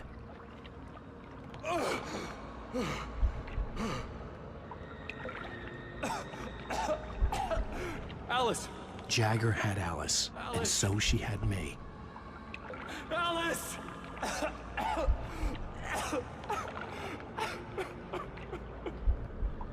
I'd been easy prey. Look at the cabin. Is there someone in the window? Alice? Maybe she didn't drown after all. Maybe she's inside. Alice! Yes.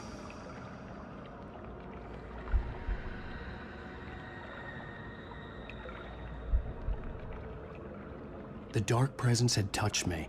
She had dug her nails into my brain and used me, made me her puppet.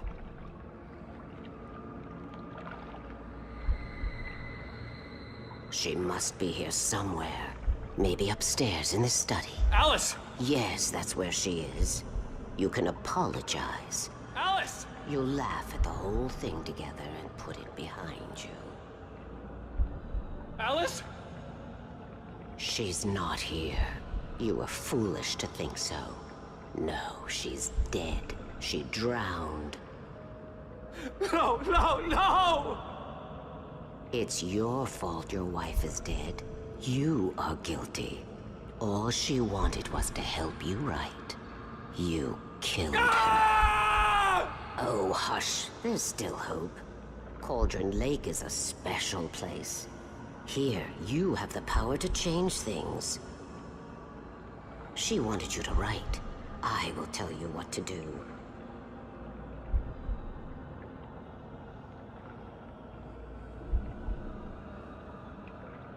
You can write her back. The story will come true, and all will be well again. She had Alice, and the manuscript was the ransom for her.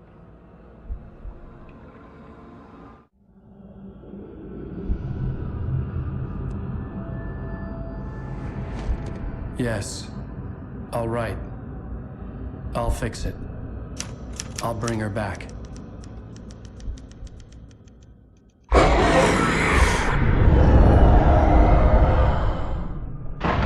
No.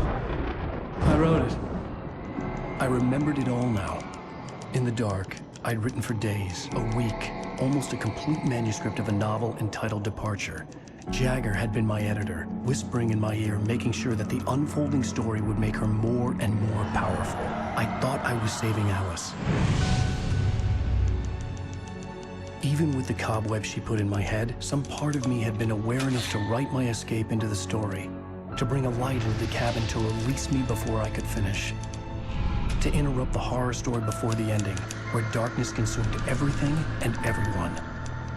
Zane was weak and far away, but I had written him into the story, and his light had been enough to set me free. It isn't here now. I'm here because it was written. I brought the light to set you free. You must hurry. It will know I'm here. It will be back soon. It stole the skin of my Barbara a long time ago. She looks so old.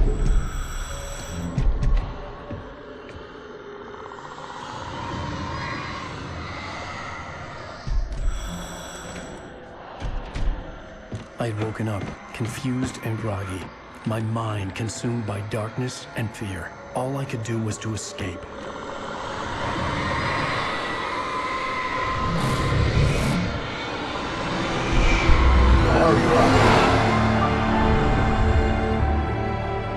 The week spent in the cabin had taken its toll.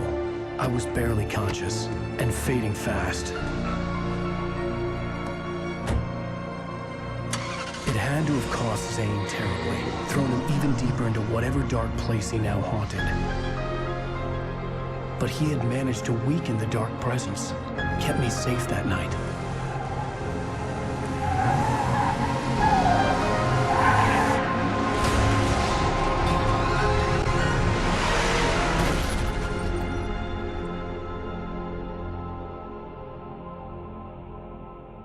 I wrote it. It's my fault. That's right, James Joyce. It's your fault, and you're gonna pay for it.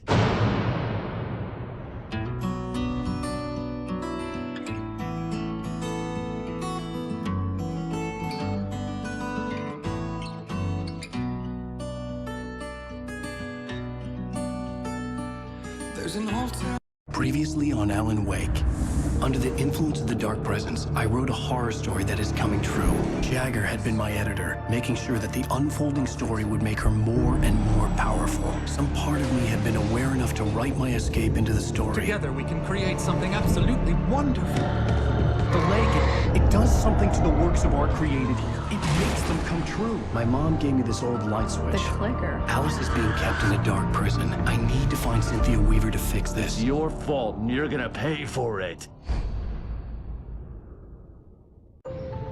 Well, we're expecting a record crowd from the neighboring counties. Naturally, we hope to break the record set by last year's Moose Fest in our neighboring town, Watery. Ladies and gentlemen, some people have asked me, what's the big deal about Deer Fest? And I think that this sums it up. It's about friendship and community. We've got a great party coming up, but let's try to hold it in until tomorrow and get through the night in one piece, all right?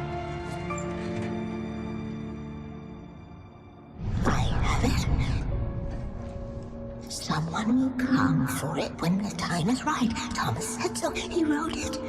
The key is insurance. It's my job to keep it safe. Safe in the light.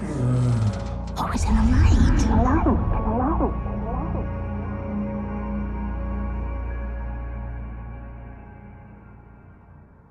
All the manuscript pages were gone. The FBI agent had taken them. I think my tongue just took a crap in my mouth.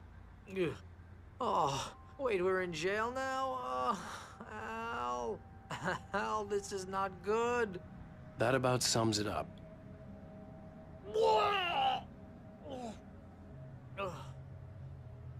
Oh, I am never drinking again. I need to talk to Weaver. She's the one in the song. The Lady of the Light. What, the crazy lady?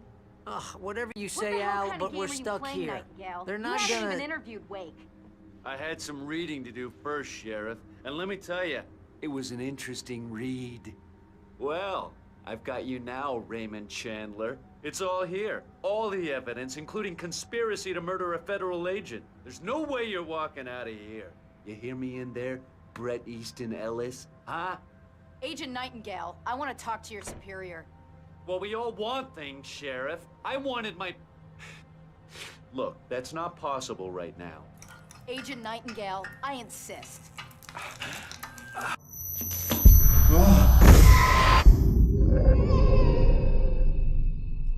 Wake, what's wrong? Lady, are you stupid? It's a trick. It's an obvious trick. Okay, I've had enough of this crap. Wake, I'm gonna trust you with this. You're joking. Agent Nightingale, your opinion would matter more if you were sober and if I actually believed you were here on official business.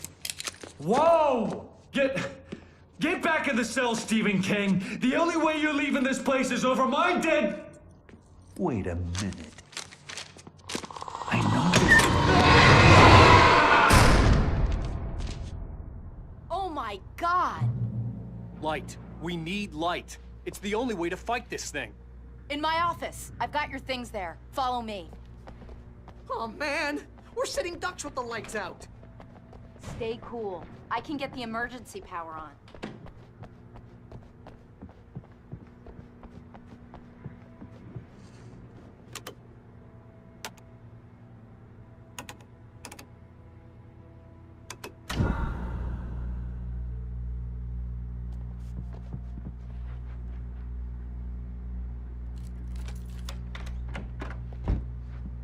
Here are your things. Wake, what do I need to know? What do you need from me? They can be hurt in the light, only in the light. And I need to find Cynthia Weaver. She can help me stop this. Light. Check. Cynthia. She lives in the old decommissioned power plant. I can get you there pretty quickly in the rescue chopper. Come on, let's get back to your friend. Wheeler, I need you to stay here. What? No. We're going to fetch our ride, but I have friends who need to be warned about this, and I can't be in 2 places at once. I need your help. Well, okay.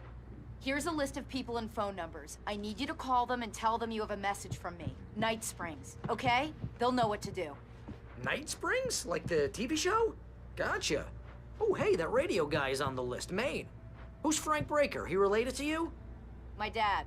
Hey, is this like a secret society? Can you do this? You'll be safe here. The backup power's on.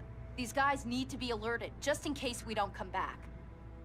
You'll come back for me though, right? As soon as we get the chopper ready. Thanks, Wheeler. I owe you one. Okay, let's go, Wake. Through the back.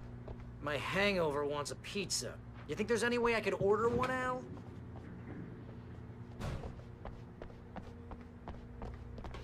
Hello, Mr. Breaker? This is Barry Wheeler. Nightingale tried to make sense of the manuscript. It was disjointed and strange. He didn't understand half of it, but it all rang true. Impossibly true. He took out his hip flask when he reached the page that described how he reached the page that made him take out his hip flask. It wasn't the booze that made his mind reel.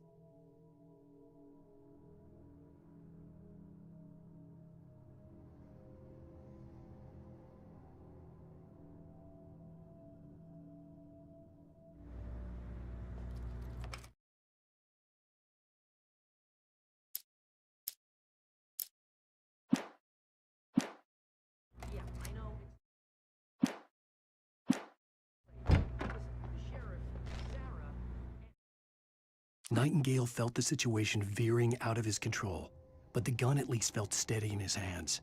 He was ready to fire, resolved that he would let this happen over his dead body. And yet he hesitated. He had seen this moment before, read it in the page. He was transfixed by the déjà vu and the horror that he was a character in a story someone had written. Then the monstrous presence burst in behind him and dragged him into the night.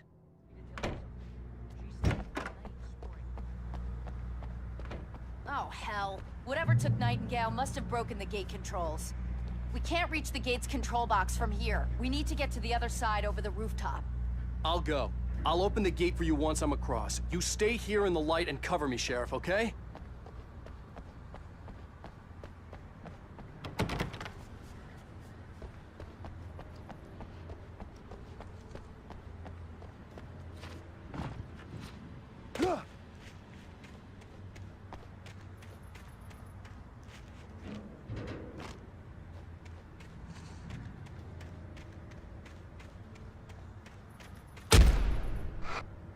I needed to reach the rooftop to get to the other side of the broken gate.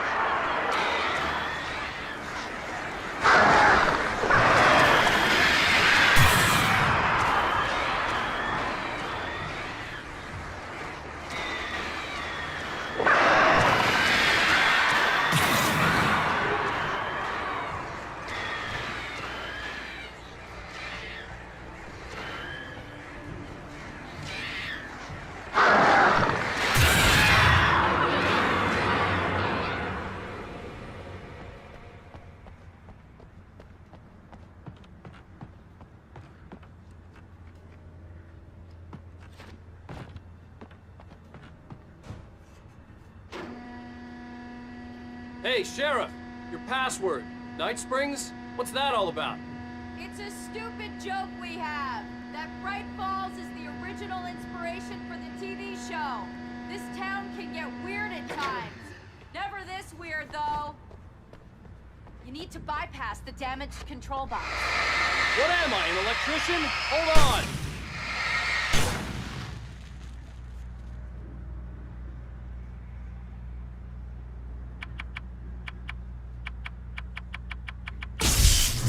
Damn, that's smart.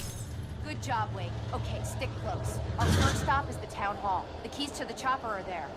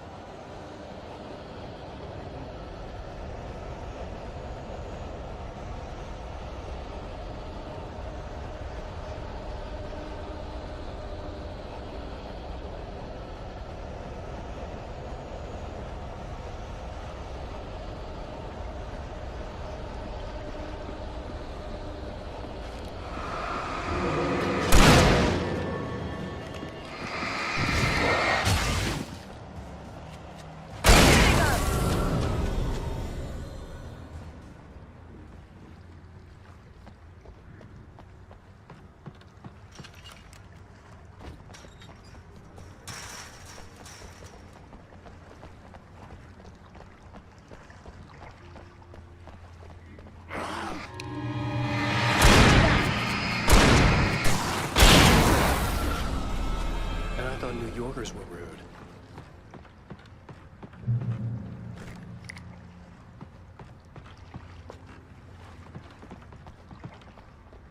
You have the right to answer. Do you understand these words?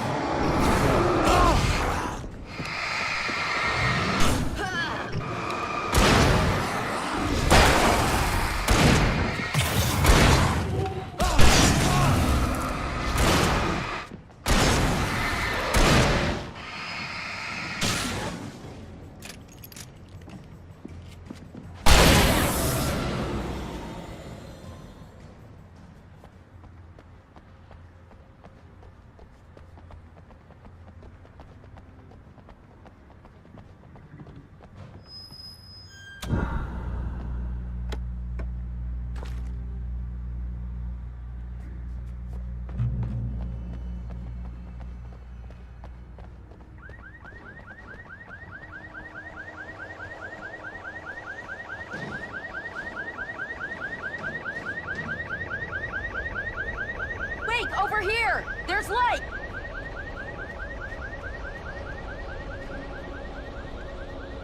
I have a key. Watch my back, Wake.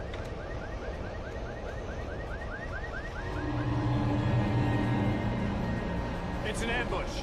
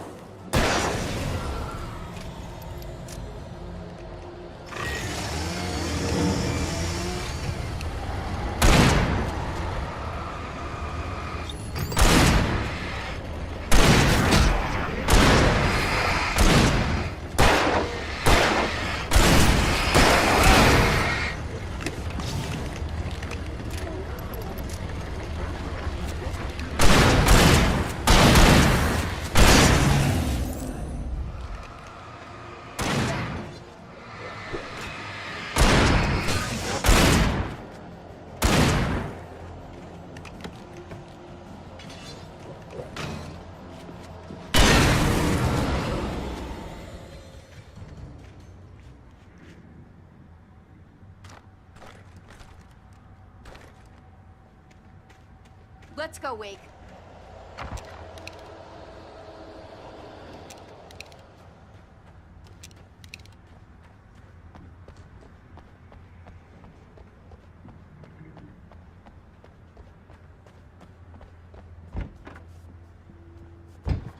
Okay, someone's messed with the fuse box here, but you should be able to jury rig it while I find the keys.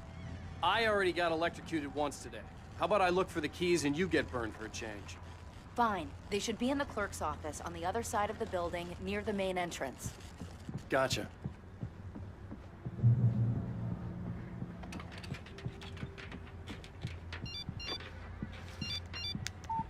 The message was from Barry. He was getting worried at the station. He wanted us to hurry.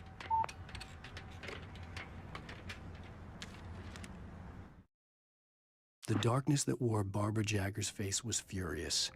The story in the manuscript had been making it stronger all the time, but now the light had set the writer free and hurt it, weakened it.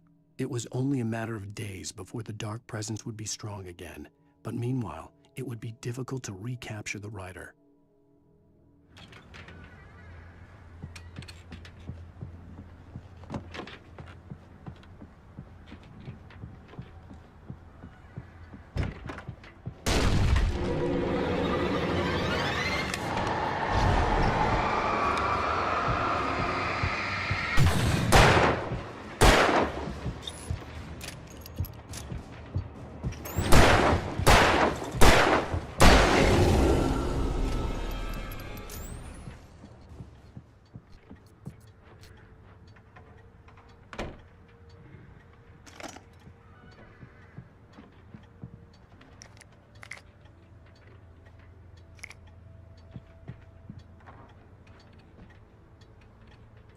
Okay, Sheriff, I got the keys.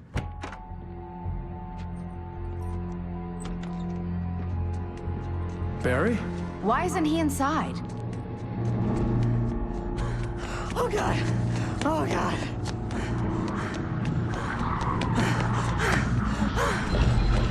Barry! Look out! Barry, move!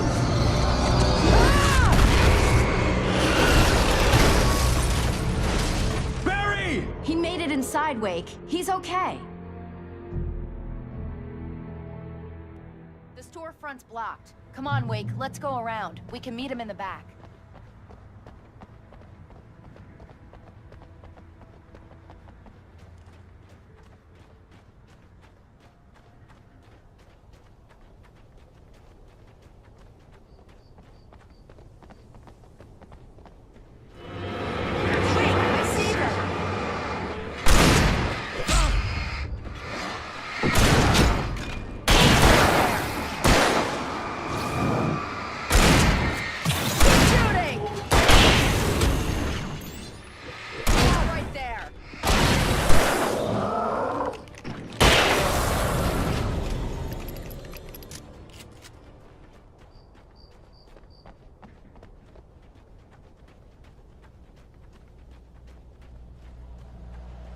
We can make it through the bookstore. Wheeler should be waiting for us in the backyard. Keep the hell down or I'll call the sheriff.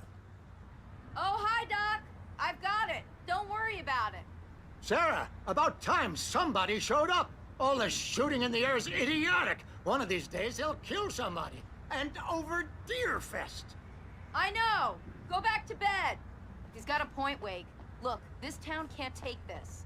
It's me they want. The sooner I get out of here, the sooner you can all get back to life as usual. I hope you're right. Come on, let me get this door open. Wait, you got the keys to the bookstore? Perks of being the sheriff. A girl needs to get around.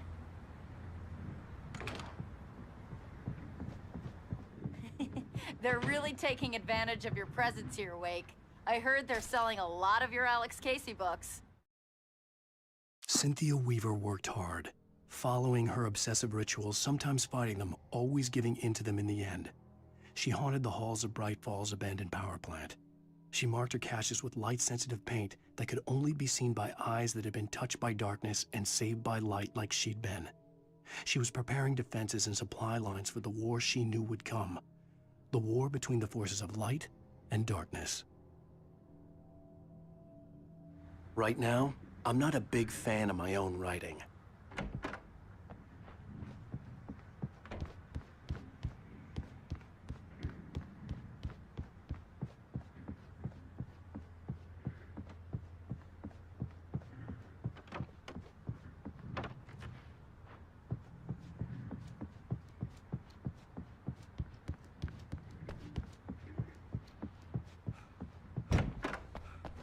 I don't see Barry. Look! Wait! Maybe that's him. That's the way to the chopper.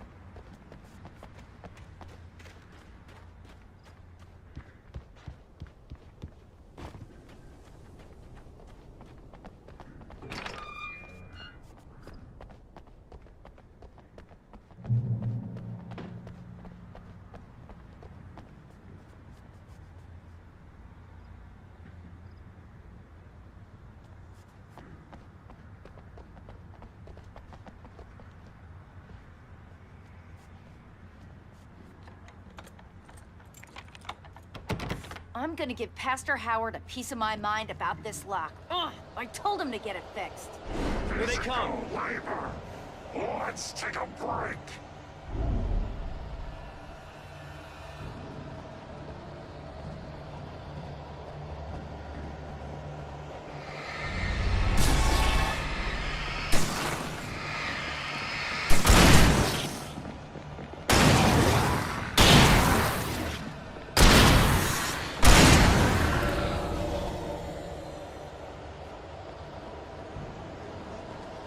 Omega-3 fatty acids are good for your heart.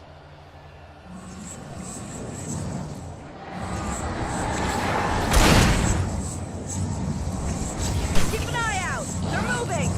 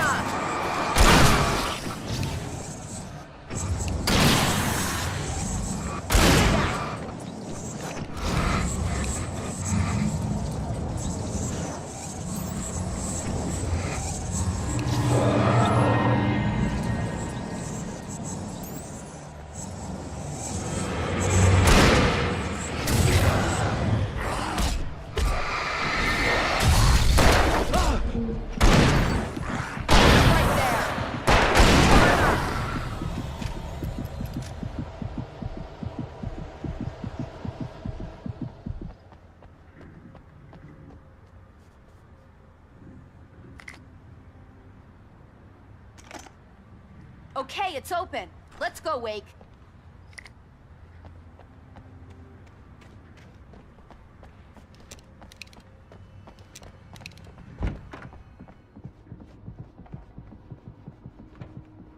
Wow. We keep them lit all night long on the night before Deerfest. Why? Well, it's tradition.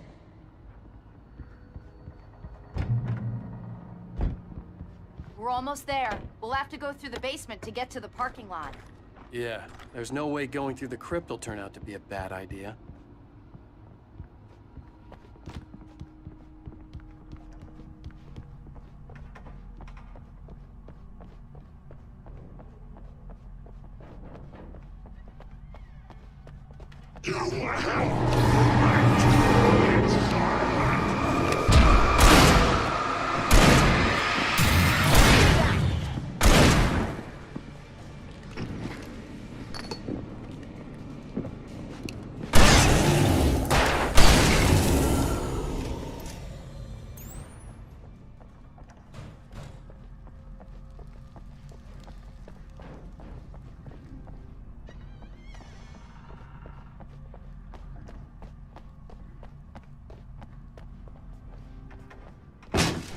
Did you call 911? Guess that one saw the light, huh? You didn't like that one? A tough audience. Well, I got plenty more. What are the Christmas lights for? Protection, man. Like garlic against vampires. Vampires. The helicopter's just across the parking lot and up the hill. Come on!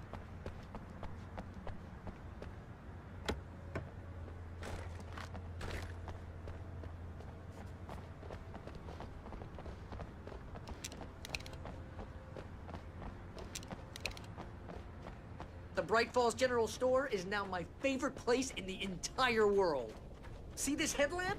It's like a superpower. I can just look at one of those things and they die. It's my flaming eye of Mordor. I wish I didn't say that. Yeah.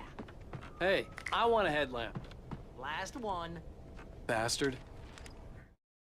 Alice had screamed until she had no voice left to scream. Around her, the darkness was alive. It was cold and wet and malevolent and without end. She was a prisoner, trapped in the dark place. The terror would have burned her mind out, but one thing made her hang on. She could sense Alan in the dark. She could hear him. She could see the words he was writing as flickering shadows. He sensed her too. He was trying to work his way to her.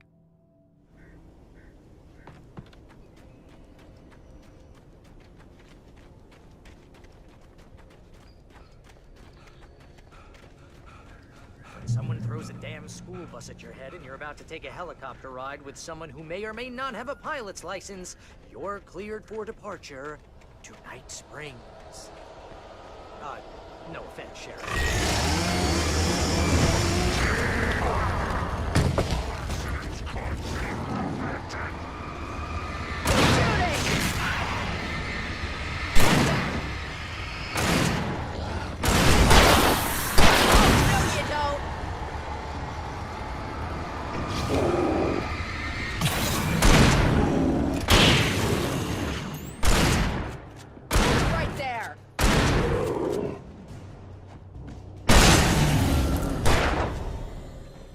I'm never gonna get used to this.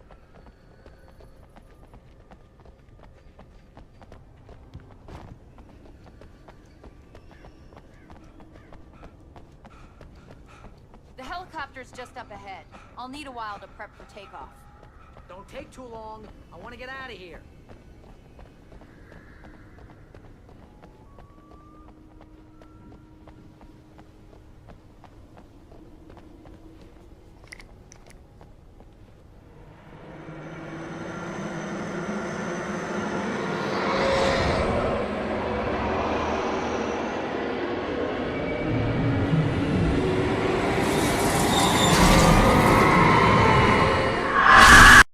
You will never turn back.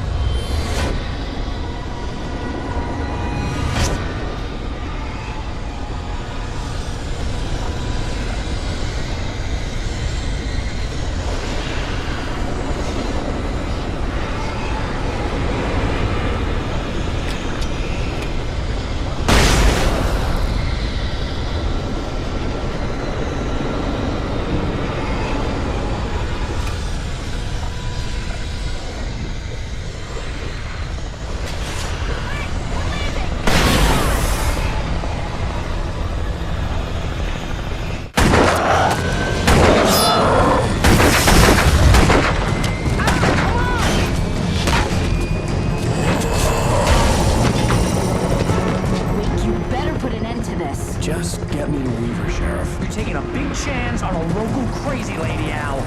I hope you're right about her, or we can kiss this town goodbye.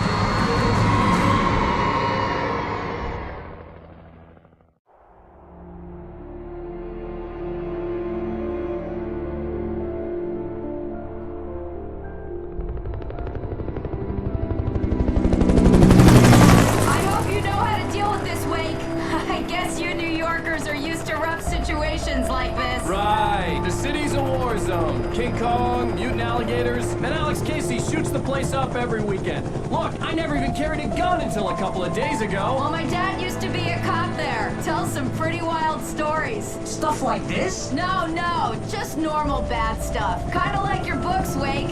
I used to tease Dad that he was just like Alex Casey. You've read me. Oh, sure. You're a pretty good writer. A little heavy on the metaphors, maybe. Nobody's ever said that before. We're coming up on the power plant. See the lit building over there? And that's the dam further up the river.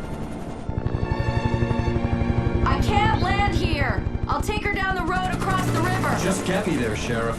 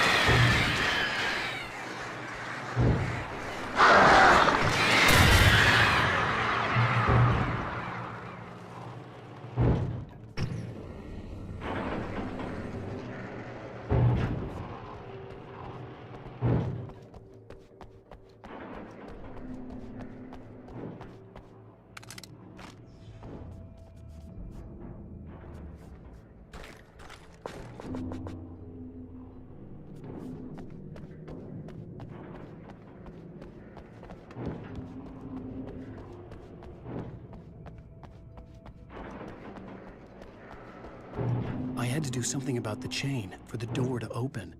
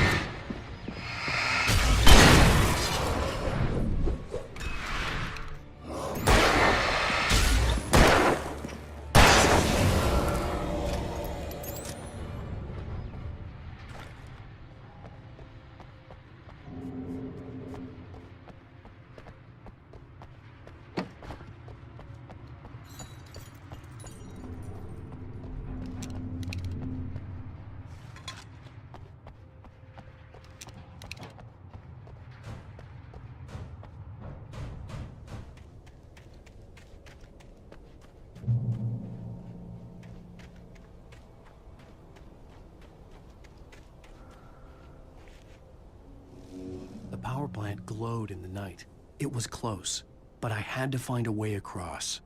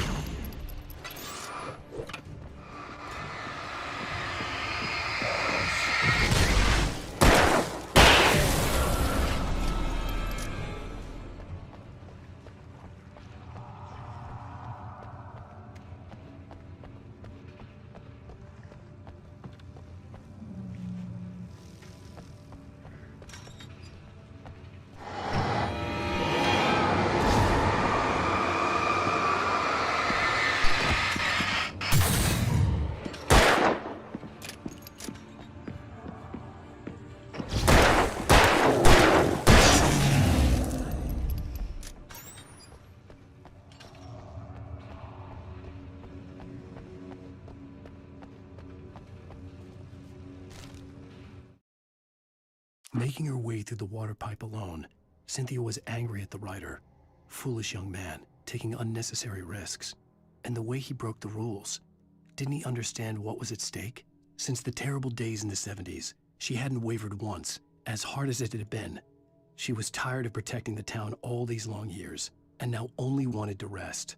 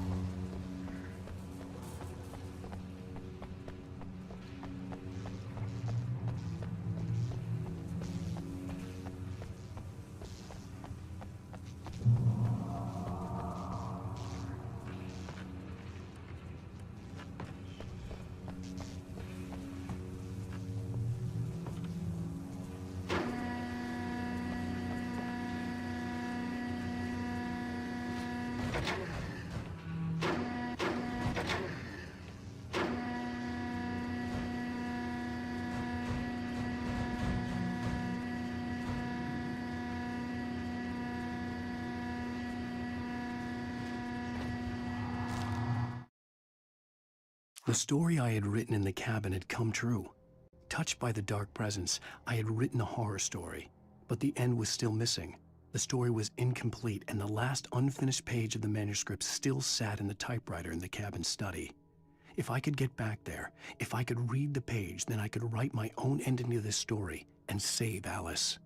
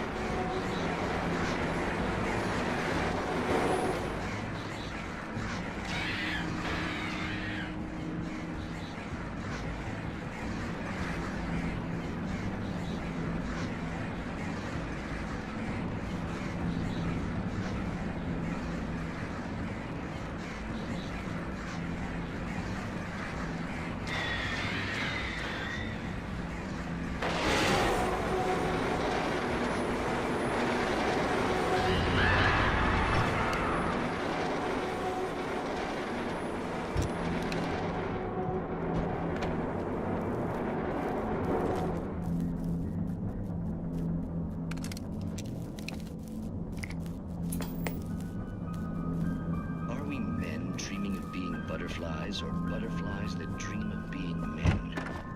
Such philosophical concerns.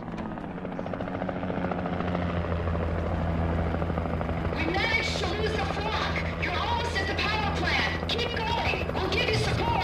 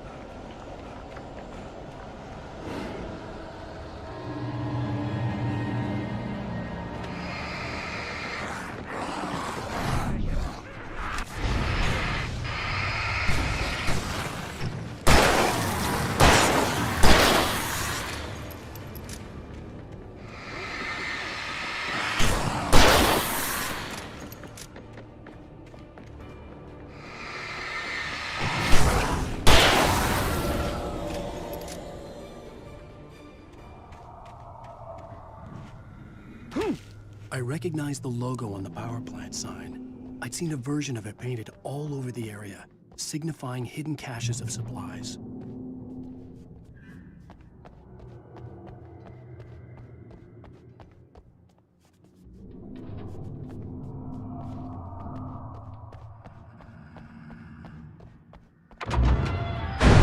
Hold it right there! Miss Weaver, Cynthia, I'm a friend. Prove it! You knew Zane, Thomas Zane. You're the Lady of the Light in the song. You can help me. About time! Young man, I've been waiting a very long time for you. It's in the well-lit room. Excuse me? What you need to drive the darkness back. The well-lit room is at the dam. I built the room to keep it safe. Will it help me find Alice? Will it get me back to the cabin? Fine, let's go. I can get my friends to come back with the helicopter. Oh, we won't go outside.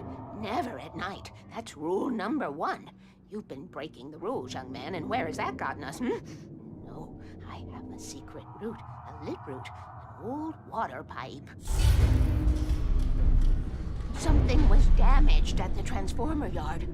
It's draining all the reserve power. Without it, the pipe will go dark. The power to the yard must be cut. Let me guess. You want me to do it? Young man, you're the one who likes to break the rules. I can't be outside in the dark. The kill switch is outside.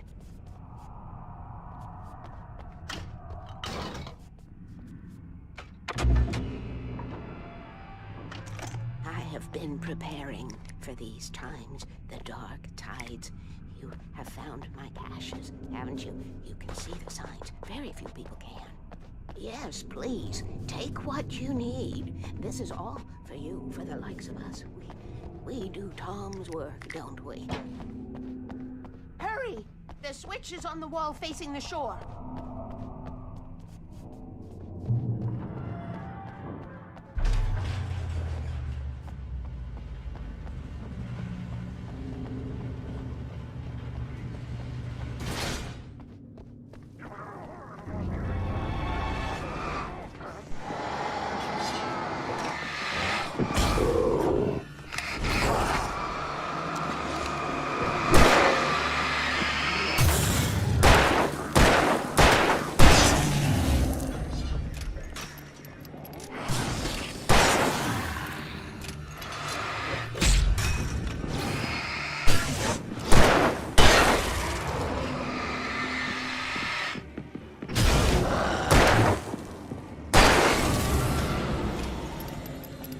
Weaver had sent me to cut the power to the transformer yard. I was willing to do grunt work for her to get her to help me. I hoped Weaver was dependable. I'd stumbled into this crazy world a little over a week ago. She had been living this insanity for decades.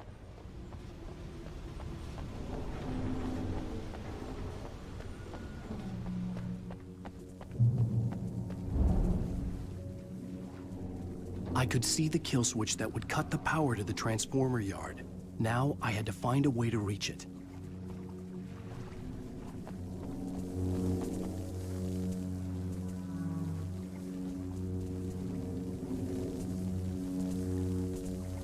If I could figure out the gates, I could use them to get to the kill switch.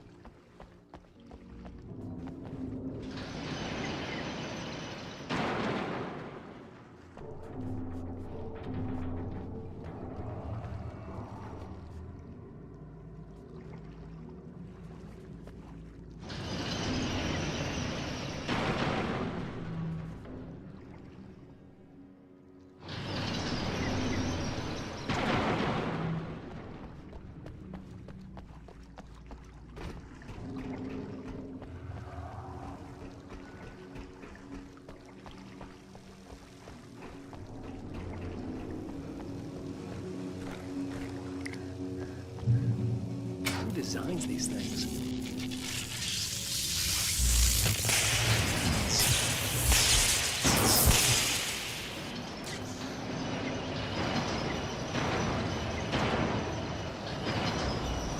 The transformer yard went dark and dead.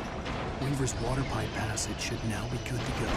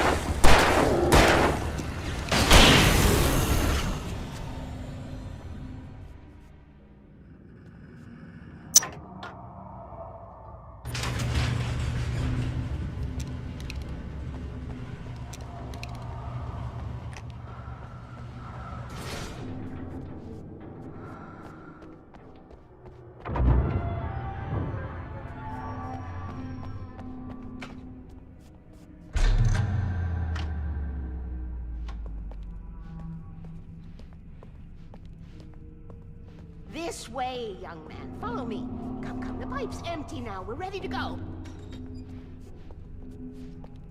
This way. We need to go. I knew them both, Tom and Barbara. I had such a crush on him. Such a beautiful man. I was jealous.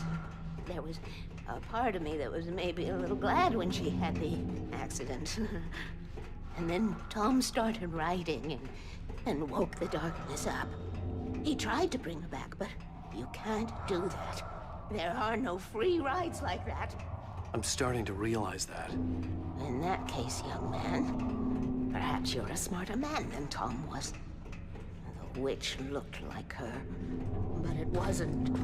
Barbara was sweet. He didn't understand until it was too late. He tried to undo it, wrote himself, her, everything he'd ever written out of the world. Oh, he was so famous. And afterward, no one knew. Oh, Tom. He left only one thing behind in my care, in case it happened again. Insurance. He trusted me. Or perhaps used me a little. Tom knew how I felt. Knew I wouldn't refuse him. I built the well-lit room and put it there. It's been waiting for you. We are characters trapped in a story you have written, and none of us will survive to see the end of it if the darkness isn't stopped. She'll twist the story to her own dark ends. How do you know all this? Tom, that's the way he wrote it. He still talks to me, you know, in television, from beyond, from below. We have both been touched by the darkness, young man. He saved us both with light, but the darkness stays with you. Leaves a stain.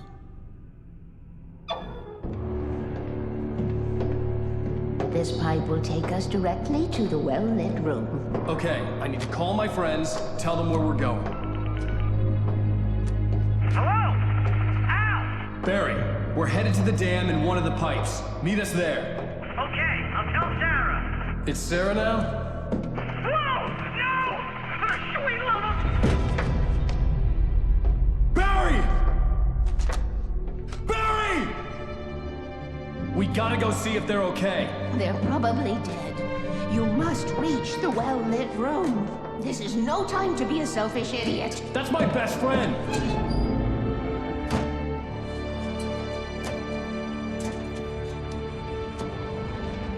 Well, be a fool. I'll use the pipe. I'll meet you at the dam if you make it.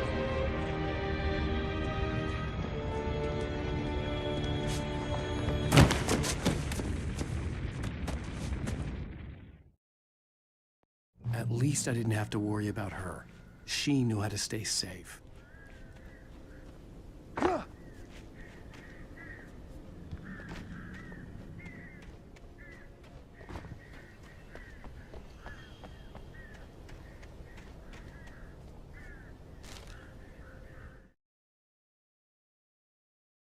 Sarah was almost starting to relax. Maybe they could turn this into a win yet. Suddenly, there was a piercing sound, like a table saw gone wild, as 100 birds made out of shadows swarmed into the rotor. The chopper bucked wildly and the board lit up, telling her what she already knew. They were going down. Barry Wheeler screamed next to her.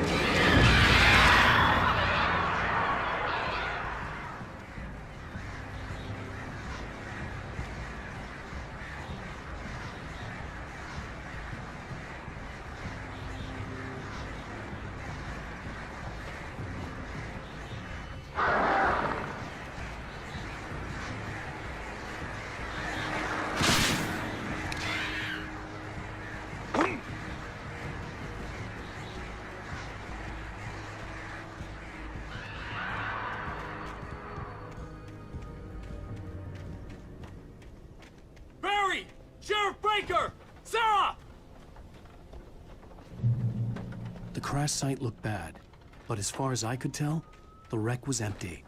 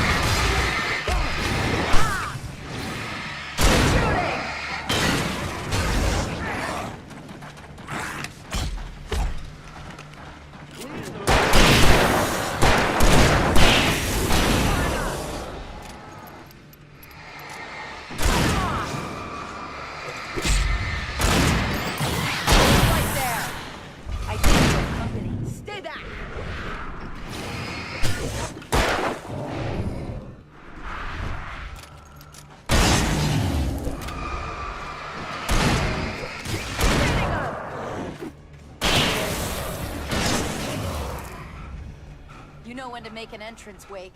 We were ready to make like Butch Cassidy and the Sundance Kid. I have a different ending in mind. Yeah, I'm fine. Thanks for asking. I knew you'd be all right. How's that? The flaming eye of Mordor? Laugh it up, funny man.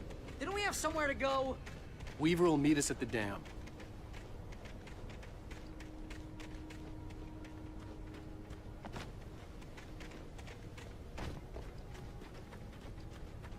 When you spend most of your night running uphill while the crazy bunch of demon hicks try to take your head off with an axe, you know your helicopter crash landed in Night Springs.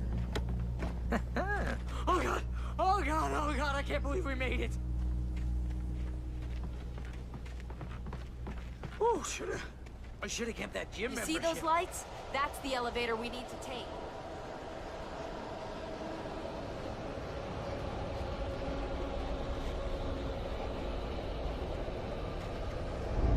You can't be a gun of mine. What the hell is that thing? It's everywhere! Oh crap! There's more than one of them! Nothing moves like that. It's impossible. Ah! Al! Do something!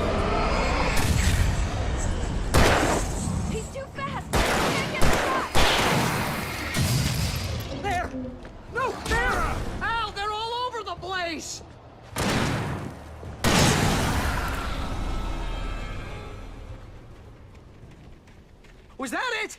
Are we safe? That was... wow. I think we're okay.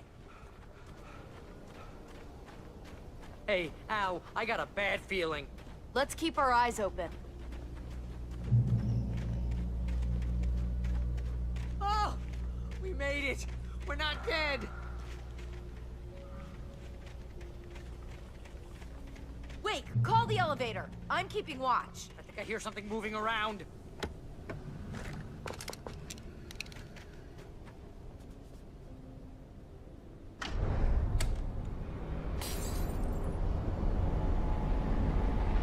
Heads up! Here they come! Oh no! Oh no!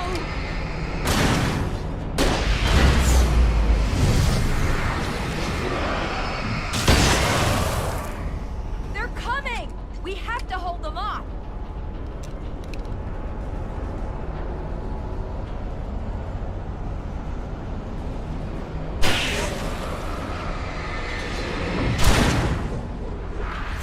Oh no!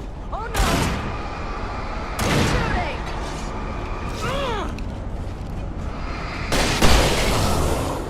Shooting! No, you don't! This is the slowest elevator in the world! Right there!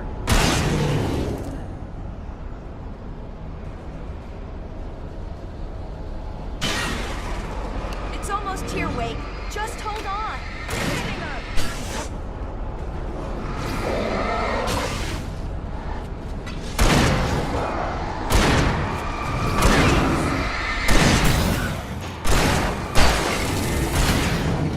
Here! Al, let's go!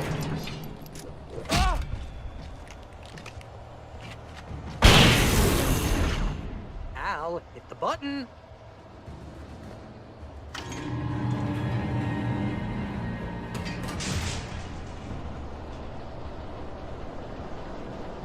We're almost there.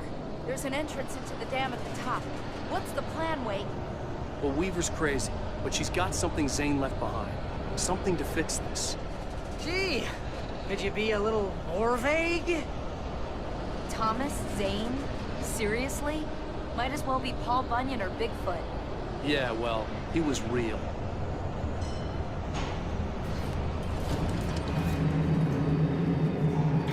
Let's be careful, okay? Oh, jeez, I hate this.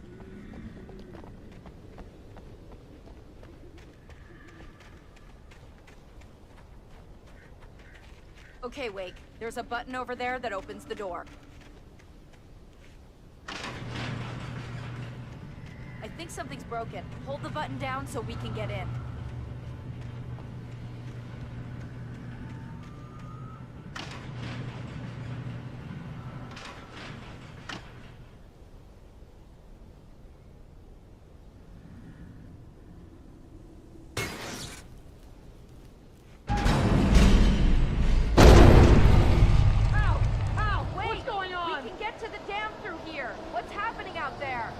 You guys go ahead and find Weaver. She should be in the dam now. I'll have to make it alone through the top. Okay, Wake. Good luck. Don't get yourself killed. Ow! Please, be careful. I'll take good care of Barry, Wake. You just look after yourself.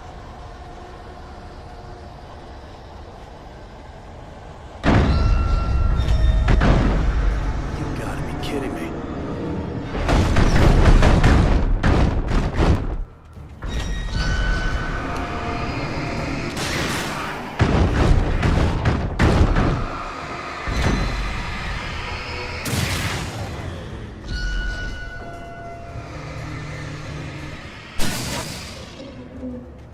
Down, boy.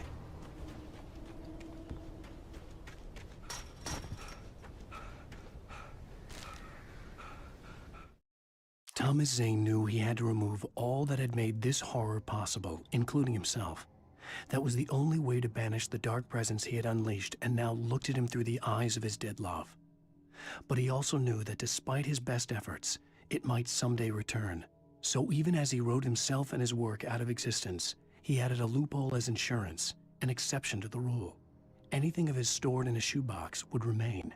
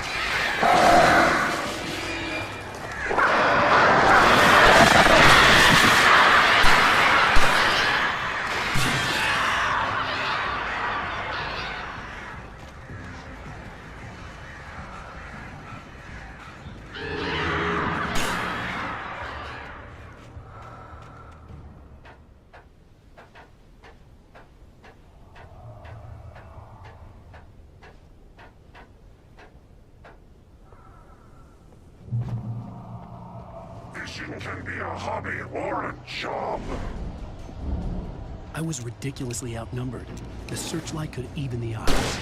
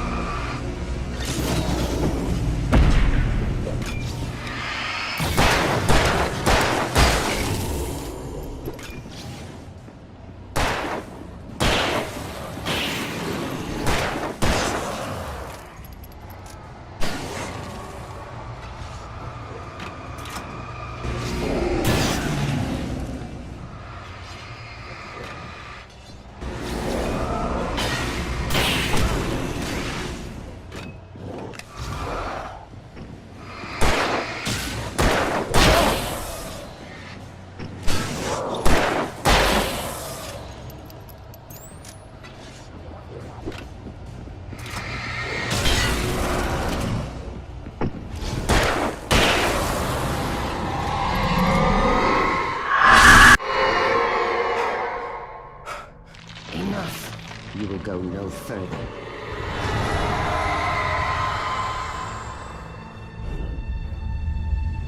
Stop now.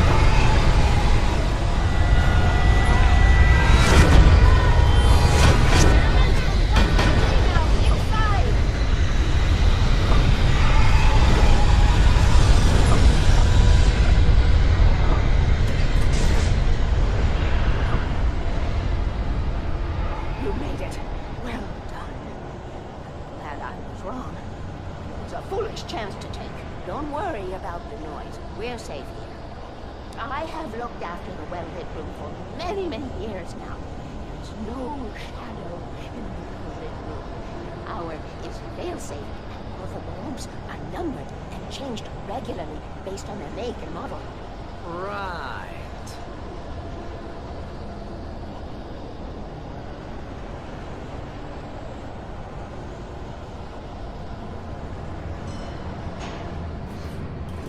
There's an old army base at Raincoat Point, north of here. It was active during the Second World War. They operated here back then. They must have built this. Yes, they did. It's my place now.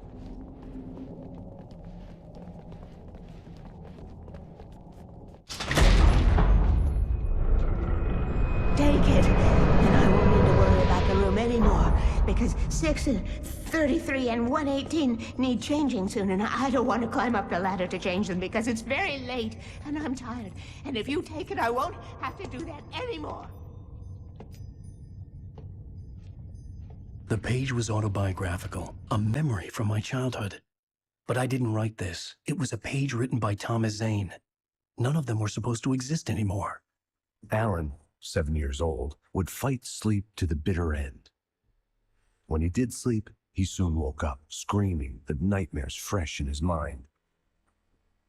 One evening, his mother, sitting by his bed, offered him an old light switch. She called it the clicker, and flicking the switch would turn on a magical light that would drive the beast away. To imbue the talisman with all possible power, she added that it had been given to her by Alan's father, Alan never knew him, and anything of his took on mythical proportions in his mind. With the clicker firmly in his hand, Alan finally slept like a baby. Now, almost 30 years later, Alan thought of this as he stood on the rim of Cauldron Lake, the clicker in his hand. He took a deep breath and jumped. My mind swirled. I'd given the clicker to Alice, yet it was here. Zane had written it into existence in a story I had written. I can get to her now. I can finish this.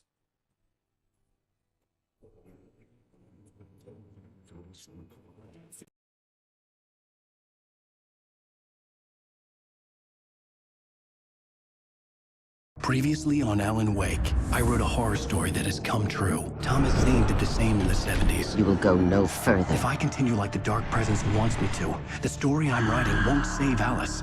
It's a horror story. No one will survive. You knew Zane! Thomas Zane! You're the Lady of the Light in the song! He left something behind to help me. The clicker. Alan thought of this as he stood on the rim of Cauldron Lake, the clicker in his hand. He took a deep breath and jumped. I can get to her now. I can finish this.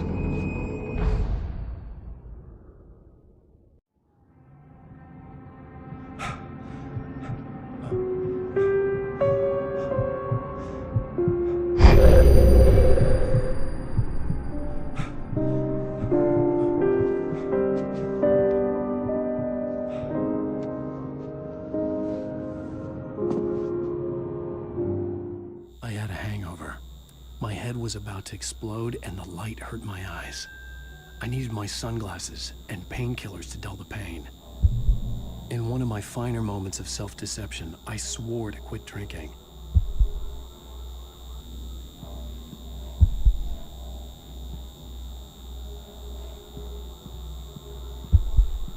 I wasn't sure if I could face the world without my sunglasses and something for my headache.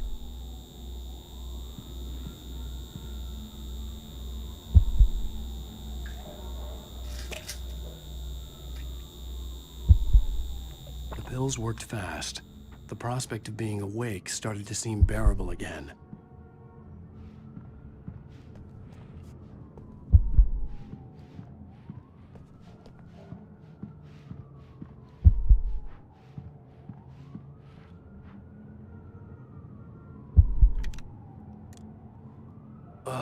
The sunglasses made the world look bearable. Now I could keep my eyes open without feeling like a vampire in the sun. There was a message waiting for me on the machine. You have one new message. Al! Are you still asleep? Wakey, wakey! You should have your show on your TiVo. If Alice wasn't too mad to record it. She called me earlier and really chewed me out. Yeah, we went a little overboard last night. But parties are a part of this business. Al, look, I'm saying this as your friend. She's not doing your career any favors by trying to run your life like that, okay? I'll talk to you later, Al. Watch the show.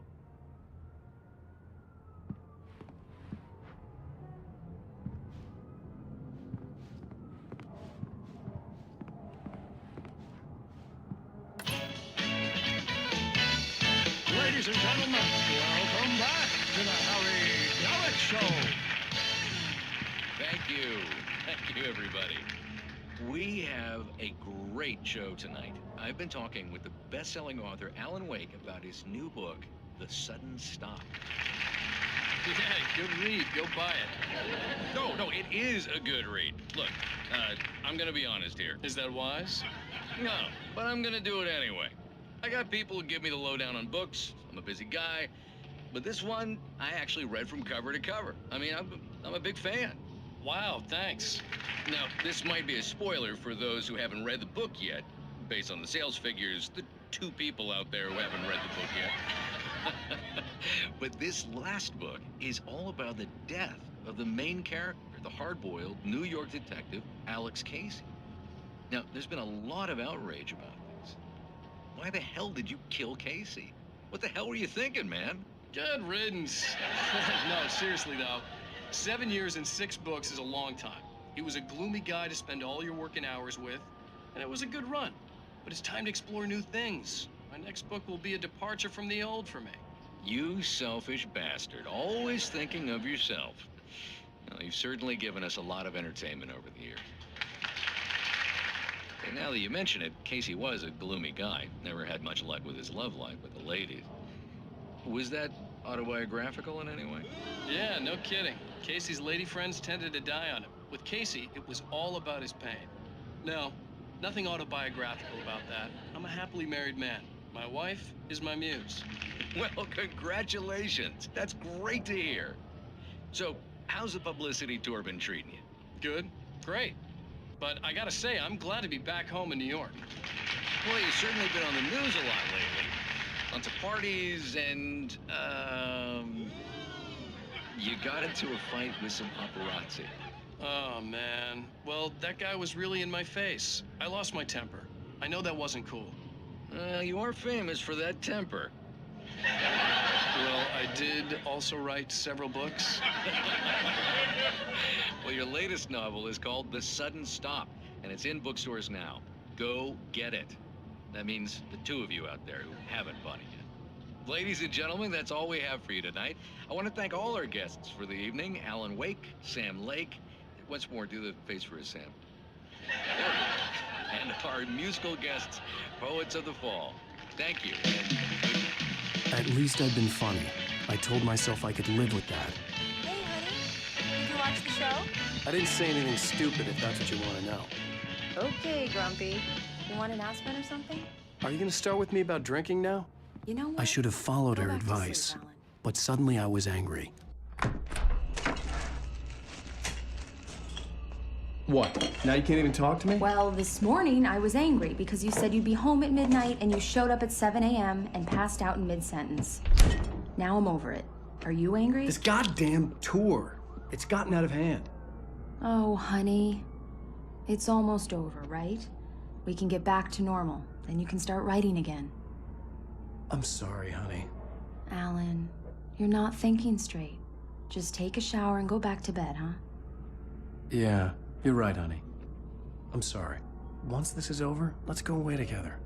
A vacation. Just you and me. Some peace and quiet.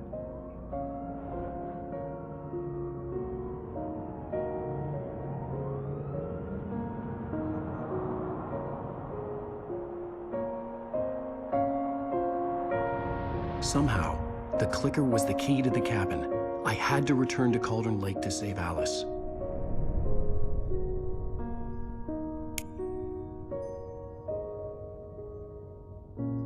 I'm going back to the lake to finish this. I'm going to write an ending to the story in the manuscript on my own terms, to make it all right. Why can't you just write it here? The last page is still in the typewriter. I need to read it first. Everything needs to be just right. Zane tried to cut some corners, and it didn't end well.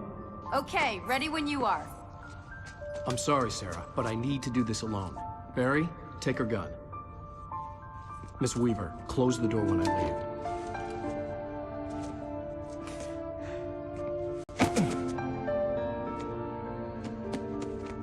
Good luck, Al.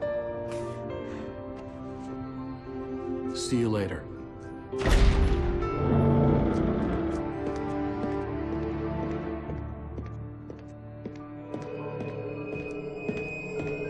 When I got out, it was warm and sunny. I'd flicked the switch of the clicker. Had it done this? I didn't stop to question it. I had to take advantage of the sunlight to get to the lake. On Zane's page, I had stood on the rim of Cauldron Lake, about to use the clicker. That's where I was headed.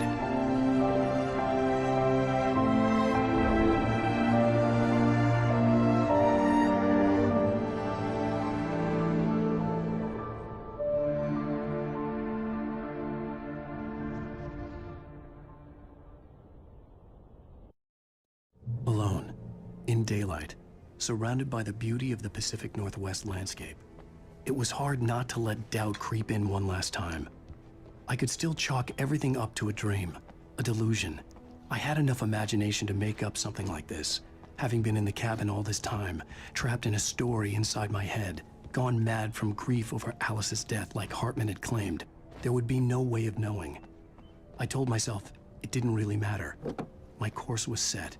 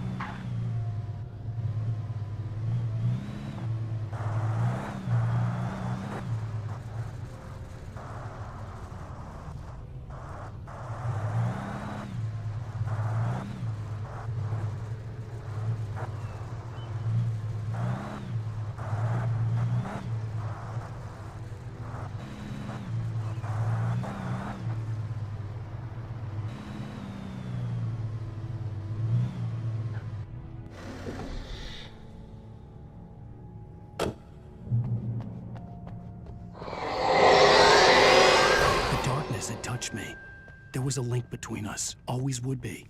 I could feel its presence again, getting closer.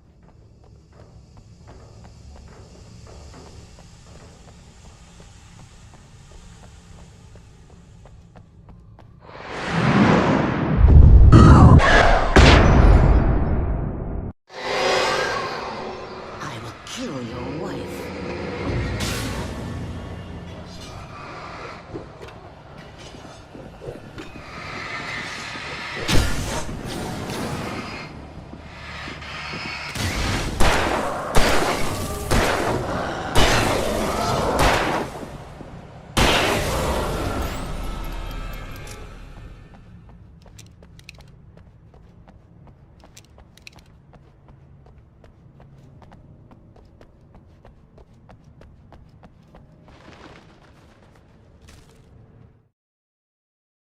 The Dark Presence was no longer trying to capture the Rider so he could create the ending it wanted. The Rider knew too much. He was too strong. And he carried a weapon left behind by Thomas Zane, something that could hurt it. Now, the darkness was doing everything in its power to simply stop the Rider from ever reaching Cauldron Lake and the dark place it came from.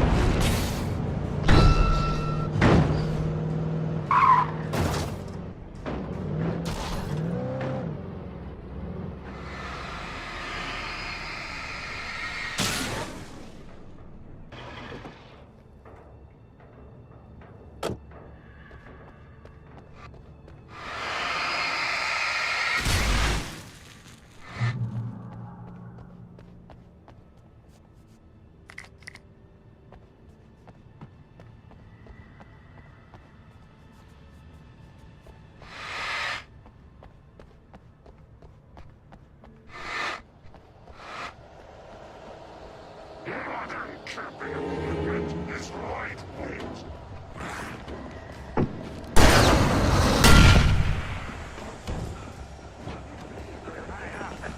You can learn about nature and yourself.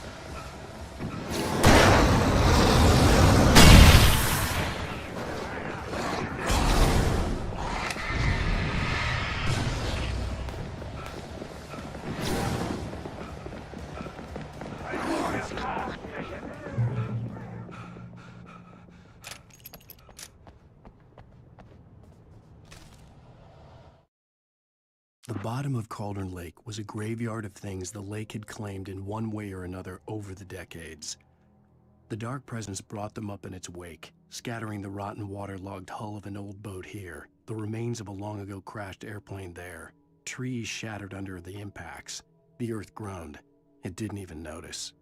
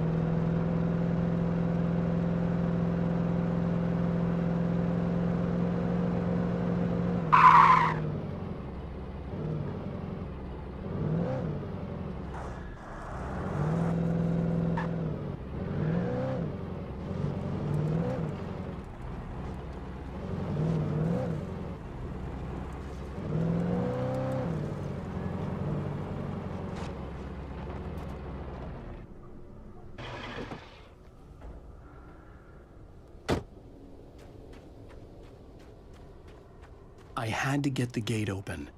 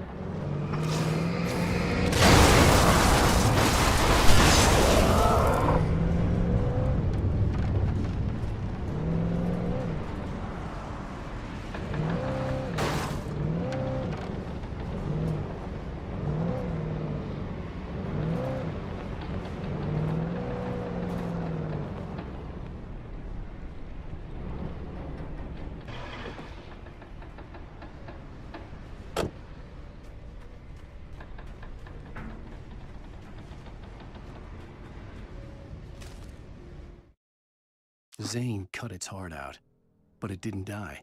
The thing that wore Barbara's face kept crooning sweet nothings sugar-laced with poison. He put on the suit, untied the monster from the chair. The thing in his arms thrashed weakly, but he held fast. He stepped outside, off the pier, and into the dark water, a sinking pinprick of light descending toward a bottom that never came.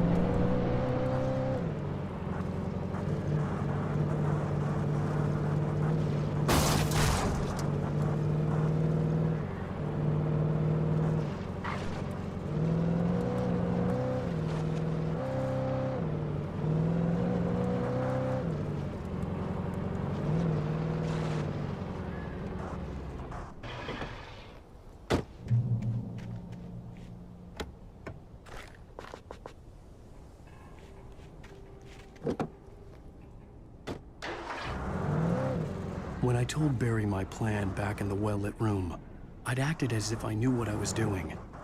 I didn't. I was operating on the shifting logic of a dream. I had to fight my way to the lake through the horrors of the night. I had to flick an old battered light switch imbued with childhood magic. I had to write a happy ending to a horror story. I had to save my wife from the dark prison she was being held in.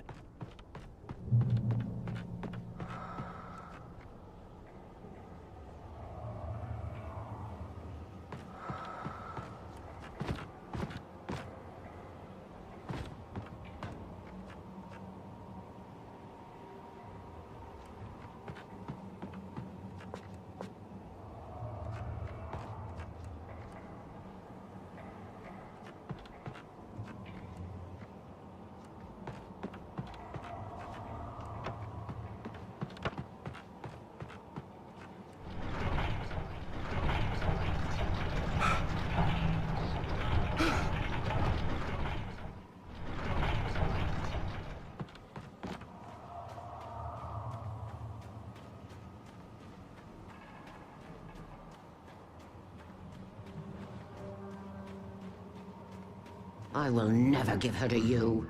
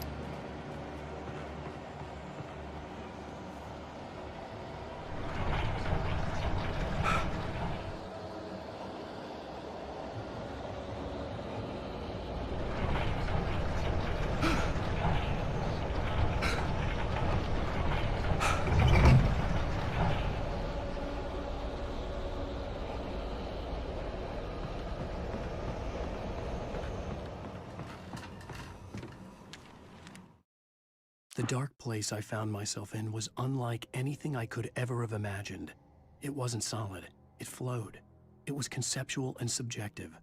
For someone else, an artist in another field, it would have been very different. I could sense the story of the manuscript all around me, the words and ideas floating in the air, poised to become real.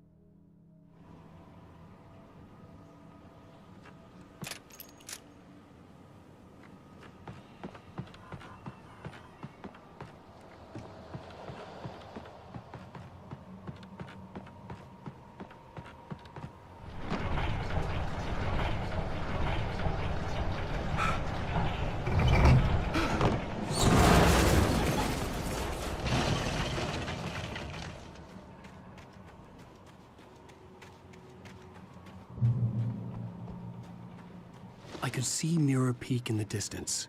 That's where Cauldron Lake was.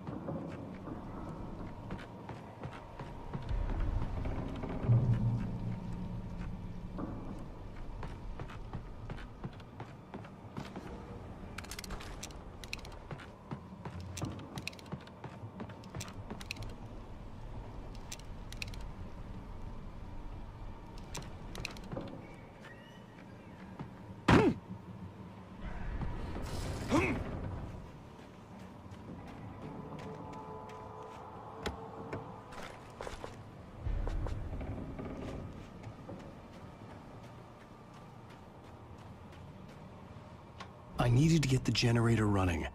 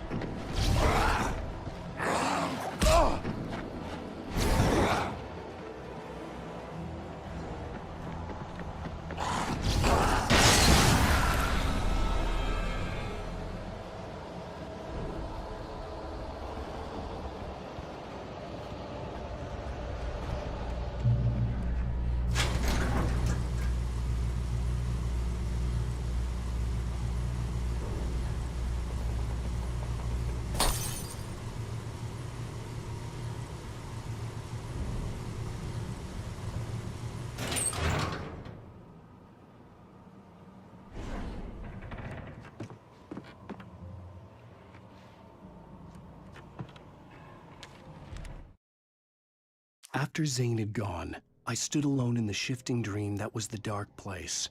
I had to find a way to the cabin. I'd written myself a way through this place in the manuscript. I followed the idea of a path. I'd written myself across the ocean that blocked my way, and with that, there was a bridge to the island beyond. The idea of the cabin flickered in the underwater darkness. I willed the cabin to be real, and it was.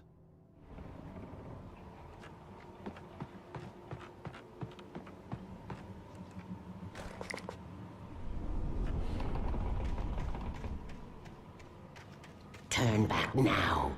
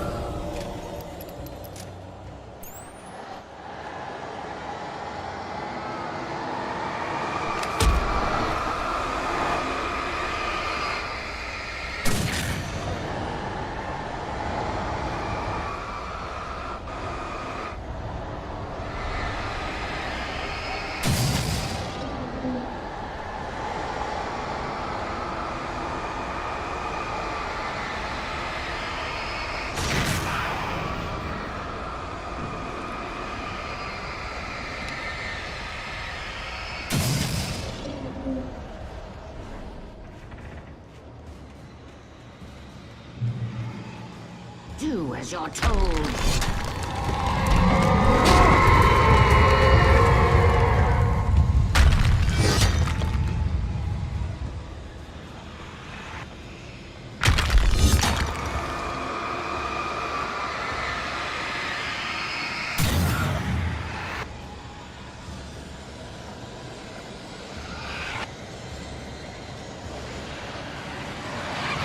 Alice never loved you.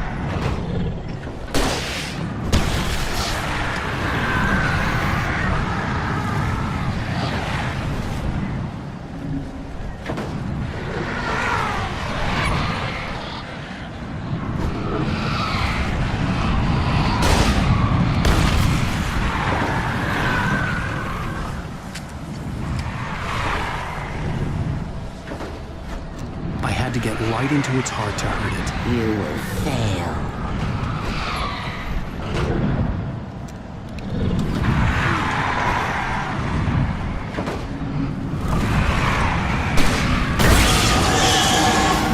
It's all over your head.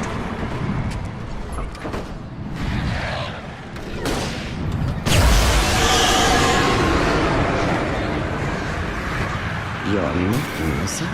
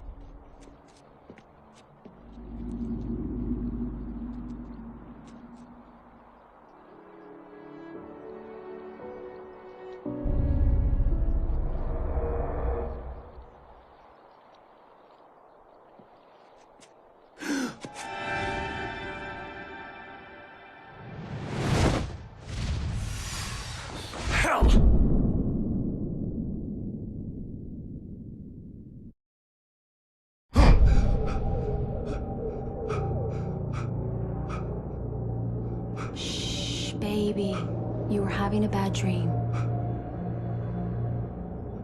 It was just another nightmare. No. Everything's fine. You're home. It wasn't a dream. Everything's fine. Turn the lights on. Turn the lights on! Shh, baby.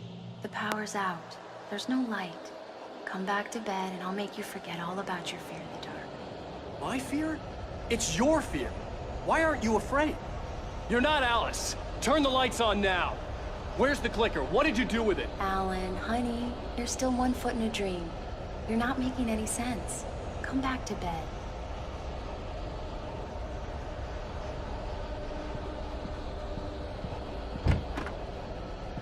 Alan, you're scaring me now. Come back to bed. Have you taken your pills? Do you want me to call Dr. Hartman? I read your manuscript. It's brilliant. Departure is your best work yet. You're a genius. I'm so proud of you. Come back to bed. We'll talk more about it in the morning. Come back to bed, Alan. Come back to bed, Tom.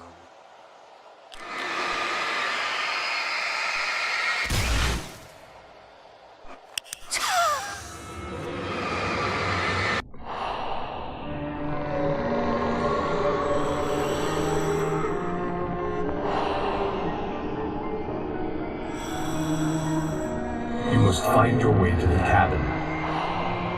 It stands in your way. It won't let you pass. It has no heart. It's filled with darkness. You must fill its heart with light.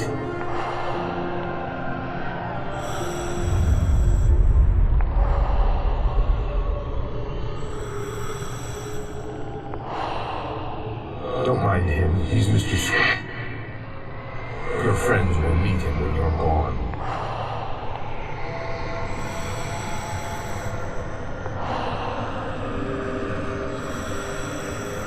Use the clicker.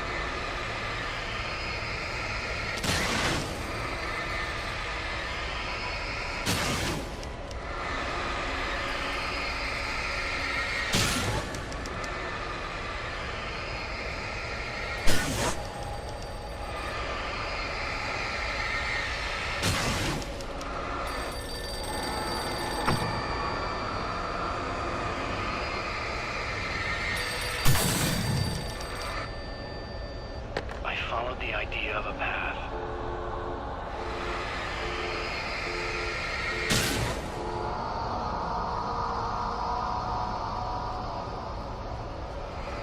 I'm leaving you. What? I'm leaving you, Alan. I met someone. I'm in love with someone else. Alice? No, what are you saying? You can't. You don't love me. How could you? You don't even love yourself. All you do is torture yourself with work you can't do anymore. No, I love you more than anything in the world. You're my muse. I'm not. Who are you? What have you done with my Alice? Alan? What are you doing? Put the light back on! What are you doing, Alan? Stop! Put the light back on! It wasn't true. Nothing like that had ever happened. I had written myself across the ocean.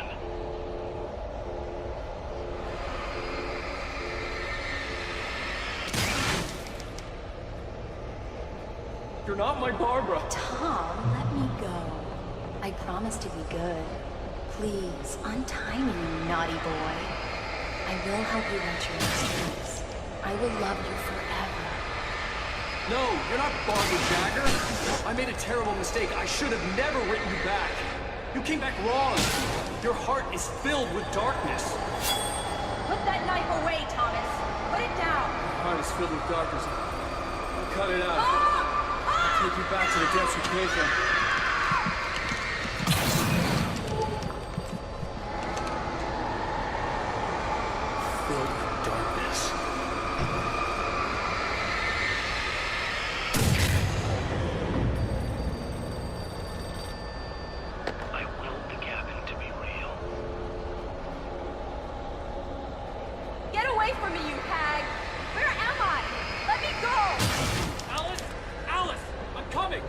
Your husband refused to do as he was told.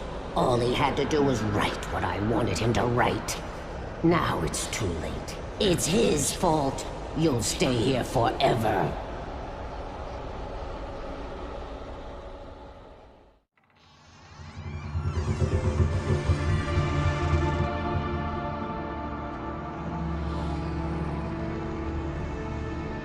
Now you will never get her back.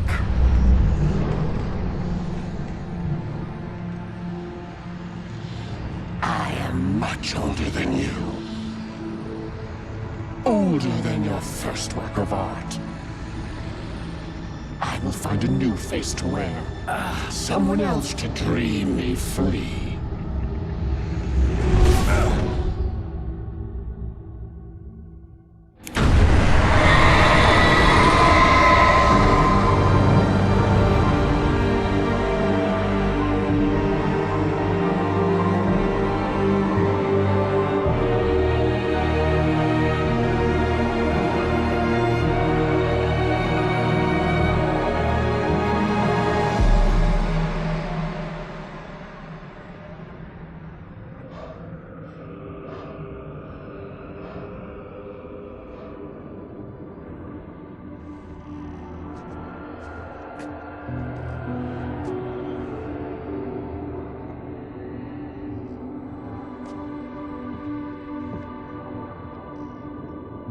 I could feel Alice's presence close by. I understood what I had to do now. I knew how to write the ending to Departure. There's light and there's darkness. Cause and effect. There's guilt and there's atonement. But the scales always need to balance. Everything has a price. That's where Zane had gone wrong.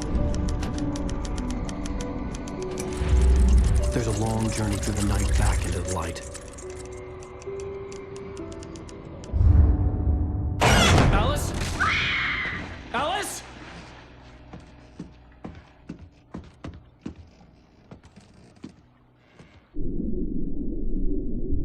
Oh no!